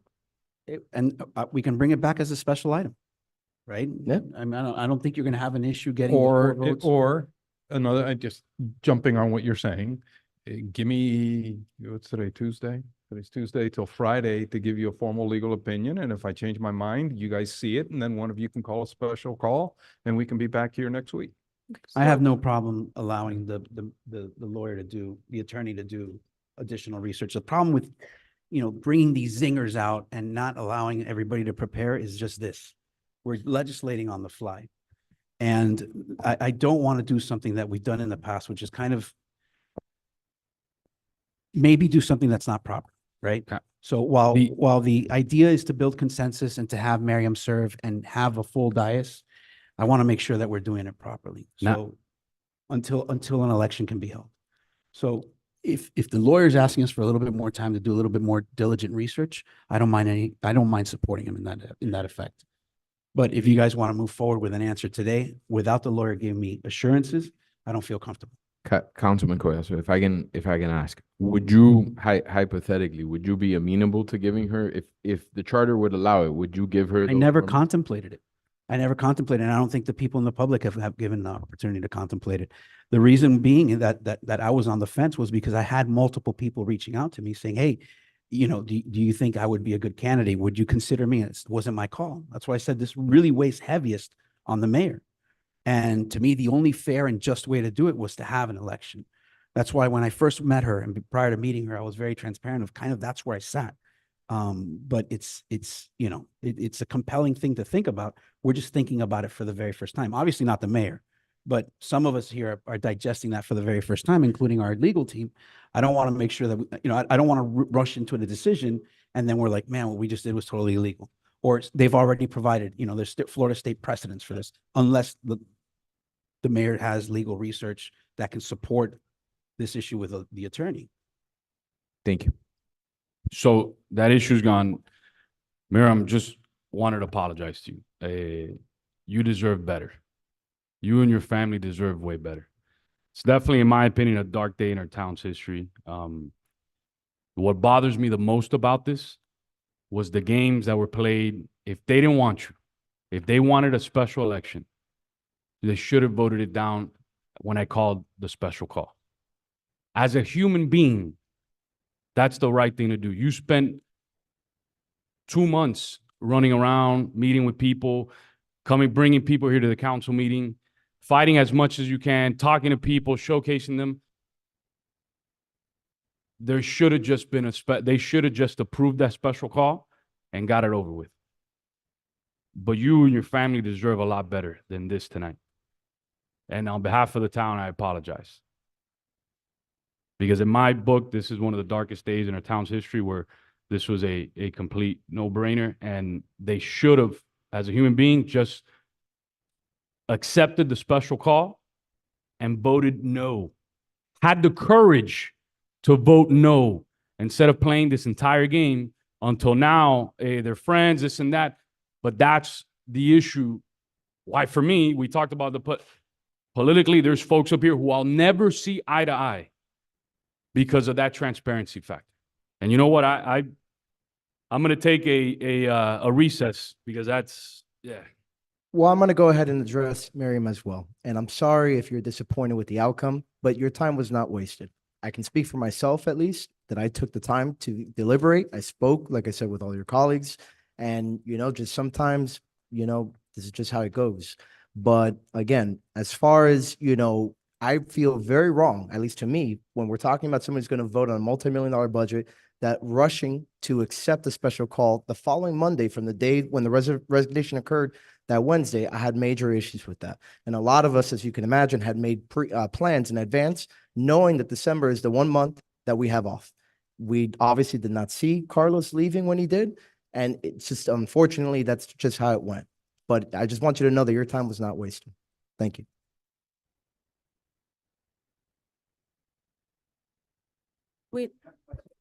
We don't have to be.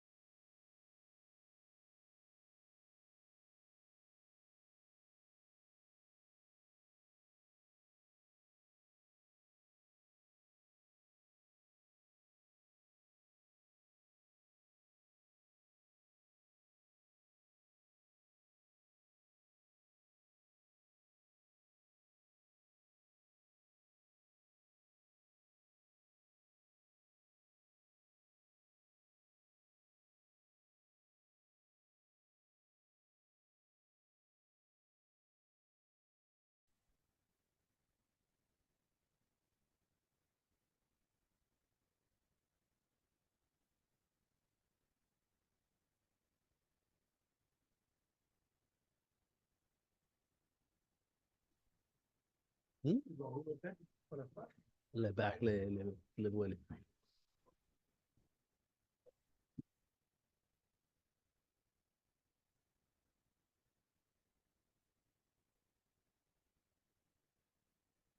I should to give IT you a minute.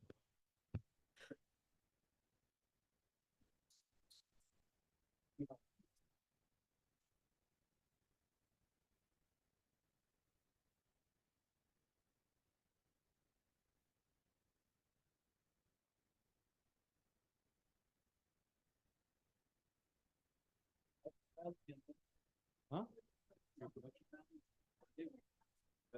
Oh, yeah, yeah, yeah. No, we're pushing. No, they were out there. Are we good? Let's start. No, let's start. No, I don't have time late. 1, 2, 3. You have quorum. I mean, sorry.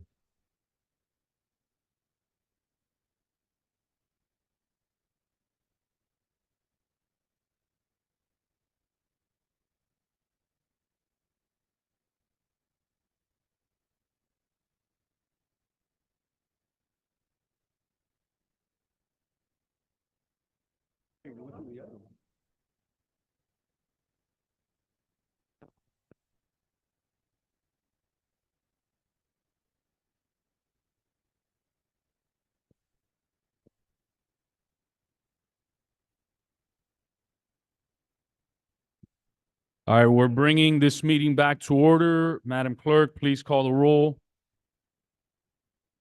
Mr. Mayor, point of clarification, are we going to vote on your item or are we I just think the going, attorney already gave his interpretation and made it, Nolan said that. that it's a violation of the charter? Okay, then I retract my Is second. that what you said, Mr. Attorney?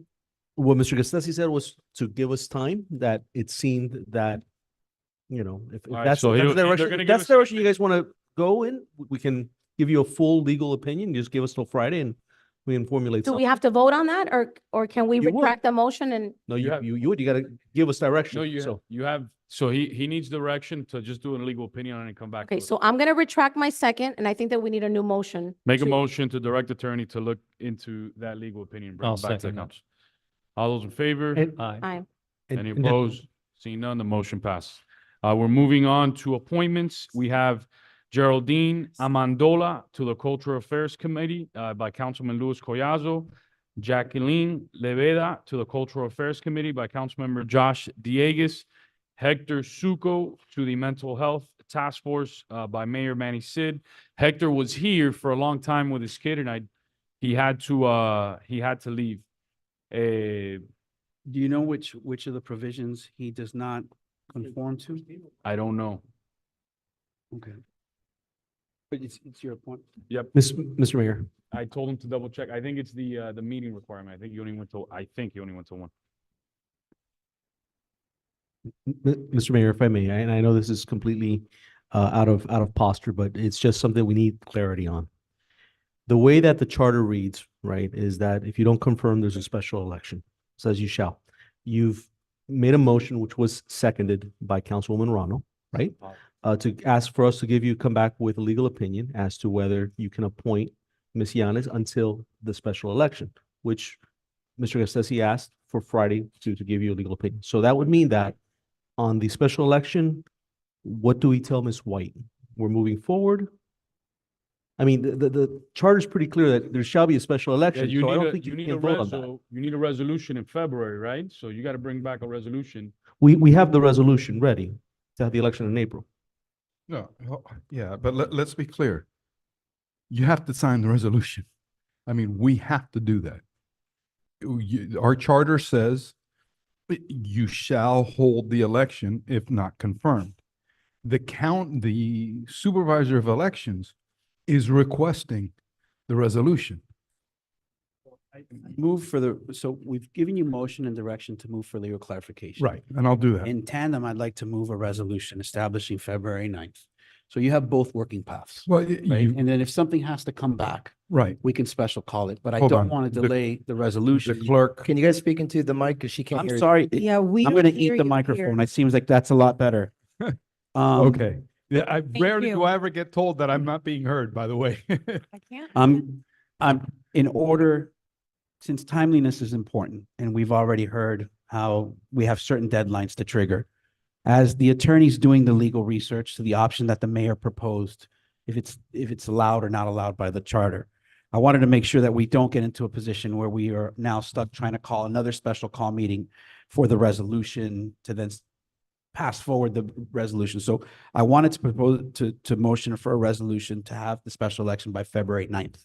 By that time, it allows the attorney sufficient time to find out if there's an opportunity for Miriam to serve.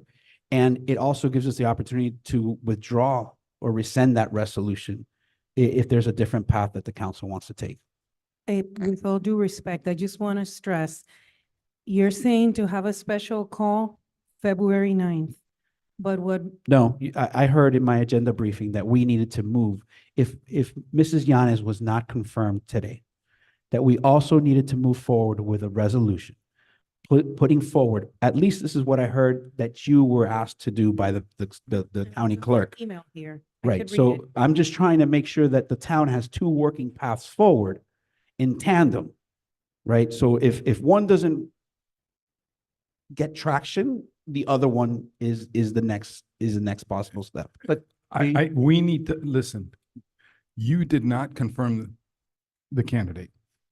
You need to pass this resolution today. that's what I'm trying to do. Right. Then I That called for misunderstood you. the I'm sorry. April 16th.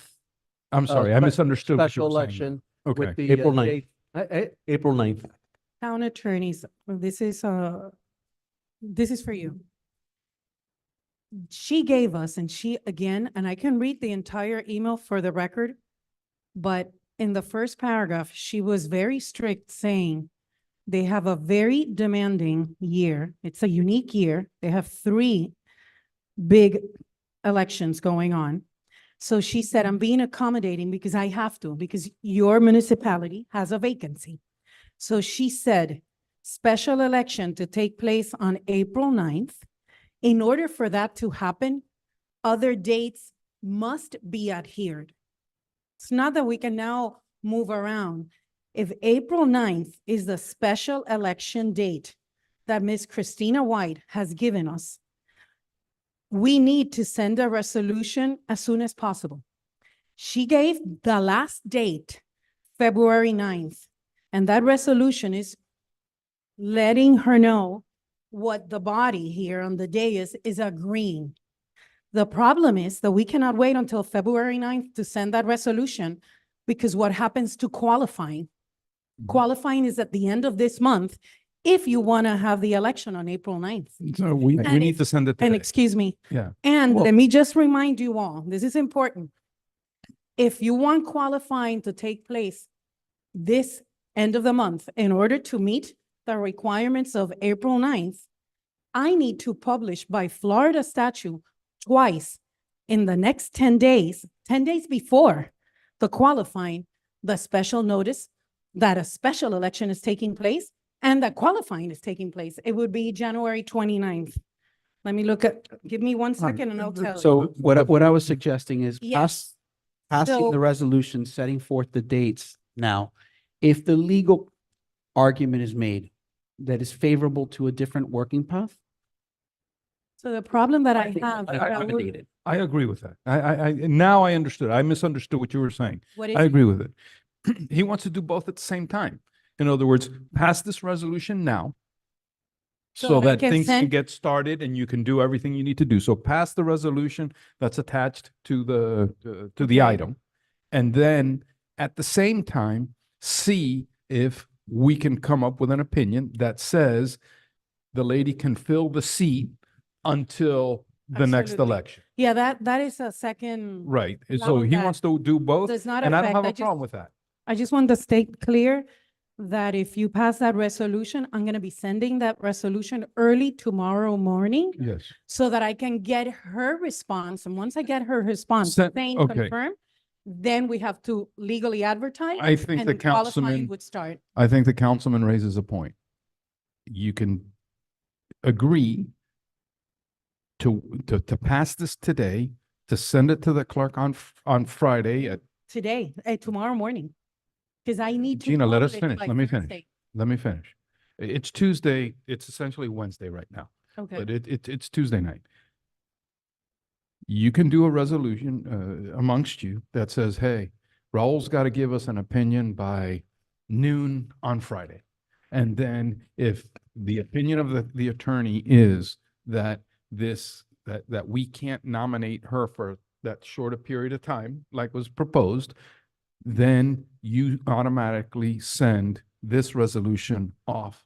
The two things are mutually exclusive. The special election needs to be called no matter what. The only question is what the mayor proposed was for Mrs. Yanez to fill the seat temporarily You have a- until the special election. No matter what, So you the have to send this resolution. the special election and resolution or what have you needs to move forward. No matter what, I agree. Yeah. That you have a point. No matter what, this has to go out, and no matter what my opinion is.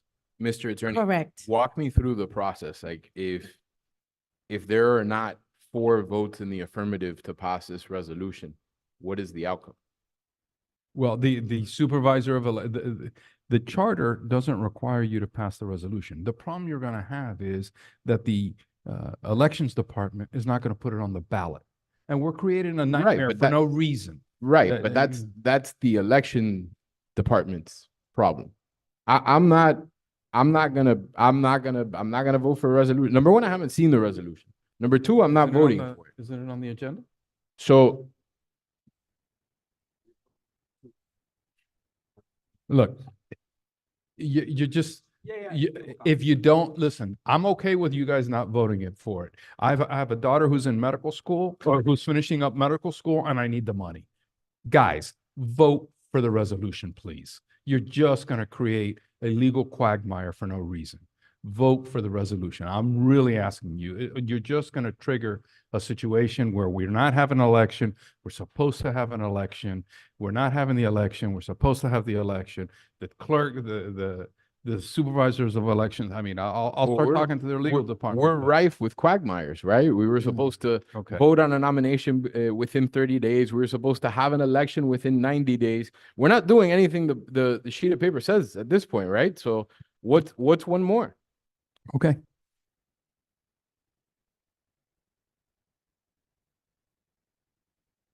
That would be the smart thing to do.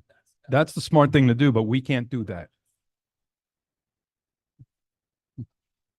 Hey, guys, we're saying the same thing.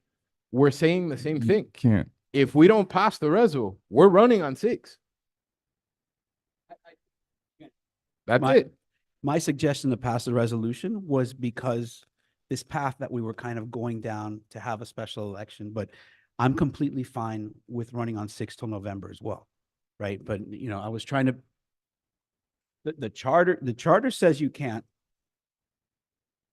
but we're going to be stuck in this quagmire again. So I'm proposing the resolution because that's what I heard during the briefing, that you needed to make sure that the elections department had it. The charter says, so can we have the special election without the elections department? I guess that's the research you need to do, without the body passing a resolution, Gina? They won't do it. I mean, I'd have No. to get in touch with their legal department and say, hey, No. my counsel says that they don't have to give you a resolution. Through the chair, Okay. through the chair. I've done a That's- little yes. bit of research. I believe that running 6 Okay. for the and I rest of read- the year. No, my personal opinion is a dereliction of duty for this body. We may have had to do it in the past until certain things, but we've had opportunities to fill that seat. The body decided, 3-3, no. We have an opportunity to see if we can fill it until the special election, right? We have opportunity to say, okay, we're going to do a special election. During that time, they're going to see if we're able to appoint that 2 months interim time. But to say here today, honestly, to say here today that we're going to neglect not having a full body for more than 10 months on purpose, to me, guys, it doesn't feel right. It's not right for the residents. It's not the right thing to do. And I'm not for that at all. Raúl and Lorenzo. I'm gonna Just- keep my motion to pass the resolution. The resolution has been provided to us, like in the past. Sometimes we go ahead and vote on a resolution. If it fails, it fails. But I want to at least try to move in the path that I was told was the path that was kind of outlined that puts us in the proper posture in the event the nomination fails.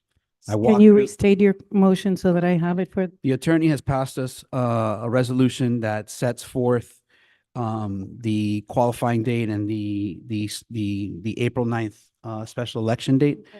I'd like to make that motion at this time. Second.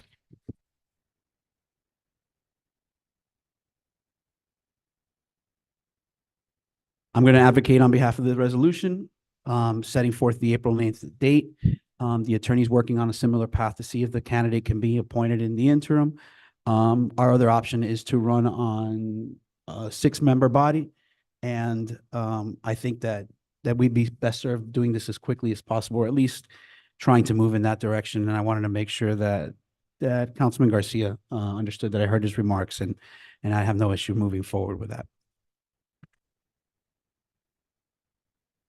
So through the chair, point of clarification. So that means we're still going to pursue to see if in the interim, we're able to do that by Friday. Okay. Yeah. But then we're go ahead and doing the resolution to give it, to let the clerk go ahead and move forward with the supervisor elections, to start the process with the special election. Okay.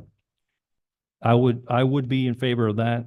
What I won't be in favor, again, I'll say it again, is going 11 months, only having 6 of us here. We've seen right now what having 6 and not 7 can mean to making decisions. And I think that we need a full body as quickly as possible. Thank you. Yeah, I have yet to see the resolution, and I have some concerns, so I'll be speaking to the attorneys tomorrow, but I'll be voting no tonight. Oh, it popped up now, but no, I just had one passed to me, so, but I'm a no vote tonight. Well, we need to, Madam have Clerk, this- please call the roll. There's a we motion. need to and have second. this. Councilmember Collazo, Yes. Councilmember Diegues, Yes. Councilmember Garcia, Yes. Councilmember Ruano, Yes. Vice Mayor Fernandez, No. Mayor Sid. No. The resolution passes. Got it. Sounds good. We're moving on to appointments. I think I had already stated them. Geraldine Amendola to the Cultural Affairs Committee, Councilmember Luis C. Collazo, Jacqueline Leveda, Cultural Affairs Committee, Councilmember Diegues, and Hector Suco, who's online. I don't know if Hector is on Zoom, and you can pull him up. Hector Suco, he was here for a long time enjoying the debate, but he had to go home to the Mental Health Task Force by Mayor Manny Sid. I needed to waive the rules for him.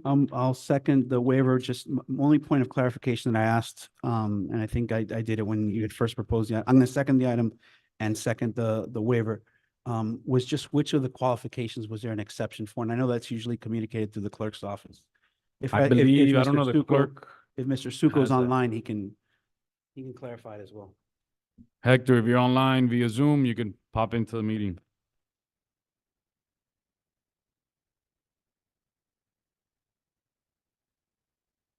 No, Not- he not- just sent me a message that he's streaming the meeting, but he's not on Zoom. Okay, and again, we've traditionally not had any, I just, it's moving forward if there's going to be. Oh, he put he is not a resident of the town. Okay, that's fine, but he's a mental health practitioner, and I'm assuming he's adding some value and special interest. Okay, I have no issue supporting the nomination. Thank you. On the waiver of the rules, all those in favor? Aye. Aye. Any opposed? Seeing none, the motion passes, and then everybody else got appointed. Is Geraldine, Jacqueline, or Hector still here? Seeing none, they're not here. Want to welcome and thank you all for giving back to your community. Appreciate you guys. The Blasting Advisory Board has been patiently waiting, and they are here. And then we have veterans right after.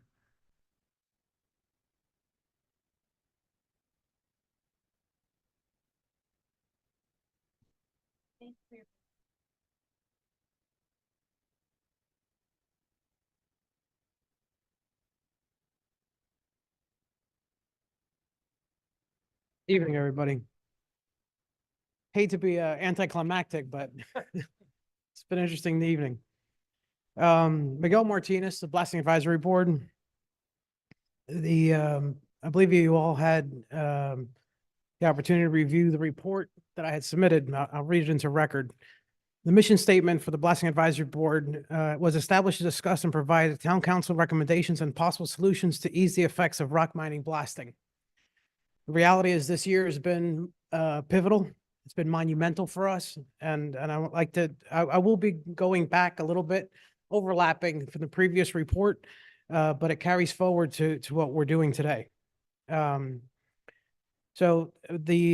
for the budget, we were approved $7,500 for this year, of which we efficiently used $2,378 to go to Tallahassee, only sending 4 members to get the best ROI for the efforts. With that, we did the marketing assets. We were able to print them in-house. So again, saving quite a bit of money for on our budget. Initiatives and events for this year. We had a roundtable invite for the miners. We actually attempted to extend an olive branch to the mining industry. After multiple attempts to contact them, they finally acknowledged the invitation and denied honoring our request. This is in direct, negates directly what they're constantly stating, that they are working with the community. They denied us. This proves that the industry is not willing to cooperate with the community, and it's contradicted to what they state, and it's what's printed on their own email, on website, I'm sorry. Presentations. With the University of Miami utilizing INSAR. INSAR is a system that was developed by NASA. Building movement is being measured via satellite imagery. This type of movement can only occur through large amount of seismic energy. The study is being created by several universities, actually. And we were able to advocate for the funding of the funding being sought to create proper study in with this investigation to work in conjunction with the established Miami-Dade pilot program already underway. So we met with State Rep Fabricio, along with these engineers, those professors from and they're looking to parallel the study that's going on now, or the data collection going on for with the Miami-Dade pilot program. This is actually proving of the issue that we're facing.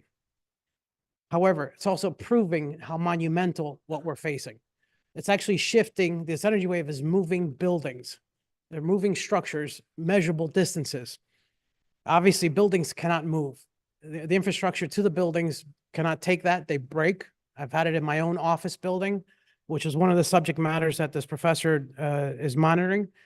And I had a water pipe break to the tune of $11,000 water bill. So this is due to blasting. Marketing. We have a new member, Francesca Ortega, and her specialty is marketing and public communications. With that, we're able to rebrand the Blasting Advisory Board. We are setting out to garnish further support and to have a larger reach to the community. What we deal with is very technical and very difficult to interpret and understand. So with her assistance, we've been able to do so. So in order to develop a new image for the Blasting Advisory Board, a new logo has been developed. The logo properly depicts a proper image for the BAB. And it's on the flyer that I provided to you. You can see the logo there. Revamping literature has been developed that is easier to understand. As such, we can attract a broader audience of affected property owners. More people are just aware. We continue to extend the reach of the immediate community and surrounding areas. We will be interacting with the community utilizing available resources, and this commenced with the HOAs. We found this to be the effective return on investment as well.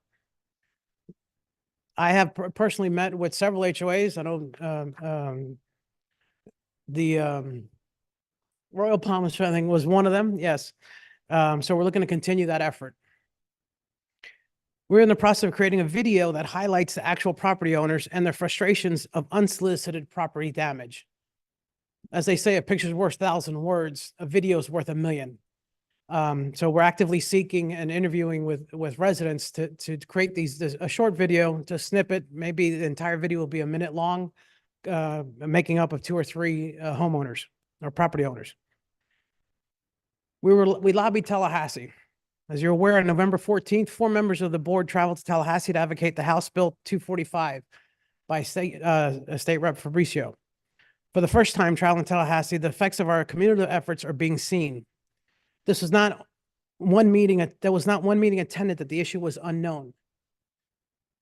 We were, to be honest with you, we were flabbergasted. Everywhere we went, it was, so what's happening? Where are you guys at? In lieu of, what's this about? This is what we typically heard before. So the conversations were held at a higher level as opposed, again, what's this about? Rep. Fabricio's Bill 245 has been placed on the Regulatory Reform Economics Development Subcommittee. The chair of this committee is Representative Tyler Soroy. Upon meeting with Soroy, he advised us that he will do everything to have the bill on the agenda. In doing so, his intention is to create a hearing to educate the committee members. He requested that we remain in close contact with Rep. Fabricio to advise when this will be taking place such that we can speak in committee. The intention of the BAB is to have the opportunity to provide succinct presentation of the issue and the significance of this bill. I want to take the opportunity, because this just came to light. Tomorrow, the county has a resolution being placed on the agenda by Senator Rene Garcia regarding the county to support this bill.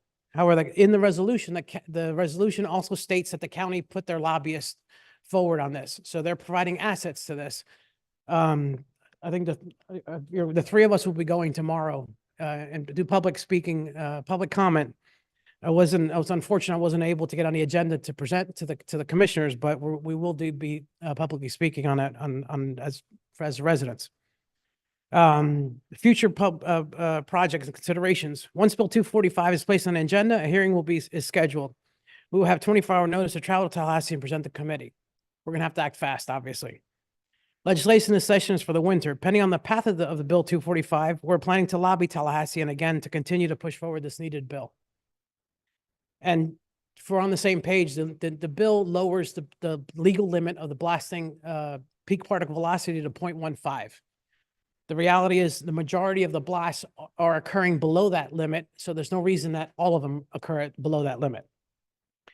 We will continue to expand the reach of the BAB to communities throughout the area, and requests have been made to Senator Garcia to be placed on the county commissioner agenda, the agenda to present. It still holds, although it's too late to present for tomorrow, but I will be stating and offering to connect with each commissioner tomorrow. I've already met with several of them. I want to meet with all of them. Results and progress. We continue to work together with the Miramar Blasting Advisory Board. This has created a network to extend the reach of affected property owners. This has been invaluable to disseminating information and gathering support outside our immediate area. Likewise, we're also communicating with Mayor Fraga, with Doral. Doral's experiencing the similar issues. Community involvement has become unprecedented. Now, this is where, again, I'm godsmacked actually with what's occurring. We continue, I'm sorry, Miami Lakes resident Hope Reynolds has created a group in LinkedIn. It is acting as a expository of the history of the issue.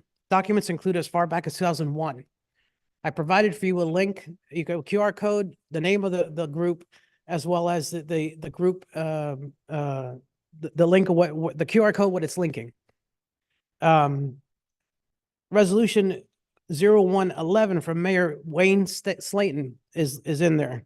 Through this group, various media have been invited. This includes reaching reporters and editors for the Tallahassee Democrat. The paper is read by the state politicians and it showcases their colleagues that are hindering or supporting our cause.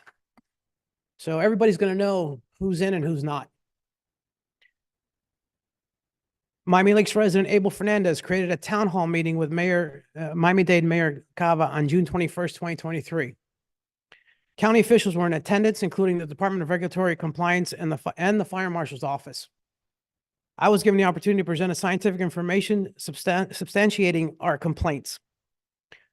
I've been in communication with a forensic structural engineer from the Philippines, and he did me the favor of providing me a video of a shake table of actual data that I have recorded on private machines of a blast.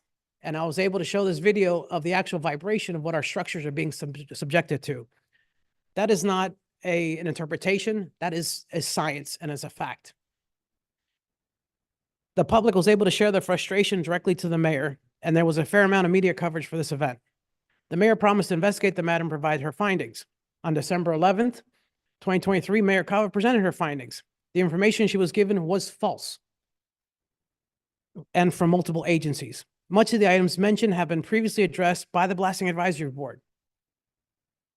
A response to her finding was provided to her and included the evidence of the false information. It's being investigated. So I had submitted that previously to you guys, where I actually be able to call out item by item that was given to her false. Many of the agencies denied even having any issues involved. As an example, the information provided to her for the Chief Financial Office considers the amount of official complaints submitted regarding the issue inadequate, whereas the manner to submit complaint to the Miami-Dade Pilot Program website is not being promoted by the CFO. However, it is advised through us, the Blasting Advisory Board. The volume of complaints is nearing 10,000 complaints in short time of the website's existence. This is documented official complaints in their own website, and they claim it's not enough. If 10,000 complaints is not enough, I don't know what is. Committee attendance. For the attendance record, we provided a summary of attendance. Myself, we had 18 total meetings. I was at 18 of them. Rudy, to my left, 18. Stephen had the excuse of COVID, so he missed one. So he was at 17. Angel, 6 out of 18 meetings. John Estrella, 14 out of 18. Francesca, 8 out of 10. She's newer. Angelo, 10 out of 18. And Juan Sancho, 1 out of 2. Also new. So the request considerations that we're personally requesting from you is to reestablish a resolution of the removal due to lack of attendance. We have a serious issue when we can't meet quorum, we can't do our work because of lack of attendance. And there's no vehicle to remove these people, unfortunately. So in our committee, the work performed is necessary but unpleasant. For the members that have extraneous issues, it's understood that they cannot be allowed to hinder, but they cannot be allowed to hinder the work of the rest of the body. Taking the time for a meeting only to be canceled due to non-quorum is wasteful and disrespectful to those in attendance. The only systematic recourse in maintaining proper compliance is an automatic removal. It's an unbiased means to maintain the work product of the committee. So again, I'll respectfully request at a minimum, an exception for the BAB, but to reestablish this resolution. And 2, to cease to override the resolution of the requirement of initial attendance and training session. It may be some cumbersome where somebody is made to attend one meeting and meet with the chair. However, the requirement attending at least one meeting, the meeting with the chair, was reestablished for several reasons. This includes the Blasting Advisory Board is unique. It deals with very delicate and complex issue, negatively impacting our community and surrounding areas, providing opportunity for potential committee members to be fully aware what they are being involved with. Most people don't. They don't know what we do or what this is about. So to be quote unquote thrown into a committee and it does an injustice to everybody, and especially that member. Provide an opportunity to obtain some background information as to what's occurred and what's being worked onto, and speak openly without the conditions of sunshine law, most important, and establish the member as an immediate asset. So once we can get to know a member, as an example, Francesca is a prime example of this. I had met her prior. She had gone to the meetings. She presented herself, what she could do, and what can she provide to the committee. So we set up a game plan. It gives us a jump start on what this individual can provide. If the individual doesn't have that opportunity, it lessens the effectiveness of that member as the team, for the team. So again, that's a request. I welcome you guys to join in the LinkedIn group. I think you're going to find shocking the amount of effort that's been done and the length of time that has been done of what we're all going through. Never in the history of the issue have we come so far as we are now. And I think it's imperative that we understand this. And that group that Hope has made, it's You have to see it. It leaves me speechless on it. You have to see it. Thank you. Yeah, and if I may, two asks for me, for the council. One, Senator Garcia has that resolution going up, but we don't want that to be the end of it. And most importantly, we need to put pressure on the county, whether through Senator Garcia's office or any other office, to make sure the lobbyists actually take action. Right now, this is the lobbying team for Representative Fabricio going against a multi-billion-dollar industry. This is the 3 of the 4 that went to Tallahassee, right? And this town is the only town really taking really active engagement. So you guys are the only people that really, you guys are speaking, and us as the board is speaking for over 400,000 people that get affected by this. For better or for worse, Miami Lakes is a leader in this issue to try to make change. So we need your help to go out there. And once that resolution passes, which we expect it to pass, to re-engage the county, re-engage Senator Garcia, make sure that the county actually uses their assets for the benefit, or else, what's the point of the resolution? And second, that just came up to me, Miguel discussed the video that we want to try to present. If any of you have any ideas of people that you believe would be good in front of the camera that have these issues of blasting damage to their home or even their business, because especially business is something we're looking to find, reach out to reach out to Miguel and give them the information so when we can speak to them and try to get them to get in front of the video. During our meetings, we had a phone clip that we used that the town obtained about someone that was hesitant in buying here in Miami Lakes because of blasting.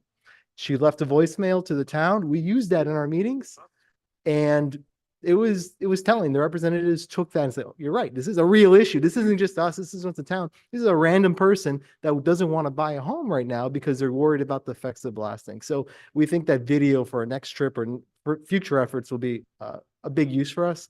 But if you have somebody that you believe would be useful for us to interview and put on there, we appreciate that. Rudy Blanco, Vice Chair for the Blasting Advisory Board. Thank you, Steve, and thank you, Miguel. For the first time, I would say, I've been here 3 years. We're moving the days. We're moving ahead. I really, really feel that. We can't drop the ball now. That's just the bottom line. We can't drop the ball now. I think we're making a lot of turns with the county, especially with the state, especially with other officials.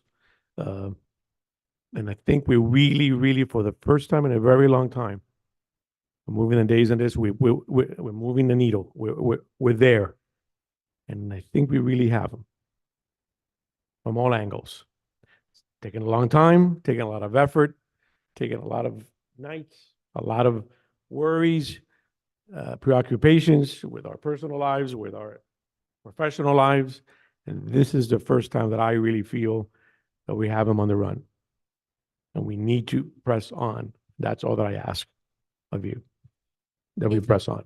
If Go I ahead. may, Rudy. Yeah. What do you need from us? And I understand that continuing our lobbying efforts, as elected officials, but what else? You have enough of a travel budget to go back to Tallahassee? Correct. Yeah, What- yeah. do We you will need need that anything else? maybe once or twice, depending if we get the hearing finally with Sir Roy and get that. That's always vital. But always your input, always when you see the constituents in Miami-Dade, remind them of that. Remind them of that situation. We have a blasting issue. We have that going on.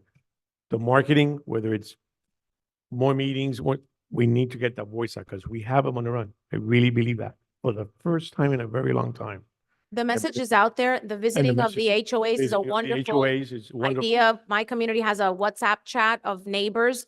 And when you host meetings and things of that nature, they Correct. post it on that. So Correct. there's individuals that are definitely listening and participating. And bringing the other officials, even if it's from other towns, even if it's, look, the mayor coming down, it was great. Whether she was giving false information, I believe it was, or she made an impact. We made an impact in the community. Everybody came out. You should have seen that place. It was packed. Mhm. That there should have been more? Probably. There's always going to be a couple, and timing and locations and so forth. That's always there. But support us as much as you can.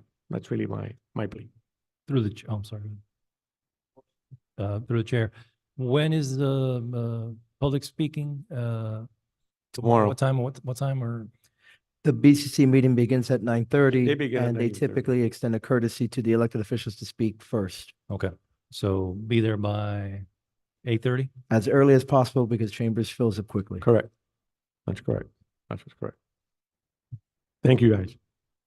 Through the chair, I just want to say, well, I want to thank you for bringing up the point about reaching out to the HOAs. Well, all of you for discussing that. As you know, I've constantly reiterated that at those various town halls that we've had. I think especially, I know that the Association for the Moors is very, very interested in getting involved and trying to activate their sub-associations as well to get involved. So I'll put you guys in touch, but definitely I think that's an excellent strategy because ultimately we need to show that it's not just Miami Lakes that has this concern. We need to amplify our voices, and this is the best way to do it. Because without getting an army behind our back, we're just going to keep running to the same wall over and over again. So thank you guys for keeping at it. And I'm sure you guys are going to continue to succeed, even if it's just by chipping away one piece at a time. Exactly. So Exactly. And the other municipalities is crucial.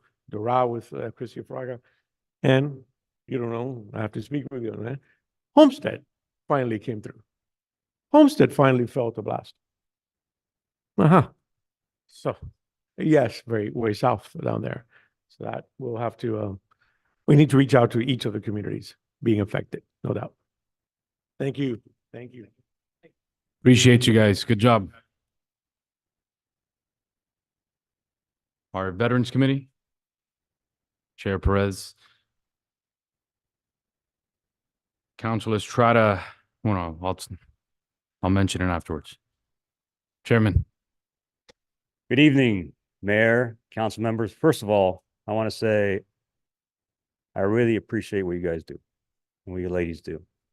Democracy is messy, but I've been around and I've seen what democracy does, and I've seen what places that don't have democracy does. So I know it's hard. I know a lot of difficulties, but I got to sit here and I really got to see democracy in action. And I got to tell you, I'm proud of my town and I'm proud of my elected officials. All right. I have good news and I have great news. Which one you want to hear first? Start with the good news. Okay. The good news is for 2022, I was talking to the mayor when we were at the reindeer run, and he was saying, and he had a good point. He goes, we need to use the money for the reindeer run for Miami Lakes. Let's keep it for Miami Lakes. Try to use it for veterans things for Miami Lakes instead of giving it to some national charity. And our money is basically a drop in an ocean to a place like Wounded Warriors and stuff like that has hundreds of millions of dollars. How can we keep it in Miami Lakes? So I took that back to the committee. And the committee came up with some great ideas with 2022. In 2023, we already advertised that we're keeping it in Miami Lakes by doing a scholarship for veterans families who are residents of Miami Lakes and veterans. The entire amount, whatever it is. So I think it's going to be nearly $20,000. So only 2 people apply, they're getting 10 grand each. If 100 people apply, they're going to get more. So it's going to be for veterans who live in Miami Lakes and their families, or veterans who are going to college, trade school, or technical school, and they need the funds. So that's for 2023's money. For 2022's money, this is what we're recommending. $2,000, it's over $17,000 we raised in 2022. $2,000 would be put into our Arbor Day fund to fund a Veterans Victory Garden. During World War II, because there was no produce, all the foods were going to the front lines, everyone started victory gardens. So there's a historical connection. And it also is kind of like a community garden. And there's areas around Mary Goldman Center that it's not used as a park. It's not used at all. I'm thinking about the left side as you're looking at it, pretty much some little areas. And I was talking to Parks and Rec, and an 8x12 garden plot that we could put in there, raised garden, kind of protected from all the critters and stuff, and raise vegetables. And the American Legion Post meets there, so I'll make sure they work the farm, and we have some fresh produce to give the veterans and any other organization that wishes to help us out. So some money for that. $10,000 we recommended to be given to the town, and as part of Council Members Garcia's his new business, to be given to the town to be used to develop plans for the flagpole and the wall that I previously provided you a memo for.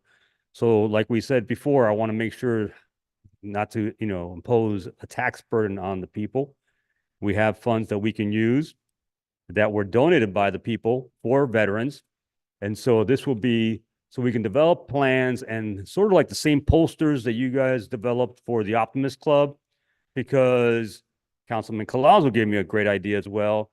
I'm going to reach out to Hope Reynolds because that neighborhood is going to be concerned about any kind of development that happens in Veterans Park, because they're always concerned about any impact on use. Your father's concerned about impact on use, Councilman Diegas. And so I want to meet with them to show them that a flagpole, a flag stand marble that has, a little area to put a wreath, et cetera, is not going to really increase people's traffic and not going to increase, and diminish the use and the enjoyment of that park. But I think as a member Collazo said, let's set it up, just do it the right way, let them see what it is, get their opinion, because they may say, how about placing it here? How about placing it there? Et cetera. But I think we need some kind of draft plan, some type of graphics to be able to show them so they can get a better idea of what we're looking at, and they can understand that's not really a gigantic project and it's really kind of subtle in a way, and it's going to be used for something for our ceremonies from now on. So that's what we're going to do with $10,000. And then $5,029.60, that's the remainder, to be given to the American Legion Post 144 to be used to support Miami Lakes veterans. We have some veterans that have had vehicle problems and they don't have the money to fix their cars. And so we literally passed the hat at the American Legion to help this guy pay to fix his car. And that's just kind of the tip of the iceberg. All right. I hear about it as the vice commander. Gary hears it as the commander. So we do have a need in Miami Lakes and those members of that post, because not very few members of that post did a full career and have a retirement. Very few members served in a situation that earned them even a VA disability. So a lot of them, did their time, et cetera, and they're financially strapped now because of the economy, et cetera. And so there are some people in need, and we want to be able to meet that need. And we have folks who care about veterans and don't want us to think about veterans not losing their job because their car doesn't work and they can't consider work, and then all the other economic issues. So that's where the other money is going to go. Another proposal that we're doing is the 9/11 ceremony. We had a discussion, we had a vote, and we wish to move it to the Public Safety Committee if they would take it. The reason being is because they have all their first responders, and it's really a first responder event. Really, when you think about it, yes, it did kick off a long war, but the 9/11 itself, that day, was a first responder event. And, us as the Veterans Committee, we have a lot of amazing events. And I think the public safety has a breakfast, really is their capstone event.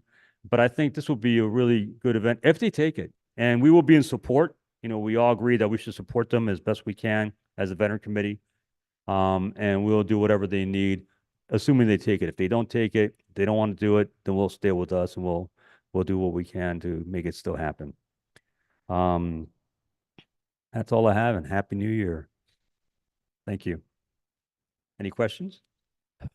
Yeah, Happy New Year, Jim. with respect to the last appropriations there to the American Legion, I think that would be a good program, and I've given grief to Special Needs Advisory about this, I think I'd like to also see for that pot of money, some kind of process or insurance that it will be used for Miami Lakes veterans in the way it's supposed to be used. The good news about the American Legion program is they have to provide financials every single monthly meeting, and we review it. So, and it's a detailed financial. And so we will be able to verify that's being used for what it's used for. That money may not be spent in 1 year. It's going to be by need. It's going to be basically by crisis event.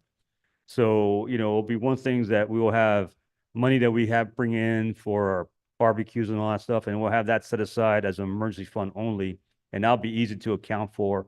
And if you need feedback, we can provide that feedback. Yeah, and okay, so that makes me feel better about it. I guess my only follow-up to that would be solely to, for you, I believe you're also a member, to go ahead and ensure that the Legion also, has a process that ensures fairness in terms of who gets what money and what Yes. amounts and whatnot. So for you guys to develop certain guidelines and processes in place to Right. ensure that we have a fair distribution. Right. No, well, it's going to be need-based. I mean, I can tell you right now, none of the vice commanders are need-based. Fred Senra, he doesn't need it. I don't need it. Gary doesn't need it. So Larry doesn't need it. So absent some catastrophic event, they're not going to be participants. And I already told them as officers, they're not taking it anyway. We're And to not be eligible. clear, I'm not talking about Yeah. them or casting aspersions on it, on anyone's character Right. there. What I'm just trying to say is just that for, just to have a process for evaluating, I think would be helpful. Yes. For those requests that you do get from everyone else. Yeah, we will. Yes, sir. No doubt. Any other questions? Mayor, I think that, Yeah, there's an item by Councilman. Thank you. Thank you, Mayor. Thank you, Mr. Manager. Colonel, thank you so much for everything you do. Thank you. The Colonel just spoke about the idea of moving forward using donations, $10,000 using donations for a memorial wall and flagpoles at Veterans Park. The ask from me and the ask from the Veterans Affairs Committee is to work with the town and also to work with staff to see how we can move forward, to see if we can find a way using donations and P3s, whatever, and the donations already, how we can facilitate putting together a quick little plan for where it would go, what part of the park it would go, what would it entail as far as costs, and hopefully everything could be covered, right, by the monies that the Veterans Committee has for the Ranger Run. But just kind of like a budget of what would it cost, where in the park it would be, and also the maintenance after the fact, what it would cost the town after the maintenance. Just move forward in that plan. yeah, and then bring it back to you for. Yes, for and then bring approval. it back to us so Yeah. we can go over it. Yeah, absolutely. Right. Okay, thank you very much. That's my motion. I'll second the item. All those in favor? Aye. Aye. Any opposed? Seeing none, the motion passes. Thank you, Chairman. Thank you. Appreciate it. Thank you, Colonel. We're moving on to the item that was pulled by Councilman Collazo, which was 11B from consent. Thank you, Mr. Mayor. And the reason that I pulled this item, and it's germane to kind of some of the things that we've been funding and not funding through the budget. Just a quick reminder, this budget cycle, we did not fund the sinking fund. I believe once again, this is the second time that I believe since we have the sinking fund that we have not put it, so that we have not funded it. This is a $75,000 expense, right? We didn't have the sinking fund. What we would be doing right now is scrambling where we're going to cut $75,000 to fix the AC system. So my concern has always been, again, maybe like Councilman Alvarez was the mayor of Picnic Park West. I've been the biggest advocate for the sinking fund because we have seen already historically how it's continuously gotten us out of jams. The problem is if the formula has not been accounted for correctly, if the lifespan of the item was not proper, if the amount we're spending on it wasn't tweaked properly, we're going to have massive deficits. And then we're going to basically be leveraging this money and leaving future councils without capital. So what I wanted to do was I wanted to make a motion to go ahead and support the item, but at the same time, I wanted to fast track Public Works and the manager and finance working together to make sure that we have an accurate recalculation of that sinking fund. So when we have the carryover forward or the carryover, if we need to make an adjustment greater than 150,000, that's something that we can contemplate at that time. But I wanted to make sure that I was supporting the item, but at the same time, giving the manager sufficient direction along with the finance department and the in our capital fund, make sure that we have enough funds to cover these. Yeah, expenses. that sinking fund needs to be recalibrated periodically anyways, right? Because it's all based on assumptions on what the cost of something or the lifespan of an asset is and so forth. But especially because considering what you just stated, which is the fact that 2 of the years since the inception of the sinking fund, we haven't been able to fund it. that even gives more credence to the fact that we need to recalibrate it and make sure that the 150 is the right number still. It may, obviously, I think it'll be different by the time we recalibrate it. I spoke to the Director of Public Works and the Finance Director, and they both are aware of that, and they're going to work together to make sure that they look at the asset list and look at the assumptions that are made on there on the cost and the lifespan of assets and so forth, and then come up with a new number as soon as they can to be able to recalibrate that contribution to the sinking fund. I appreciate it. And I also wanted to make sure that we also keep in mind that we've talked about certain park capital improvements as well, that might be a good idea to also maintain a sinking fund for those benches, playground equipment. I know we've had that discussion in the past. I know Councilwoman Morano has been a big advocate of that. And I don't know if that's something that can happen in tandem or if we want to hold off on it. I just want to make sure that every time I have the opportunity, I'm going to make sure that we're talking about it, because I can count on both hands how many times we've kind of tapped that and it's gotten us out of some jams. So that's my motion, to go ahead and support the item and I'll move second forward. it. Aye. Aye. Any opposed? Seeing none, the motion passes. Any motions on the consent calendar? I'll move the consent. Second. All those in favor? Aye. Aye. Any opposed? Seeing none, the motion passes. We're on to item 14A, Optimist Club of Miami Lakes contract extension. Yeah, this was an item that was before you a few months back, and then the direction was to meet with the clubs, both the soccer and the Optimist Club. And I think it was a sunshine meeting with Councilmember Collazo and Councilmember Dieguez were in attendance. And the outcome of the meeting is this recommendation. They did not come to a final resolution. I don't want to speak for them, but the outcome is to have this status quo extension for 6 months to allow them to continue those negotiations with the clubs and come back with the final product within those 6 months. Why is it multiple? Because the motion back then wasn't the soccer club. The soccer club was a separate discussion. The motion in the last council meeting, you guys might have invited them to the sunshine meeting. The motion was Right, specifically. this one is only the Optimist Club. Okay, but Because the soccer club, the expiration of the soccer club I can contract is speak not to for the- a few I can months. speak to the issues of the meeting and why some of the parties were, what the ask were. And it goes back to some of the comments that I was making. No hay cama para tanta gente. They want more field space, both the soccer club, the Optimist Club. They want access to school facilities, alternate uses, like indoor gymnasiums. And all these issues were coming forward. And Jeremy, you're probably better at speaking to this, but and have better history of it. And I want to make sure I'm doing the item justice. But all of these programs, all of the youth program sports, all the youth sports programs in our town are growing, and we have a limited capacity of room. And some of the things that the school board members have brought to my attention is that they want us to continue to use public parks. They want the schools to be a very visible component to the programming in the community.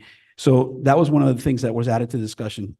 So one of the after items that we had discussed was bringing the school board member in, talking to them, because the park was also making some requests, like access to the Goldman Gymnasium, to have the indoor basketball program start up again.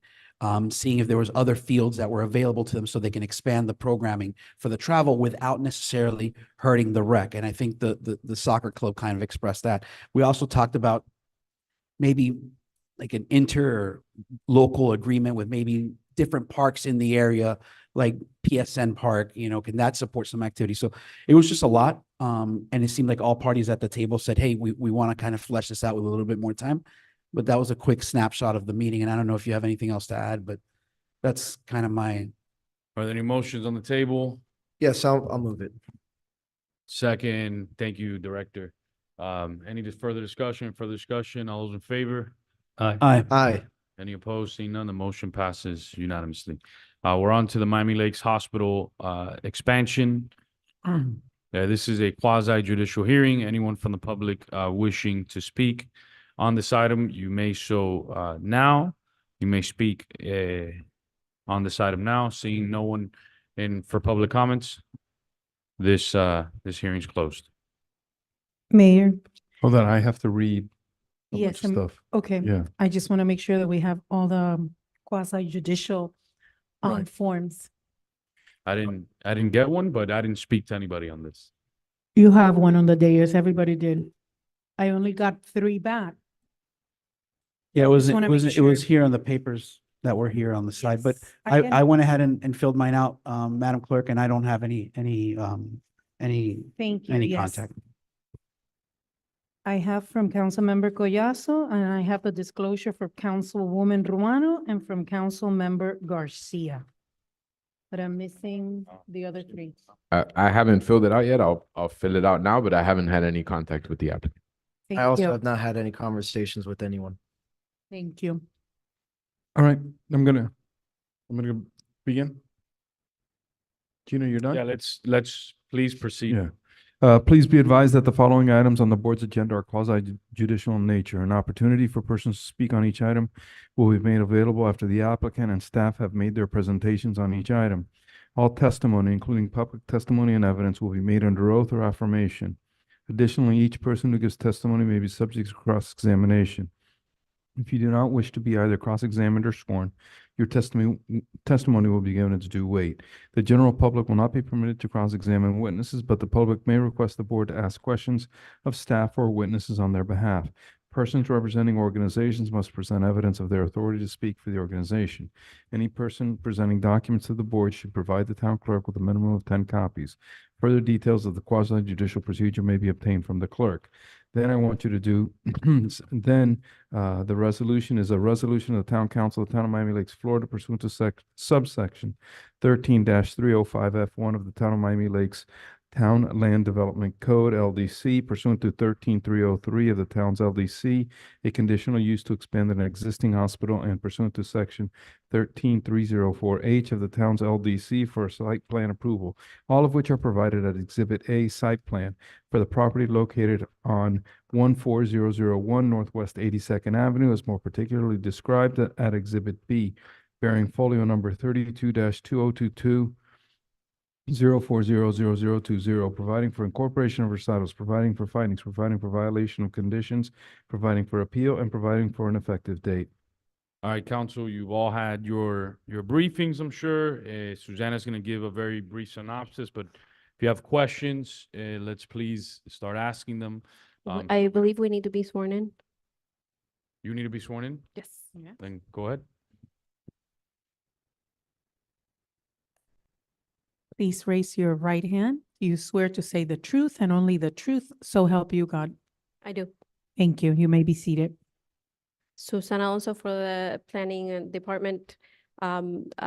This application is for a site plan approval and conditional use for an existing facility that is changing operators and expanding their facility on the ground floor. They're not going up any additional stories. It's just an addition on the ground floor and expanding the number of beds they have.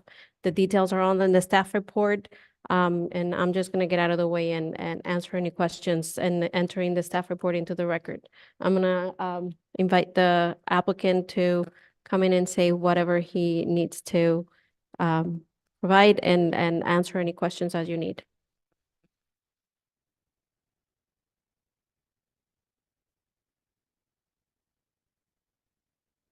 Good evening, Mayor, Vice Mayor, and council members. Doug Murray with WGI on behalf of the applicant. I do have a presentation. However, for the sake of time, I am here to answer any questions. The request is to increase the number of beds for this facility from, and it's an additional 26 beds. They have 60 existing beds for a total of 86 beds to meet the demand. I don't know if you're not familiar with the hospital. It's a specialty hospital. Basically, the description of it would be it's a freestanding critical illness recovery hospital. The facility specializes in helping critically ill patients breathe, speak, eat, walk, and think as independently as possible. So, for example, a traumatic injury, you get a traumatic car accident, you'll go to the regular hospital, then immediately after that, you come to this facility until you're rehabilitated. It's 24-hour facility with staff similar to a hospital. Got it. I had a quick question for Susanna, and don't go anywhere because I'm sure the council has questions for you. Susanna, did this change? Is there any change of use, conditional use from what we originally approved when it was Promise Hospital back in the days? Now it's Correct. Select. No, it's conditional uses are issued to the operator. And because this is a different operator than who was operating the Hope Hospital back in the day, they need their own conditional use for them. The site plan approval comes because they do want to expand their footprint a little bit and add the number of beds. So So they're that's expanding, they're gonna build a little bit bigger, right? Expand the beds, but the actual use, what they use, it's not the same. changing. It's just they need more capacity because there's more demand in the marketplace. correct. Got it. And again, Is- because the operator is a different operator. So, because again, conditional uses are not issued to the use, they're issued to the operator. And there will be some slight changes that happen from one operator to another. The conditional use is a way of them to basically proffer how they're going to operate their business and that we may regulate them accordingly. When the operator changes, they need to come in and let us know again how they want to operate their business so that we may have like a letter ahead of time of how they're going to conduct business in the town. Is it changing their calculation for their parking requirements? Yeah, because they are adding beds, so there's going to be additional parking. There's a little bit of a mobility fee included. It's on the staff report. I forget the number. It's 100 and change. I And can look it up. But their green space, is it changing a lot, their calculation? it's being reduced, but their existing green space area is very large, so they have some spare. They still have spare. I know that's even- where everybody parks for the dog park. And I know we're looking at, should we mobilize us building the parking Very there at the good same time? question. I I mean, think we discussed this at one of our meetings. What is Do the you want question? to? Sorry. so that our residents, unfortunately, we have a dog park without parking. So everybody parks there. Is that something that can be done simultaneously? Some on-street parking there? I mean, you think that's part of the, I believe the question that the applicant received is if they would be willing to pay for parking along 77th Court, and they're not interested in paying for that. But they would definitely be willing to work with the town if there's some sort of encroachment or construction of that nature. As Susanna mentioned, as part of the mobility fee, they're paying $134,000 for the mobility fee as part of this approval. So there's just not any extra funds where they can pay to have the parking. got it? No, And no, then the public- I understand. I was just saying because of the mobilization there, and I know that's where people, so that question's already been proffered. Okay, sounds good. Yes. I don't have a problem with it. So I think it's a good use, it's a needed use, and I know the marketplace requires that, and you guys are good operators, so got no problem with it. Go ahead, Councilman Collazo. Thank you, Mr. Mayor. I understand, Mayor asked very good questions that were kind of the same ones I want to use. Continue to use LTAC. You're going to create more capacity with the additional beds. I considered a significant amount more based on the original beds that were there. Staffing and staffing ratios for those beds. There's currently enough parking in that. Will the flow of the traffic be impacted at all? Is there anything else that the town would need from the? So basically, we're going to reconfigure, I'm not sure which screen is best here, but can't see it very well. But basically the L shape on the south part of the building, that's the expansion. That's the new addition. We were able to configure the parking just north of that is going to be reconfigured to increase the number, 11 more spaces to accommodate the additional beds. The 26. It was a little bit over, it's currently a little bit over parked for the beds that are there. So that's why we only had to add 11. But that was the point that the mayor is making, that our residents are borrowing your spaces to use an amenity. And with that resident use of the amenity, will that now create an issue, right? Because it's your parking lot. They can't park there, especially if you're fully staffed and full. I'm assuming as an operator, you're going to want to have the fully staffed building. You're going to want all your Correct. beds full. And when you have all your beds full, your staffing is going to fill all those spaces. So the people who traditionally park there are either going to leave your staff with no parking, right? Or they're going to start parking elsewhere. And I think that's the line of questioning the mayor was trying to highlight was you're getting maximum use, which is what you should do as somebody who's acquiring the property. But are we creating another issue with parking? So I don't know if that's a conversation of on-street parking in lieu of mobility fee. I don't know, and I wanted to flesh that out because I see what's happening, right? Like we're going to create another issue. And it's not your issue. It's our issue. So that's what, and this question is more to Susanna. Susanna, have you guys given that some thought or have you guys looked into that? What would the additional parking cost? But that's an excellent point, Councilman Collazo.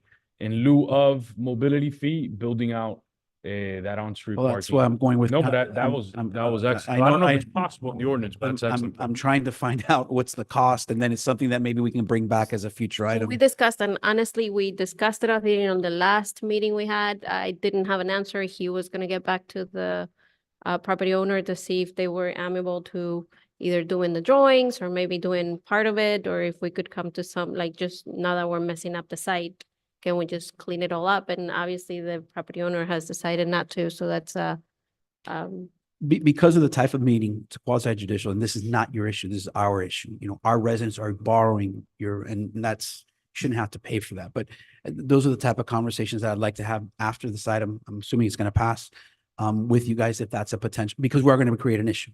If our residents are using their parking and they're fully staffed and they're fully operational, there's going to come a time where they can't use their parking or they're going to have, they're going to be kicking people out. they're gonna be coming into Right. So I'm just trying to forecast something. This is not your issue. It's not part of the ministerial meeting and it shouldn't be used as part of our decision making, our deliberation, but something I think we need to contemplate in the future.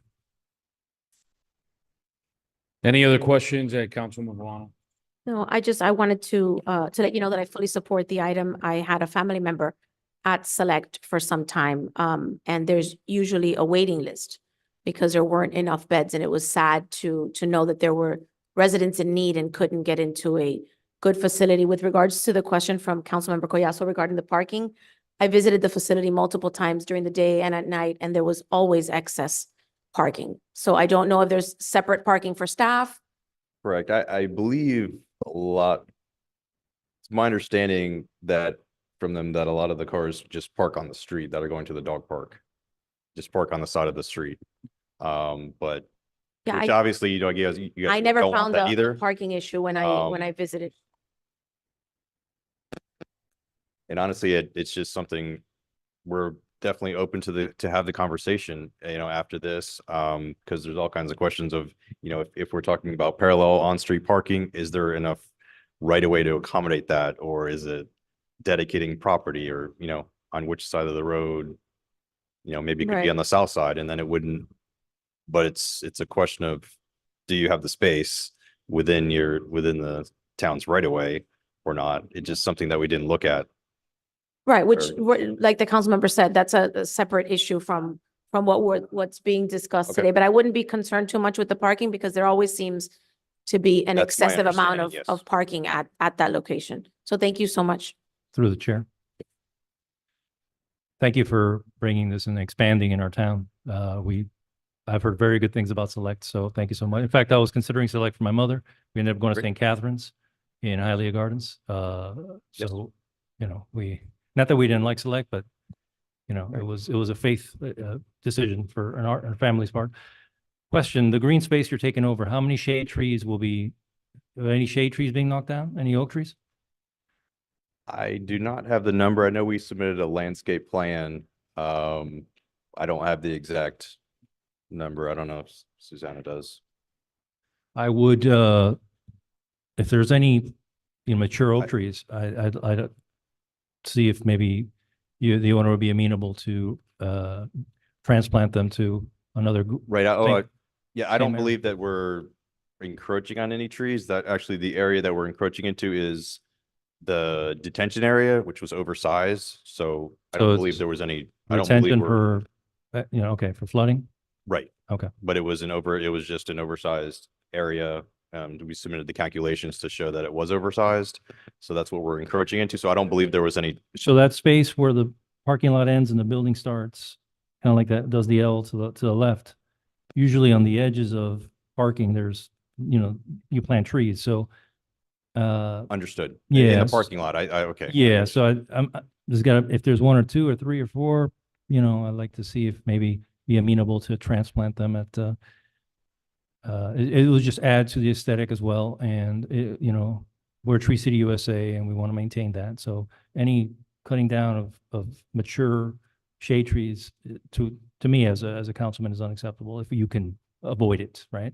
So. Understood. Yep. I think we can agree to that. And as far as the parking on the side of the road, where would we find out, or what's the next step in finding out if in lieu of the mobility fee, or how much the mobility fee is going to be for the increased size? And in lieu of that, would that cover the cost of putting parking on the side of the road for the dog park? Because is that something? Yeah. Could that add 4 or 5 spaces? Do we even have the room? There's not always a direct correlation between mobility fee and then doing something specific to that property. The mobility fee goes into the pot. So in lieu of is what the councilman said, in lieu of a mobility fee. I don't know, does Susana? Well, what's the process? Does the mobility fee ordinance allow for in lieu of? There are some credits that you can take if some facilities are provided, such as sidewalks or other things. I don't think street parking would be one of those, because it's usually bike lanes, sidewalks, and that sort of thing. I'd have to think about additional parking as that. That's why I started the question. And mobility fees would not be, I don't believe, an allowable use for parking, for on-street parking, because again, they're earmarked only for mobility projects, whereas, things that have to do with moving people around, not parking them, which is Where the were opposite. you considering parking, on 82nd Avenue or on the? On 77. Huh? 77th Court. Wherever it makes more sense. Or if the owner of the property is, because what my colleagues say is correct, you're going to have more families visiting, you're going to have more people that work there. So the parking might fill up, and then you're going to have people trying to park there. And we don't want a towing situation where people are being towed using our parks because they're parking there. So, there's got to be a solution we can come up with. Yeah. That's the problem. Every long-term care owner, LTAC, wants to have 100% occupancy 100% of the time. The reality is that's not the business, right? There's always, there's always opportunities to have. The problem, if we get into that position that you're highlighting, I just want to make sure that we have some type of work plan, because I'd hate to do is make a decision, say, all right, you have the go ahead, and then we knowingly know we have another issue, which is this amenity that we have doesn't really have any parking. And the way we've done it in the past is, well, you guys have been very kind, very generous, very good neighbors, right? Until the point where it starts affecting your operation. When the minute that nursing staff or a CNA comes back and says, I couldn't make my shift on time because I couldn't find parking, right? Or we tow one of the CNA's car, that's going to create the issue. So I just want to make sure that it's on our radar. You're going to be here, right? When that issue comes forward, one of those two guys are going to be here. And I just want to make sure it's on our radar so we can start working towards a possible patch. I don't believe it's material to your application, and I don't think it should be used in weighing anything on your application. So I'm voting in favor of it just based on the material that I have in front of me and the questions that have already been asked, but not with regard to the parking situation. Understood. Thank you. Thank you very much. Any further comments from the council? Thank you. Appreciate you all. We'll be closing this portion of the meeting, moving on to Madam Clerk, please call the roll. Is there a motion in a second?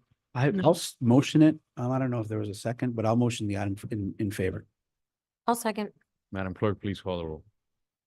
Councilmember Goyasu, Yes. Councilmember Ruano, Yes. Councilmember Garcia, Yes. Councilmember Diegues. Yes. Vice Mayor Fernandez, Yes. Mayor Sid. Yes. The motion passes 14B. Thank you, Madam Clerk. Thank you very much. Have a good night, and I hope you enjoyed our meeting. I did. We're on to item 14C, Mr. Attorney. Okay, Kay is gonna present this matter.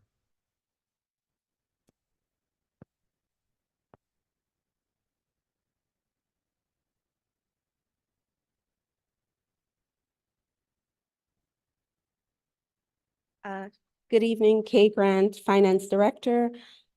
This item is basically self-explanatory. However, in a nutshell, we're basically asking for for you to expand the town manager's contract where we can make the contribution to his 401A. So per section 4.2 of his agreement, the town is required to make contributions to his 401A. We ran into an issue this year whereby the contribution that the town makes exceeded the IRS contribution limit.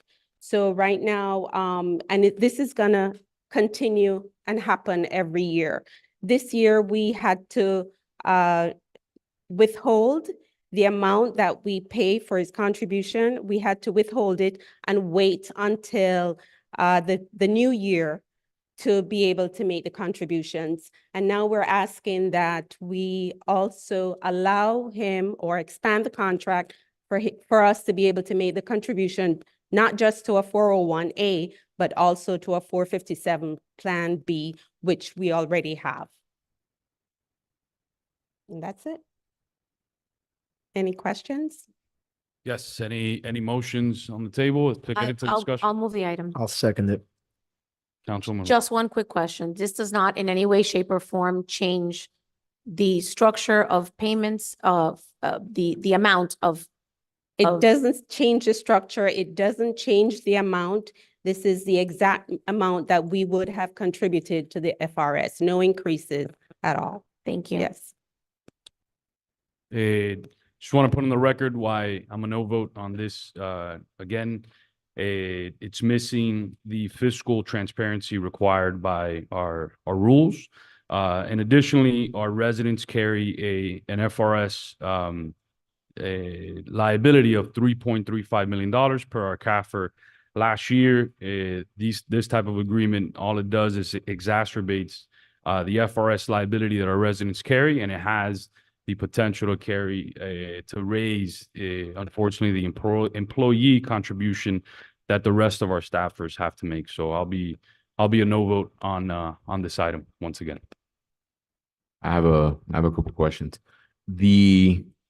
I guess the penalty for exceeding whatever the contribution limit is that There is no penalty if you exceed the contribution limit. so what's the consequence? It's not tax deferred. It would be income to the It town would be manager. taxable as income. And it would be taxable. Okay. And there is no financial impact whatsoever to changing.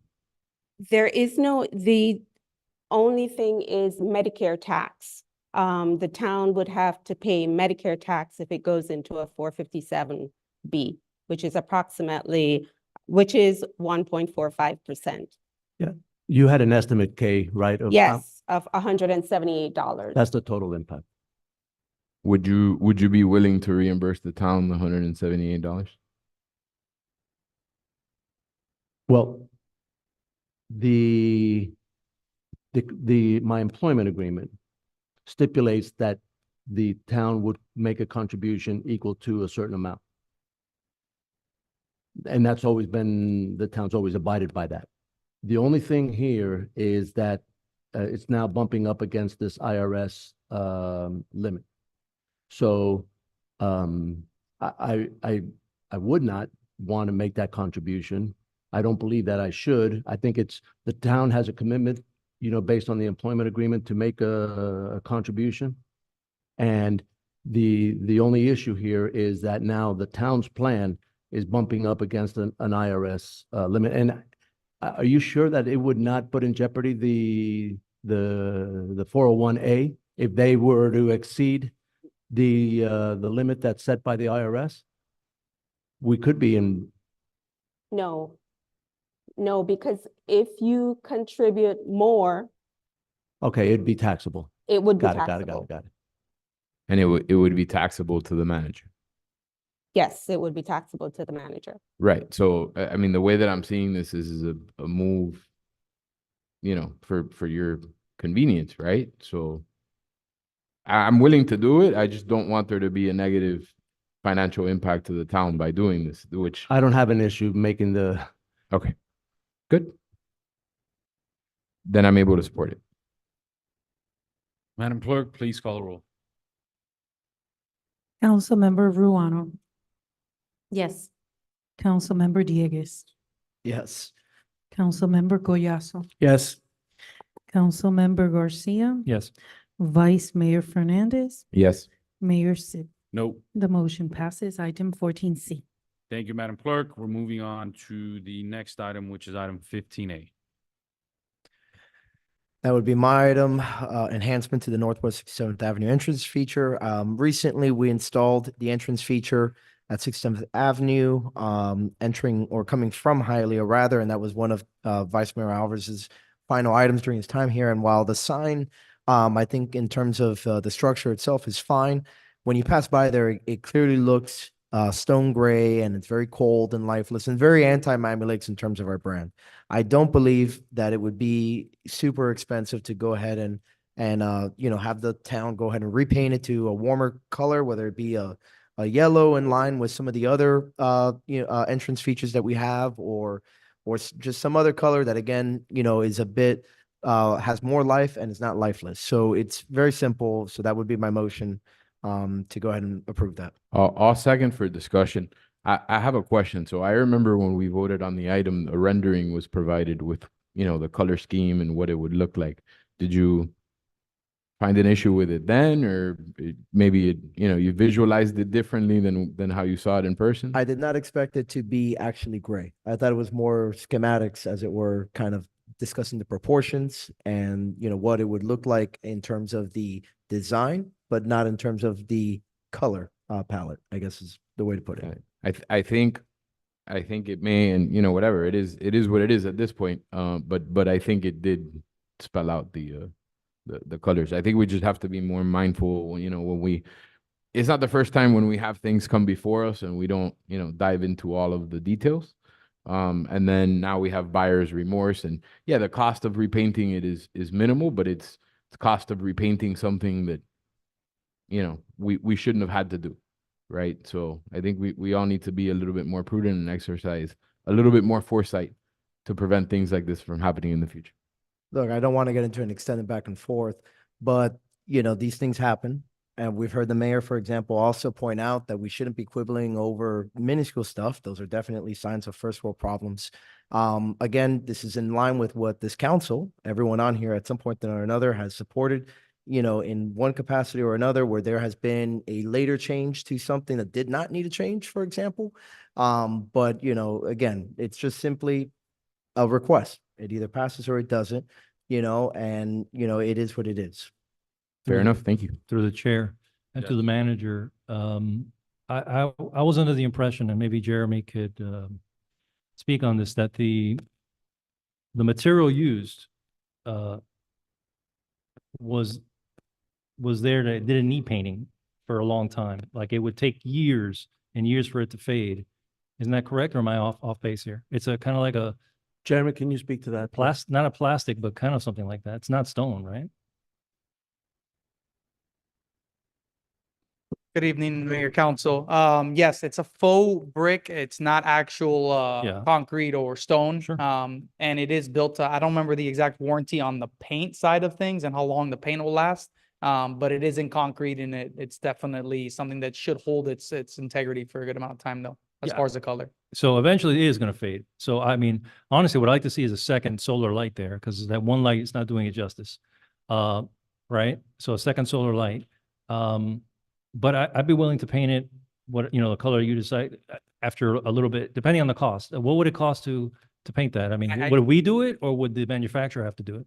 No, so I did reach out. I wasn't able to get a cost on that, but I was able to reach out and actually secure that it is a common paint that can be used in Okay. acrylic paint. So it's Okay. something that over the counter can be sold. And they gave me some insight on where it can be found as well, but I don't have a cost just yet.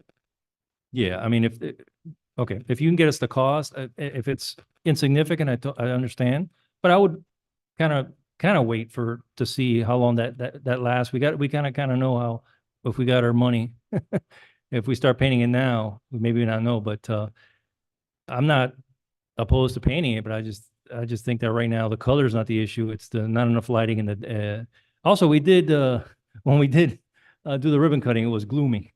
So I don't know, it was kind of gloomy. It is gray, but it's, I don't know, the colors of the actual seal are pretty prominent. And there's color, you have the palm tree, stuff like that. So I guess the cost, if it's minimal, it's no big deal for me. What we could do is do the due diligence to bring back the cost. We can bring back 2 or 3 different color scheme samples. So, and then, yeah, right.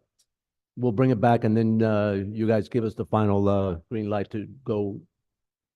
The good thing is we finally got the sign after all the hard work you guys did to get the sign. So that's we're 99% there.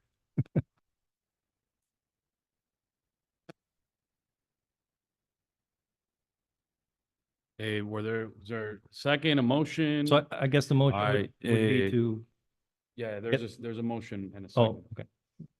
All right, all those in favor? Aye. I, I'm a no. Opposed? I'm a no vote as well. We're moving on to religious organizations. I was a little taken aback by some of our committee members telling me, and I understand it was in the rules, we voted for it, but how they felt that they wanted the options to have religious organizations as sponsors of some of their events. For the record, separation of church and state means that the town of Miami Lakes will never have an official religion. It doesn't take away a religious organization's First Amendment right to participate or to even have our committee as an option say, hey, yeah, I would love to have you guys as a sponsor. Years ago, our Easter egg, the best Easter egg event we've ever had in town history was sponsored by a local church. Had a helicopter Easter bunny. All of our residents had a blast.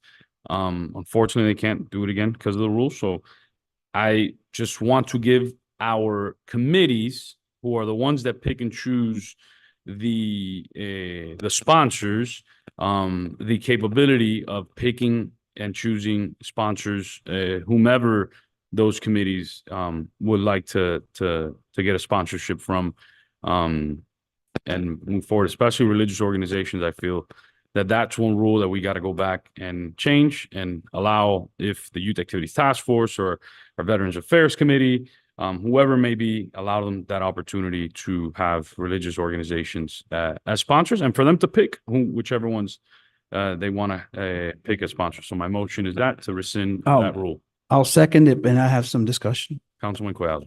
Thank you so much, Mr. Mayor. Kind of in debate, and when I was going through my briefing, one of the things that kept on coming up is the what if situations. Well, what if is this organization that was not picked by the committees, right? So the way that you've couched it, I completely support. Absolutely. Committee goes, picks out. I'm going to use a church that I know many Miami Lakers love, Elevate Church or the Catholic Church, right? The committee picks those people to sponsor, and they come forward and they say, we want to sponsor it. I have no issue with that. Can the committee say no if there's an organization that's not aligned with their mission? I like what you're proposing. The committee chooses a sponsorship, we accept the sponsorship, but if an organization that we have not solicited sponsorship from comes forward and says, well, I have my right to exercise free speech and I want to participate in dropping something that's not what the committee wants to do from the sky, can we tailor make, again, I'm supporting the mayor, can we tailor make our sponsorship form that it's conducive to that? Or must we take everybody, right? So something that's not aligned with the committee's mission, or in the worst case scenario, somebody wants to do something that's exercising their free speech and not necessarily something to support the event. Must the committee choose that as a form of sponsorship?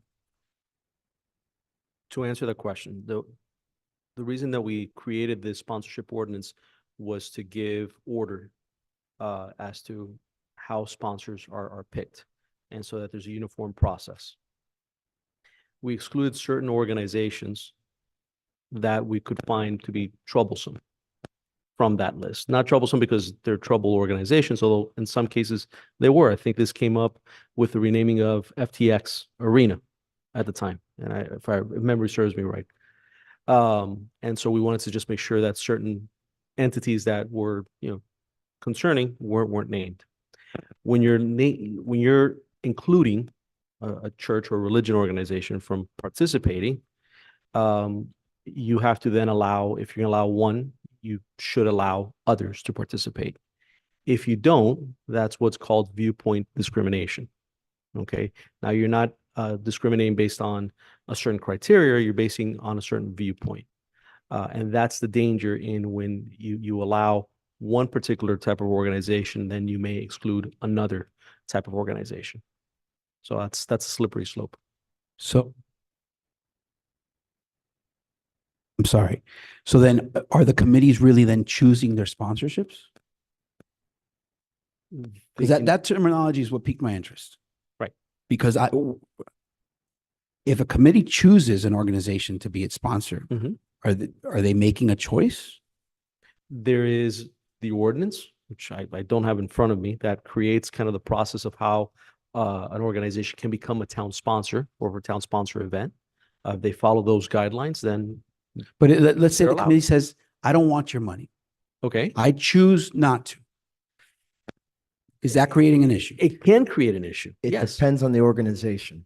So for example, a law firm that wants to sponsor something has less rights under the First Amendment, as commercial speech compared to, say, a church, right, which is a religious, which I would note for everybody, though, again, the issue here is not whether Our Lady of the Lakes wants to sponsor something. It's whether whatever the Church of Babalu in Hialeah or the Church of Satan in Miami-Dade County or whatever wants to sponsor something. Now we're in a position that if it's their sincerely held belief, and we start saying to the committee, you can tell them no, then now we're getting to that issue of viewpoint discrimination of a religious point of view, as opposed to just an organization that's a real estate brokerage or something like that. It depends on, the answer is it depends. And I know everybody hates to hear that, but it really does depend on who is the person trying to buy that speech through the sponsorship and everything else. Through the chair, to the town attorney, what other criteria for an organization to be considered a church or religion? For example, anybody can say, like, you can say something about the Church of Satan, but are they recognized by law? There's case religion? law. Case law? Remember that you're not recognized as a religion by law. That's not the standard. Exactly. Yeah, Right. there are That's case laws. sanctioning. Correct. That would But they have to sanctioning. be There's tax case law on exempt, this. and they have to go through all these. Not There are necessarily. factors. Not There are necessarily. factors that the courts considered. The United States Supreme Court has a string of cases in which they have determined that to constitute a religion that is protected in the First Amendment, you have to meet certain factors, right? Okay. So I don't have all those factors in front of me. I'm drawing off of my First Amendment class by memory, but the cases are there. I'm sure the attorney will be more than happy to provide it. But the famous one that comes to mind, in which Judge Scalia, which I know the mayor loves Judge Scalia, that he wrote, involved, the use of peyote as an accepted religious practice. And they try to argue it wasn't a real religion because they were using illicit drugs, but yet they found that it was, because the crux of those factors is that it was a sincerely held belief. Yeah, Yeah. given that statement, my issue is that you have some litigious lawyer or someone that sees this opportunity and decides to take this, sue us, take it higher, and how much is it going to cost in legal fees, and what's the deal? Can you walk us through what possibilities are there? When you're opening up that avenue, right? And we've discussed this with many of you on a one-to-one basis. I know Ms. Raul's discussed this with many of you on a one-to-one basis. You then open yourself up to having that possibility where you're going to have to say no to one of these organizations. And when you do that, then yes, you could possibly open the town up to some kind of, liability. Why? Because then the town is saying yes to one and no to someone else. That's the problem. And this has happened not only, it's not only it's not a hypothetical, it's happened. I mean, you can take cases throughout the state, throughout the country, where an organization or the state or has said yes to one, and then has found themselves someone else asking for the same type of access and kind of bound not to say no, they can't. So basically, we're stuck within everybody or nobody. Is there anything that we can amend nothing we can amend when it comes to stuff like that? For The way that we have it now is the way that many cities do. We exclude religious organizations as town sponsors. That's the way we currently have it. If you want to open it, I'm not telling you can't, but I'm letting you know what the slippery slope. What I was is. suggesting is, can you add verbiage that if it's an organization that's aligned with the intent of the event? But that you No. categorically, you said no. That was I the don't- kind I of don't- workaround that I was trying to look for. So I have a different perspective. So if the criteria for what, there's no official registry, there's no legal thing that says this is a religious organization and this isn't. There is criteria. So what is that? I don't have it in front of me as far as what the there's Supreme Court looks at it, but But there's no registration process, is I think what the council vice mayor's asking. Right. So okay. when we're approached by somebody to sponsor, who's making that determination as to whether or not it's a religious organization? Who in what capacity is that organization made, and what criteria is being? Yeah, That's what I'm. That's being done administratively, as far as, because I think we don't have, set criteria as to what constitutes a religious organization. It's just a religious organization. Is that your question? Right, and I think it could be dangerous if it's just discretion and there's no criteria. Okay.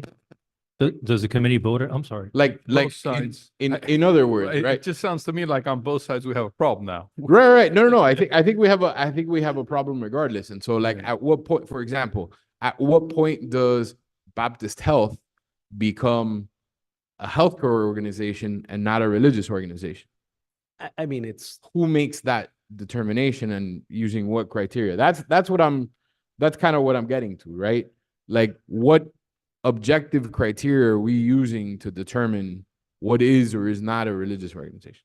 So I think I kind of want a clearer answer. there's nothing in our ordinance that suggests it. I'm sure that if we were to take a look at, how it's interpreted in law and in statute, or I could come up with and give you an opinion, but I mean, off the top of my head, I can't. I think I don't know if any of the other attorneys. I think for can, us to but- prohibit something, there should be clearly delineated criteria. And if there's ambiguity there, then I don't think it should be something we should be prohibiting. Okay. That's my point of view. There's U.S. Supreme Court law on this. It's available. I'm trying to look for the case now. But obviously by not remembering the name, it makes it harder for me to find the site. But there is criteria set forth. It's just not in statute, for example. It's judge-made law. I think it's Employment Division versus Smith, but I'm gonna, have to come back to that at a later time. But that is the slippery slope. It is what it is. I know it's an election year, but that is the potential door that we're opening. And which was the committee, by the way, that raised this issue?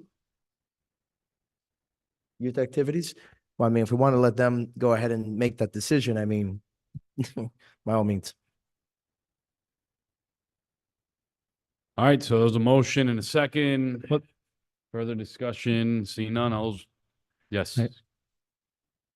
With regards to the comment about the Easter egg hunt, it's no longer called an Easter egg hunt. It was changed to the spring fling, and was it because we couldn't use the name Easter in our I hope not. No, I don't know. It's just somebody gave that. it's a question that opinion? came up. I know that I've always referred to it as the Easter egg event or whatnot.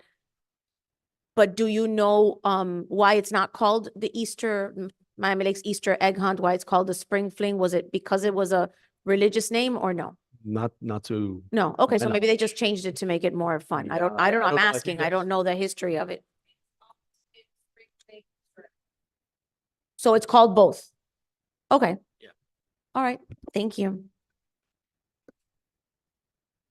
Through the chair, I would feel more comfortable having the attorneys maybe come back to us with a little more detail instead of, and I appreciate, But the only, and I'm sorry to interrupt you. The Sure. only thing that kind of bugs me, it wasn't broken. And now in hindsight, we should have just never added that rule. It wasn't broken. And sometimes I feel like we get ahead of ourselves for no reason. I mean, our committees were doing fine in that aspect. It wasn't broke. They've already used this. We implemented that. We listened to staff. We implemented it. In hindsight, it should have never been put in. We sometimes we see ghosts, you know, like and start making up stuff and do for no reason. It wasn't broken. And we passed the rule, and I want to rescind it. I mean, literally, it was not broken.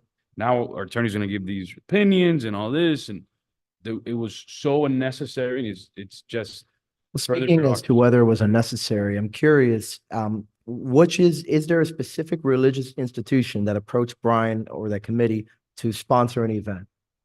And During the Easter, I asked, so how this came up, I asked, why don't we continue doing the helicopter? Because the church that sponsored that, they're not allowed to do. What do you mean? Oh, there's a rule that doesn't allow. So that's how this popped up. And I was like, did somebody sue us or something happen? He's like, no. I'm like, okay. Thank you. So- That does provide a lot of clarity. Saying, again, I understand. And, maybe some people are fine with the risk and it is what it is. But it is more than just a phantom threat. I'm sure you recall when we already had, fortunately, they never actually followed through. But when we started putting the activity outside, there were for a little while there on Twitter, and because you were specifically included on that tweet, they were potentially talking about setting up some kind of, statue to Satan or something like that. I forget exactly which group it was, but I'm just saying that these things are not necessarily as far away as we think. You have a lot of people that just like to go ahead and cause trouble, just like when they flash mobbed, the recent P&Z meeting with some very hateful stuff. So, that obviously is not our regular modus operandi. It's not something that happens often, but it's something that can happen. And, it's something that, we will obviously rather get ahead of, but, just, it is what it is. Any further discussion on this? All those in favor? Aye. Aye. Aye. Those opposed? No. No vote. All right, we're moving on to resolutions in support of state legislative efforts. Councilman Fernandez, as brief as possible.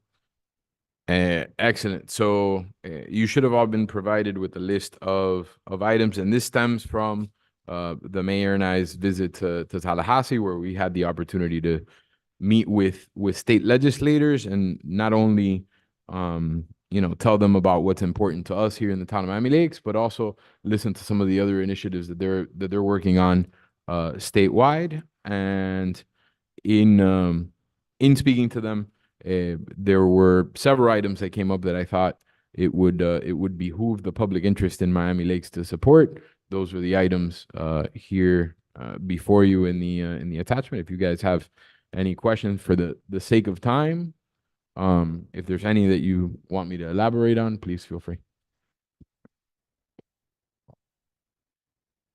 Well, I guess somebody has to second it first. I'll second that.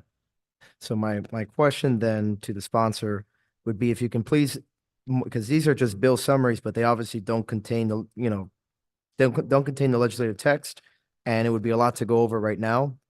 So if you could at least summarize what it is minus the, blasting item here and the Halo bill, which I think is just his second attempt at pushing that. Minus those two items, can you explain for me what are the other items here? What do they purport to do? So there's two items filed by Representative Porras. One of them, both are dealing with homeowners associations. One deals with certain requirements, certain record keeping requirements, and the providing of documents should an investigation be necessary.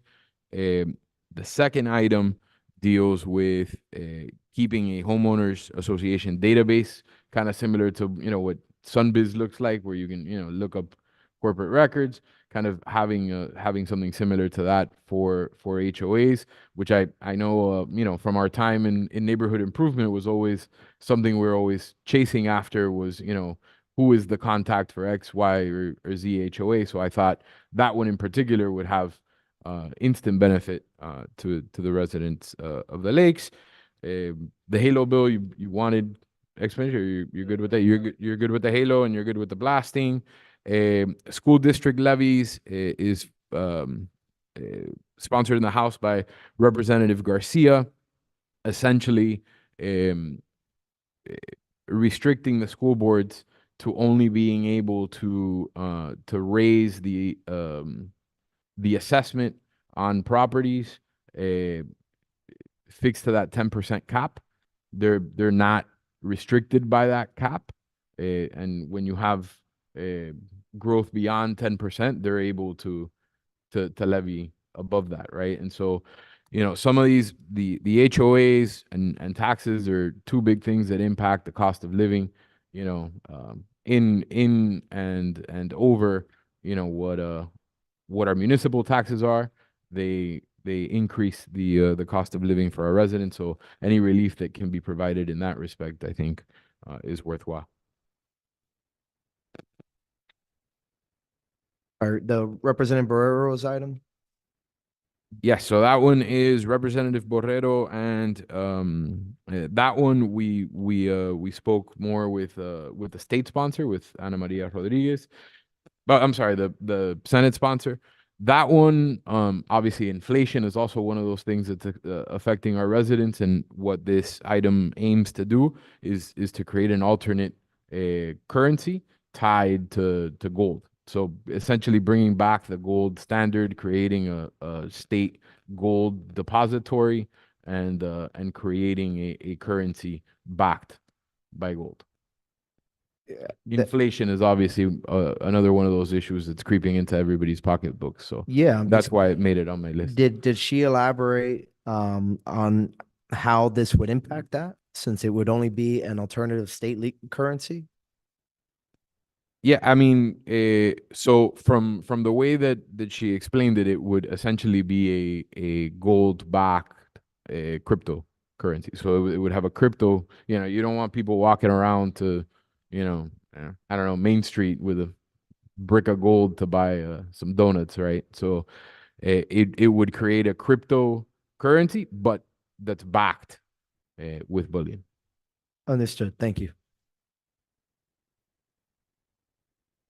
There was a motion and a second. Any further discussion? Seeing none, all those in favor? Aye. Any opposed? The motion passes. We're on to item 15. D, no, we already took that. 15E, very brief, Councilman Dieguez. Thank you. At the last town hall, the vice mayor and I attended, and some of the residents there discussed the possibility of the county now adopting its own blasting advisory board. And, toward that effect, I think it would behoove us to pass a resolution urging the commission to create one, or on the alternative, urging that the mayor create a sort of ad hoc blue ribbon task force that would be tasked with raising awareness about the various initiatives that are out there to address rock mining blasting effects, and to give it a bigger platform, right? Because, for example, the county boards have access to the county's television station. They have a bigger platform just by virtue of being a county entity. So if in order to, as the Blasting Advisory Board told us today, instead of just being the only city pushing this issue, trying to get the county now involved. They seem to want to do that. So this is just another way of proposing another idea for them to do that, in addition to Senator Garcia's item tomorrow. So that would be my motion. I will second. All those in favor? Aye. Aye. Any opposed? Seeing none, the motion passes. We're on to my item. This was brought up back in 2017. During Hurricane Irma, our major thoroughfares lost power. Our officers were out there, and I had commanders from other cities that live here asking me why we don't have generators at our major intersections. And I went to staff back then, kind of fell on deaf ears. We'll look at it. We'll see what happens. It was brought up in discussion years ago during different hurricane exercises. Same thing. Oh, vamos a ver, vamos a see. the reality is we need a motion from the dais to make sure that staff follows through, specifically to work with the county to make sure that those are properly retrofitted for generators, and then have our grants director, Renee, start looking at FEMA grants. I believe some of the stuff is FEMA reimbursable. And it's something that that I know many municipalities use, and we should be doing it here in the town of Miami Lakes. So I'll I want second to make for a discussion. motion to that effect. I mean, I'll make a motion. Sorry. Go ahead. Got it. Councilman Collazo. Thank you, Mayor. I think I remember slightly some of that discussion. And I agree in spirit with what your item.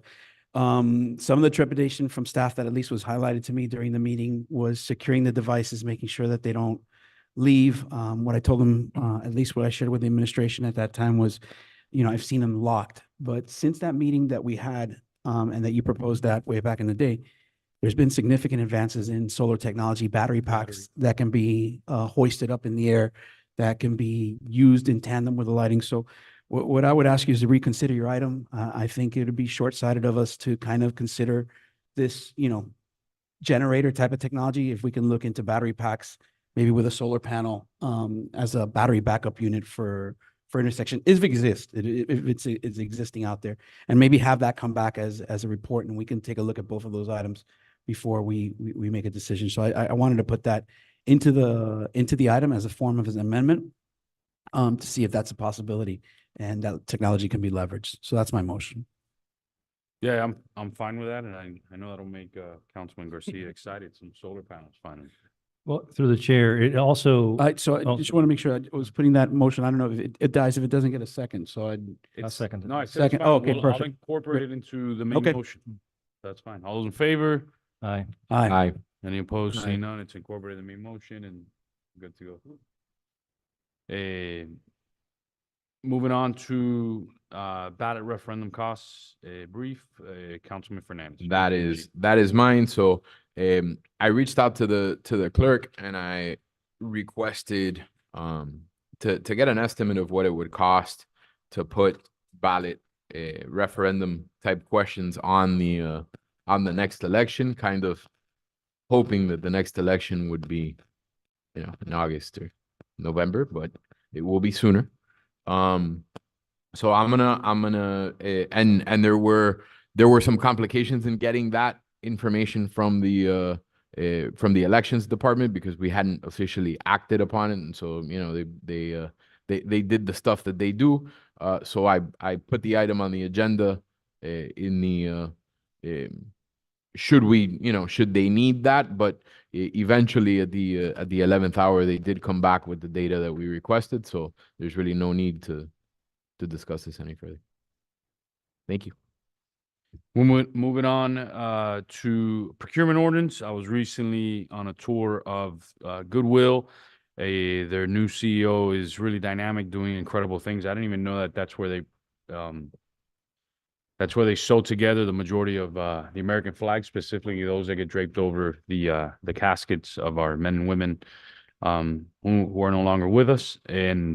But they've also expanded their workforce by working with hospitals, local governments.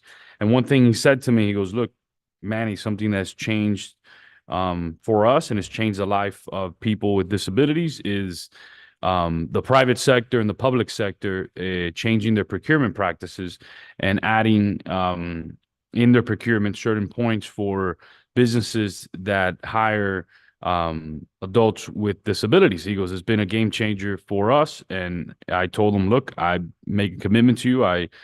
We want to be an inclusive community, and I want to make sure that that's something that gets added into our procurement ordinance. I know we're doing a review of it now to say, hey, if you are a business that hires individuals with special needs and and they're going to be working here in our town, that they get several added points on their bid." And he told me that that's been huge for the special needs community in South Florida. So I wanted to make sure that we follow through with our promise to be an inclusive community, and this is one way to do it, to add into our procurement ordinance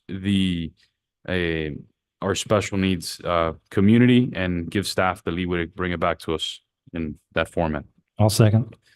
Yeah. Discussion, Councilman I Dieguez. just have a question.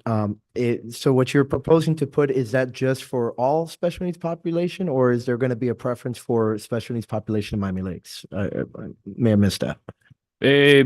Either or, right? I think it fits our goal of being an inclusive community. So I think that's part of being an example. Once people see, hey, that's possible, I think that changes habits.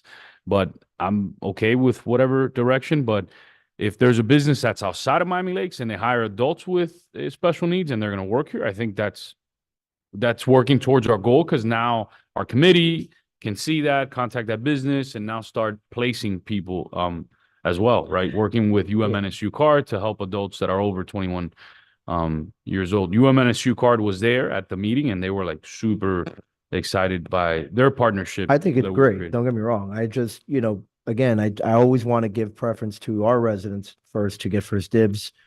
So my friendly amendment, or at least I think it would be friendly, would be just to include as part of that direction to the manager as they go and develop this ordinance and change to it, that it also at least give that if they have a Miami Lakes applicant, that they have to give them preference. So Yeah, you know, that it's not going to take away from local preference. So it'll be an addition too. So if you're in Miami Lakes business and you have the special needs, but if you're a business outside, you don't get the added. the local preference part. Exactly. Yeah. The local preference is already. No, correct.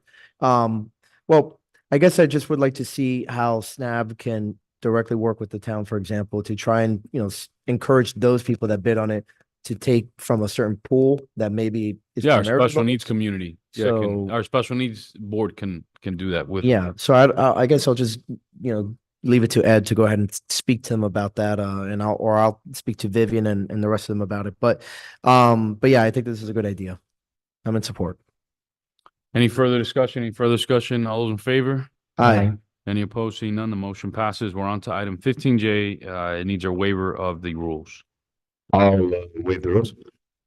I'll second that. All those in favor? Aye. Any opposed? Seeing none, the motion passes. Sorry, thank you.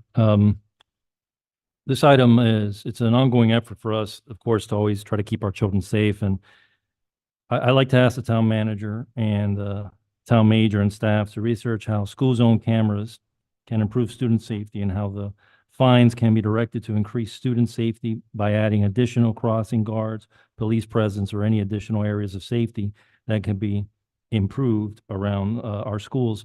HB 657 was passed by the Florida legislators that opened the door for allowing governments to enforce speed limits limited to school zones. The county also took up that measure as well and is in the process of looking at vendors for that. And I think they're going to, tomorrow, there's an item on the agenda as well. It would do two things. It would ensure, or at least make it evident that residents and outside residents have to slow down during that. It's not, there's a limit of $100 fine and there's a leeway of 10 miles an hour, right? So it's not someone going 16 miles an hour or 17 miles an hour or 18. You have to be going 10 miles an hour above the speed limit. So I'd like to ask with my colleagues' approval, the town manager to look into that, work with the county and see if it's something that we could incorporate, what our schools feel about that, our local schools feel about that, and what the cost is, and if the cost could be deferred by the fines, that an estimate on what the county already did a estimate, and they said it's going to be a revenue generating source, so that will pay for installation. However, to me, this is not making money for the town. To me, is to set a behavior for residents and non-residents, mostly for non-residents who like to speed down our thoroughfares from other towns, and I've seen them just ignore the speed zones. Take that money into new cross guards, police presence, or any safety items that could help with the students. And that is I present for your consideration. I'll second that for discussion. I'm I'm okay with having the manager look at this. I would like our crossing guards to get more involved. I'm concerned on how the path that the county took in doing these in large chunks. I do know that they, from their original ordinance to what it is today, is very watered down. There were some concerns as to the hours. Some folks were saying that even not during the school zone times that they was going to be giving tickets and certain things like that. I do know that this was signed by the legislature and Governor DeSantis. I believe this law had passed last session or the session before. I do remember very vividly, and Lynn mentioned it today. You know, the terrible incident with Sean Martin. But yeah, I'm okay with looking at this and having the staff, the manager, but more than the manager, having our town commander really delve into this, because what happens with some of this stuff is I think there's certain aspects of this where police has to be involved, right? So I would love to get a report back from our town commander, and maybe he could report on this then, but I'm okay with him looking at it. I'm not going to make a commitment one way or the other till I get a full view of this, but I specifically want our town commander's perspective on this, because I think his perspective is going to be, for me, it's going to sway me the most. But looking at it, I'm okay with looking at it, but I also want our town commander's perspective on this. Any further discussion, Councilman Ronald? Thank you, Mr. Mayor. I fully support the sentiment, and I do agree that anything that we can do to protect our children is not enough. My only fear is the hiccups that the mayor was alluding to now, and hiccups that just exist with these cameras in general, where they tend to, I mean, they're electronic devices and they can glitch and they can sometimes become, more of a problem then. But I think that looking into it is definitely something that we should do. If the state is supporting it and the county is supporting it, it's definitely something that I know that for many years we were trying to get that speed zone extended in Miami Lakes K8 for that same reason, because the speeding and the children walking down the street is a dangerous combination. So thank you for bringing this forward, and I will support it to explore this possibility. Thank you. Any further discussion? Any further discussion? All those in favor? Aye. Aye. Any opposed? No. There's a no vote. The motion passes. We're moving on to my item. I think, I don't know why there was an asterisk. Oh, no, that's for the item above, because I had filed this. I timely filed this. The trip to Tallahassee went well. I think Councilman Diegues, Vice Mayor Fernandez touched upon this a second ago. Met with a lot of folks. We have a historic amount of money that's being asked for. There's a lot of possibilities and a lot of optimism in terms of getting all of it done. Representative Fabricio and Senator Avila are great supporters, and all the other members that we met with definitely want to support our efforts. And I think we're going to have probably the biggest year in returns of our legislative priorities and appropriation funding. So any of you all going to day days? Yeah, I see two of you. I'll be driving up, so if anybody needs a ride. Got it. Anybody misses their flight here. Okay. So you got two folks going to day, so make sure you reach out and start setting up some of those meetings. Are you all doing a pig again and stuff like that? Yeah? Okay, cool. All right, sounds good. So make sure you follow up with all those folks and see where our approaches are, but we're going to be in a good place this year. We're on to the next two items. We'll be as brief as possible so we can adjourn after that. The police report. Can we take the attorney's report first What's before there was a question that I had made on Form 6, and I don't want to miss that opportunity to discuss.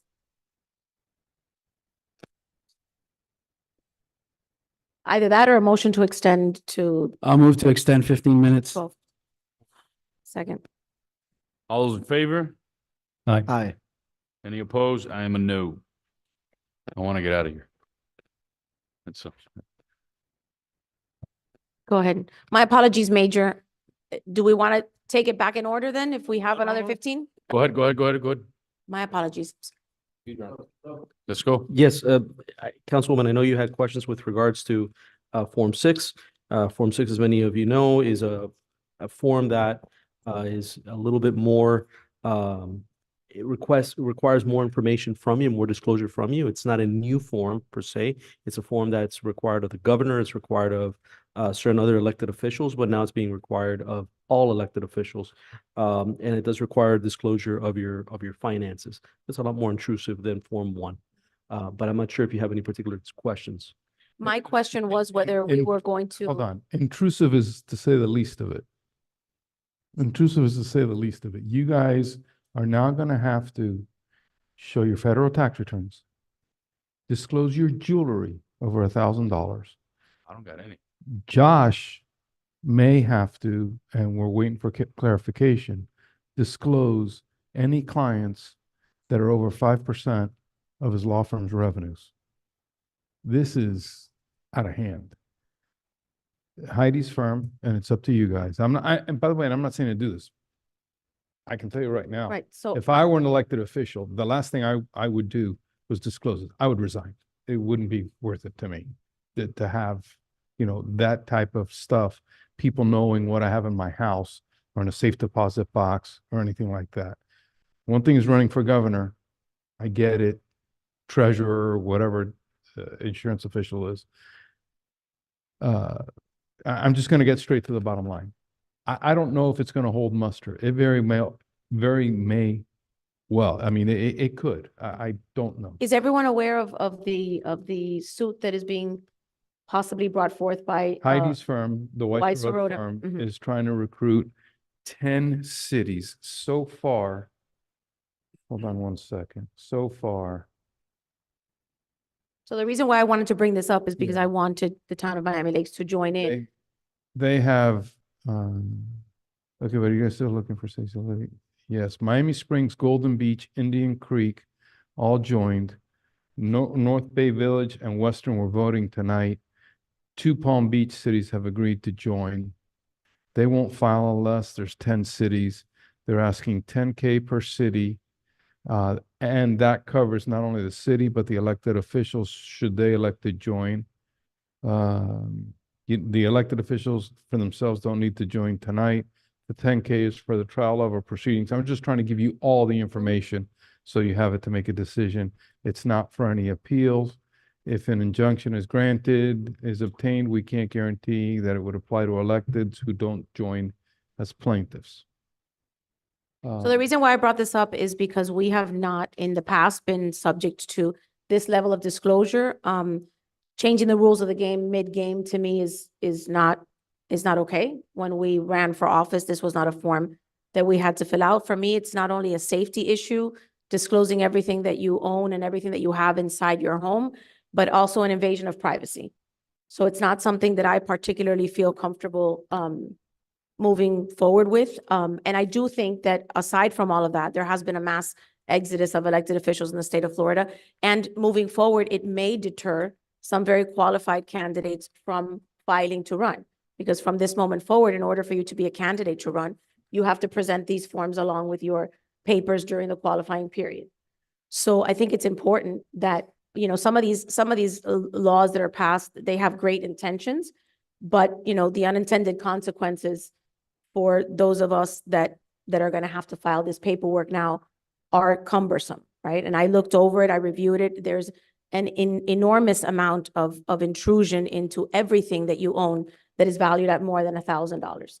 So to me, I don't feel comfortable with it. And it, supposedly it is in an effort to increase transparency. I think that in an effort to increase transparency, the legislature of the state of Florida should extend Florida Sunshine Law to their body. We have to abide by that for transparency. So that is something that would increase transparency statewide. However, they're not going in that direction. So I think that what's good for all of us is good for all of us. And that's their understanding of this, right? If they have to fill out this form, so do we, but we have to abide by sunshine and they don't. So if we're going to be transparent, we should do it, all together. I'm not comfortable with this form for safety reasons and for various other things, but more than anything, because I feel like in the future, it's really going to limit the prospects that we're going to have running for office. So I feel that we should join in this lawsuit, and I wanted to make sure that the meeting did not end before we had this discussion. So I will move to join the litigation with being put forth by Weiss Rhoda. I'll second. So I just want to, I'm going to be a no vote on this. I'm actually okay with this law. We're just joining county and state officials already who are doing this. So if the town, I will say this, if the town does file suit, I'm not going to be in favor of that, and I might file a personal amicus brief with a pro se amicus brief with the state, because I am personally in favor of it. I think corruption in public office overall is out of control, and local elected officials have skirted the line for, not on this dais, but overall, skirted the line on these issues for a long time. And this is something the state does already. If you run for state representative, you have to do it. You run for state senator, you have to do it. You run for county commission, you have to do it. You run for county, any other county wide positions or county, you have to do it. So I haven't seen that it's deterred folks on that level. I like that type of transparency. I think but I do agree on the sunshine issue. They should take sunshine, but they had these rules in place for a long time. But I'm okay with Form 6 100%. And I think it shouldn't, there's even bureaucrats that I think already follow this stuff, but even some bureaucrats should definitely be following this stuff. Because I think that type of corruption exists on all levels of government. Mayor, you're running for a countywide office.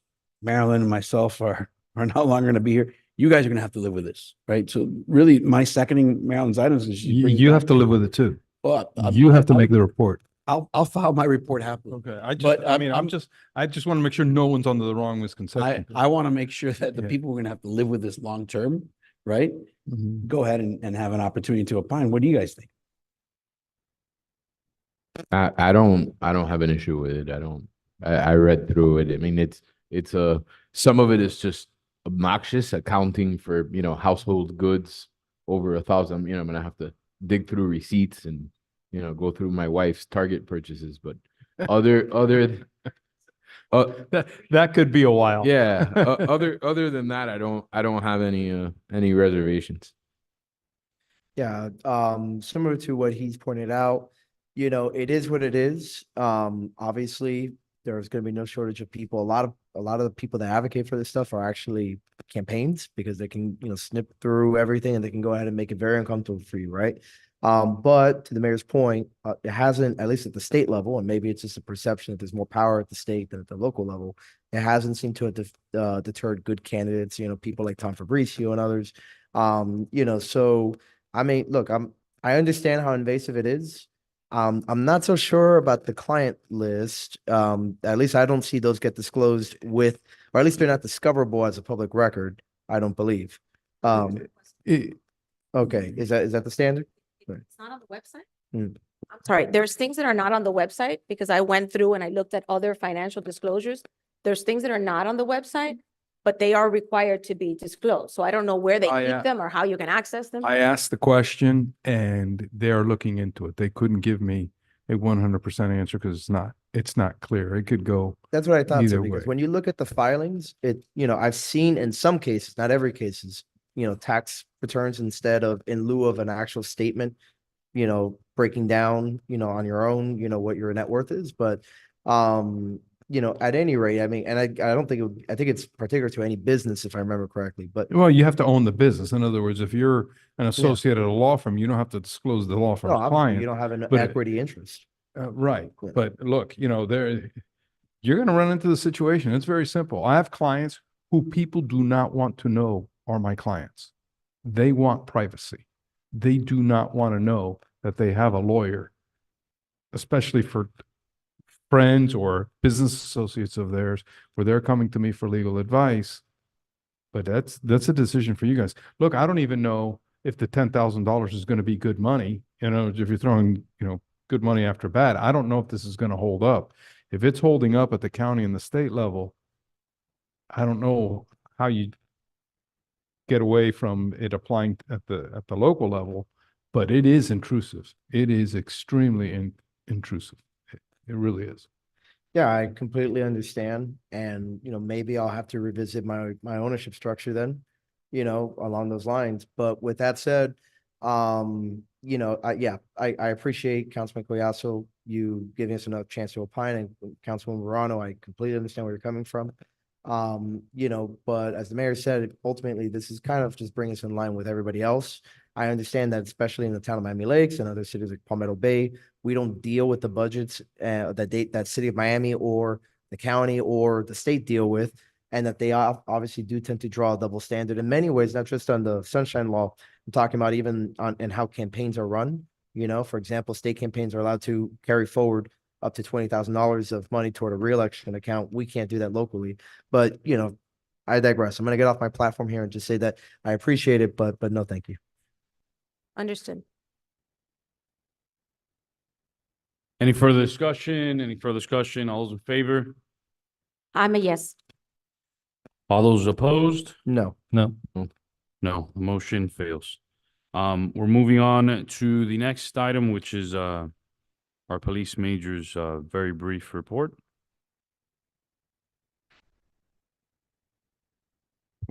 Good evening. Happy New Year. Try to keep it short.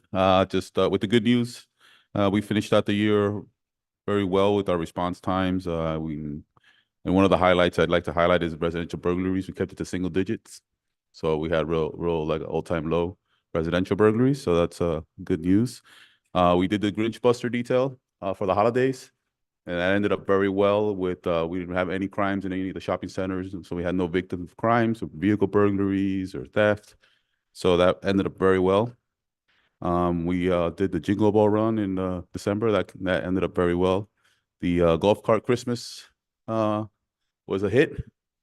So that was very nice that we participated in that. And now we're prepping for the Food and Wine that's coming up now in February. We had a license plate reader arrest last night in the town in the middle of the night. Hit the LPR 154 and 77 court. And our officers were able to locate the vehicle and take the person to custody. And we did have a NSD hit in Royal Oaks last week, where we were able to locate the stolen car in the neighborhood, but it was abandoned. So we did a surveillance and it wasn't fruitful. So we ended up recovering the stolen vehicle. So that was good on the license plate reader. And just to touch up on the speed cams, one of the concerns I had originally, or everybody had, it was who's going to be spearheading this, right? Was it going to be assigned to the individual municipalities, the school board, or the county? And now we know the county has kind of taken the bull by the horns. So, one of the things we could look at too is now that the county's going to be manning it, putting, we could maybe piggyback on a county road, like 6th, 7th Avenue. Maybe they could put it there by the middle school and by the K-8. So we'd have to meet with them and explore, see what locations they're going to be doing it. Maybe kind of make a suggestion that those are, and since it's a county road, they might be even either buy in by them, and we'll see how we can move forward with that, where it won't have any impact on our staff here. And any questions? Awesome. So last night you said there was an LPR. Yeah, 2 in the morning. This morning. A bolo or just a stolen vehicle, or? Yeah, stolen vehicle came in, hit, to our officers got alerted to it, and they saturated the area, and they're coming out of the Royal Oaks plaza there. They got them coming out of there. Got it. Okay, thank you. Okay, I have one question. Yes. Has the money we allocated for the special details has expired at this juncture, right? It's very low now because we use that for the Grinch Buster as a burglary detail. We use that for high visibility burglary intervention, so we didn't have any victims of burglaries during the holiday season, on Thursday through Sundays in the evening time. So we still have a little bit of that left. Actually, they're doing a burglary detail as we speak right now, tonight, and we're still trying to make it last as long as we can for when it's really needed. Got it. Thank you. Thank you, Major. Appreciate you and the men and women of our department.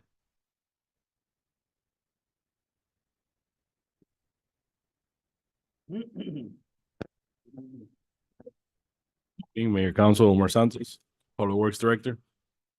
I got 3 minutes. So I'll start, the Northwest 59th Avenue project procurement. We're in the process of finalizing the RFQ for the project management services, and we'll be issuing that out soon.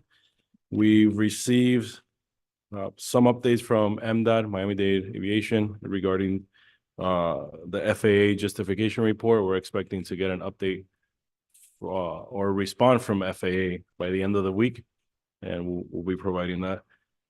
And legal didn't mention this, but this Thursday we have the hearing scheduled for the property. Yeah, for the order of taking. So we'll be moving forward with that and proceeding with the taking the property. Today, you all approved the Canal Bank Stabilization Phase 3. This will complete stabilization of the canal on the southern side all the way to I-75. And that whole section will be protected or stabilized. We have the Royal Oak 6th Edition project. This is 162nd, close to the guardhouse, and on 82nd. And it's in the punch list phase. Essentially, we're just going over the final items, make sure everything's striped properly, everything is the right grade, and before we sign off on the project. Commerce Way is going along well. We're on the 79th Court section. There's one side closed. That was done mainly due to safety, based on the amount of traffic that goes through the area and the size of the vehicles. We felt it was safer to do it that way. And then we have some projects that came out of permitting, or permitting was approved by the county. That's Sevilla State Phase 1 and 2. And the designer is in the process of finalizing the design packages to get that out to bid. And Government Center HVAC replacements, we have a estimated delivery date of March of this year. And soon after, we'll proceed with the installation. And then if you look down, we have the roadway or the maintenance activities figures as of the end of December. And that's it. Are there any questions? Thank you, Director Santos. We appreciate you. Thank you for all your work.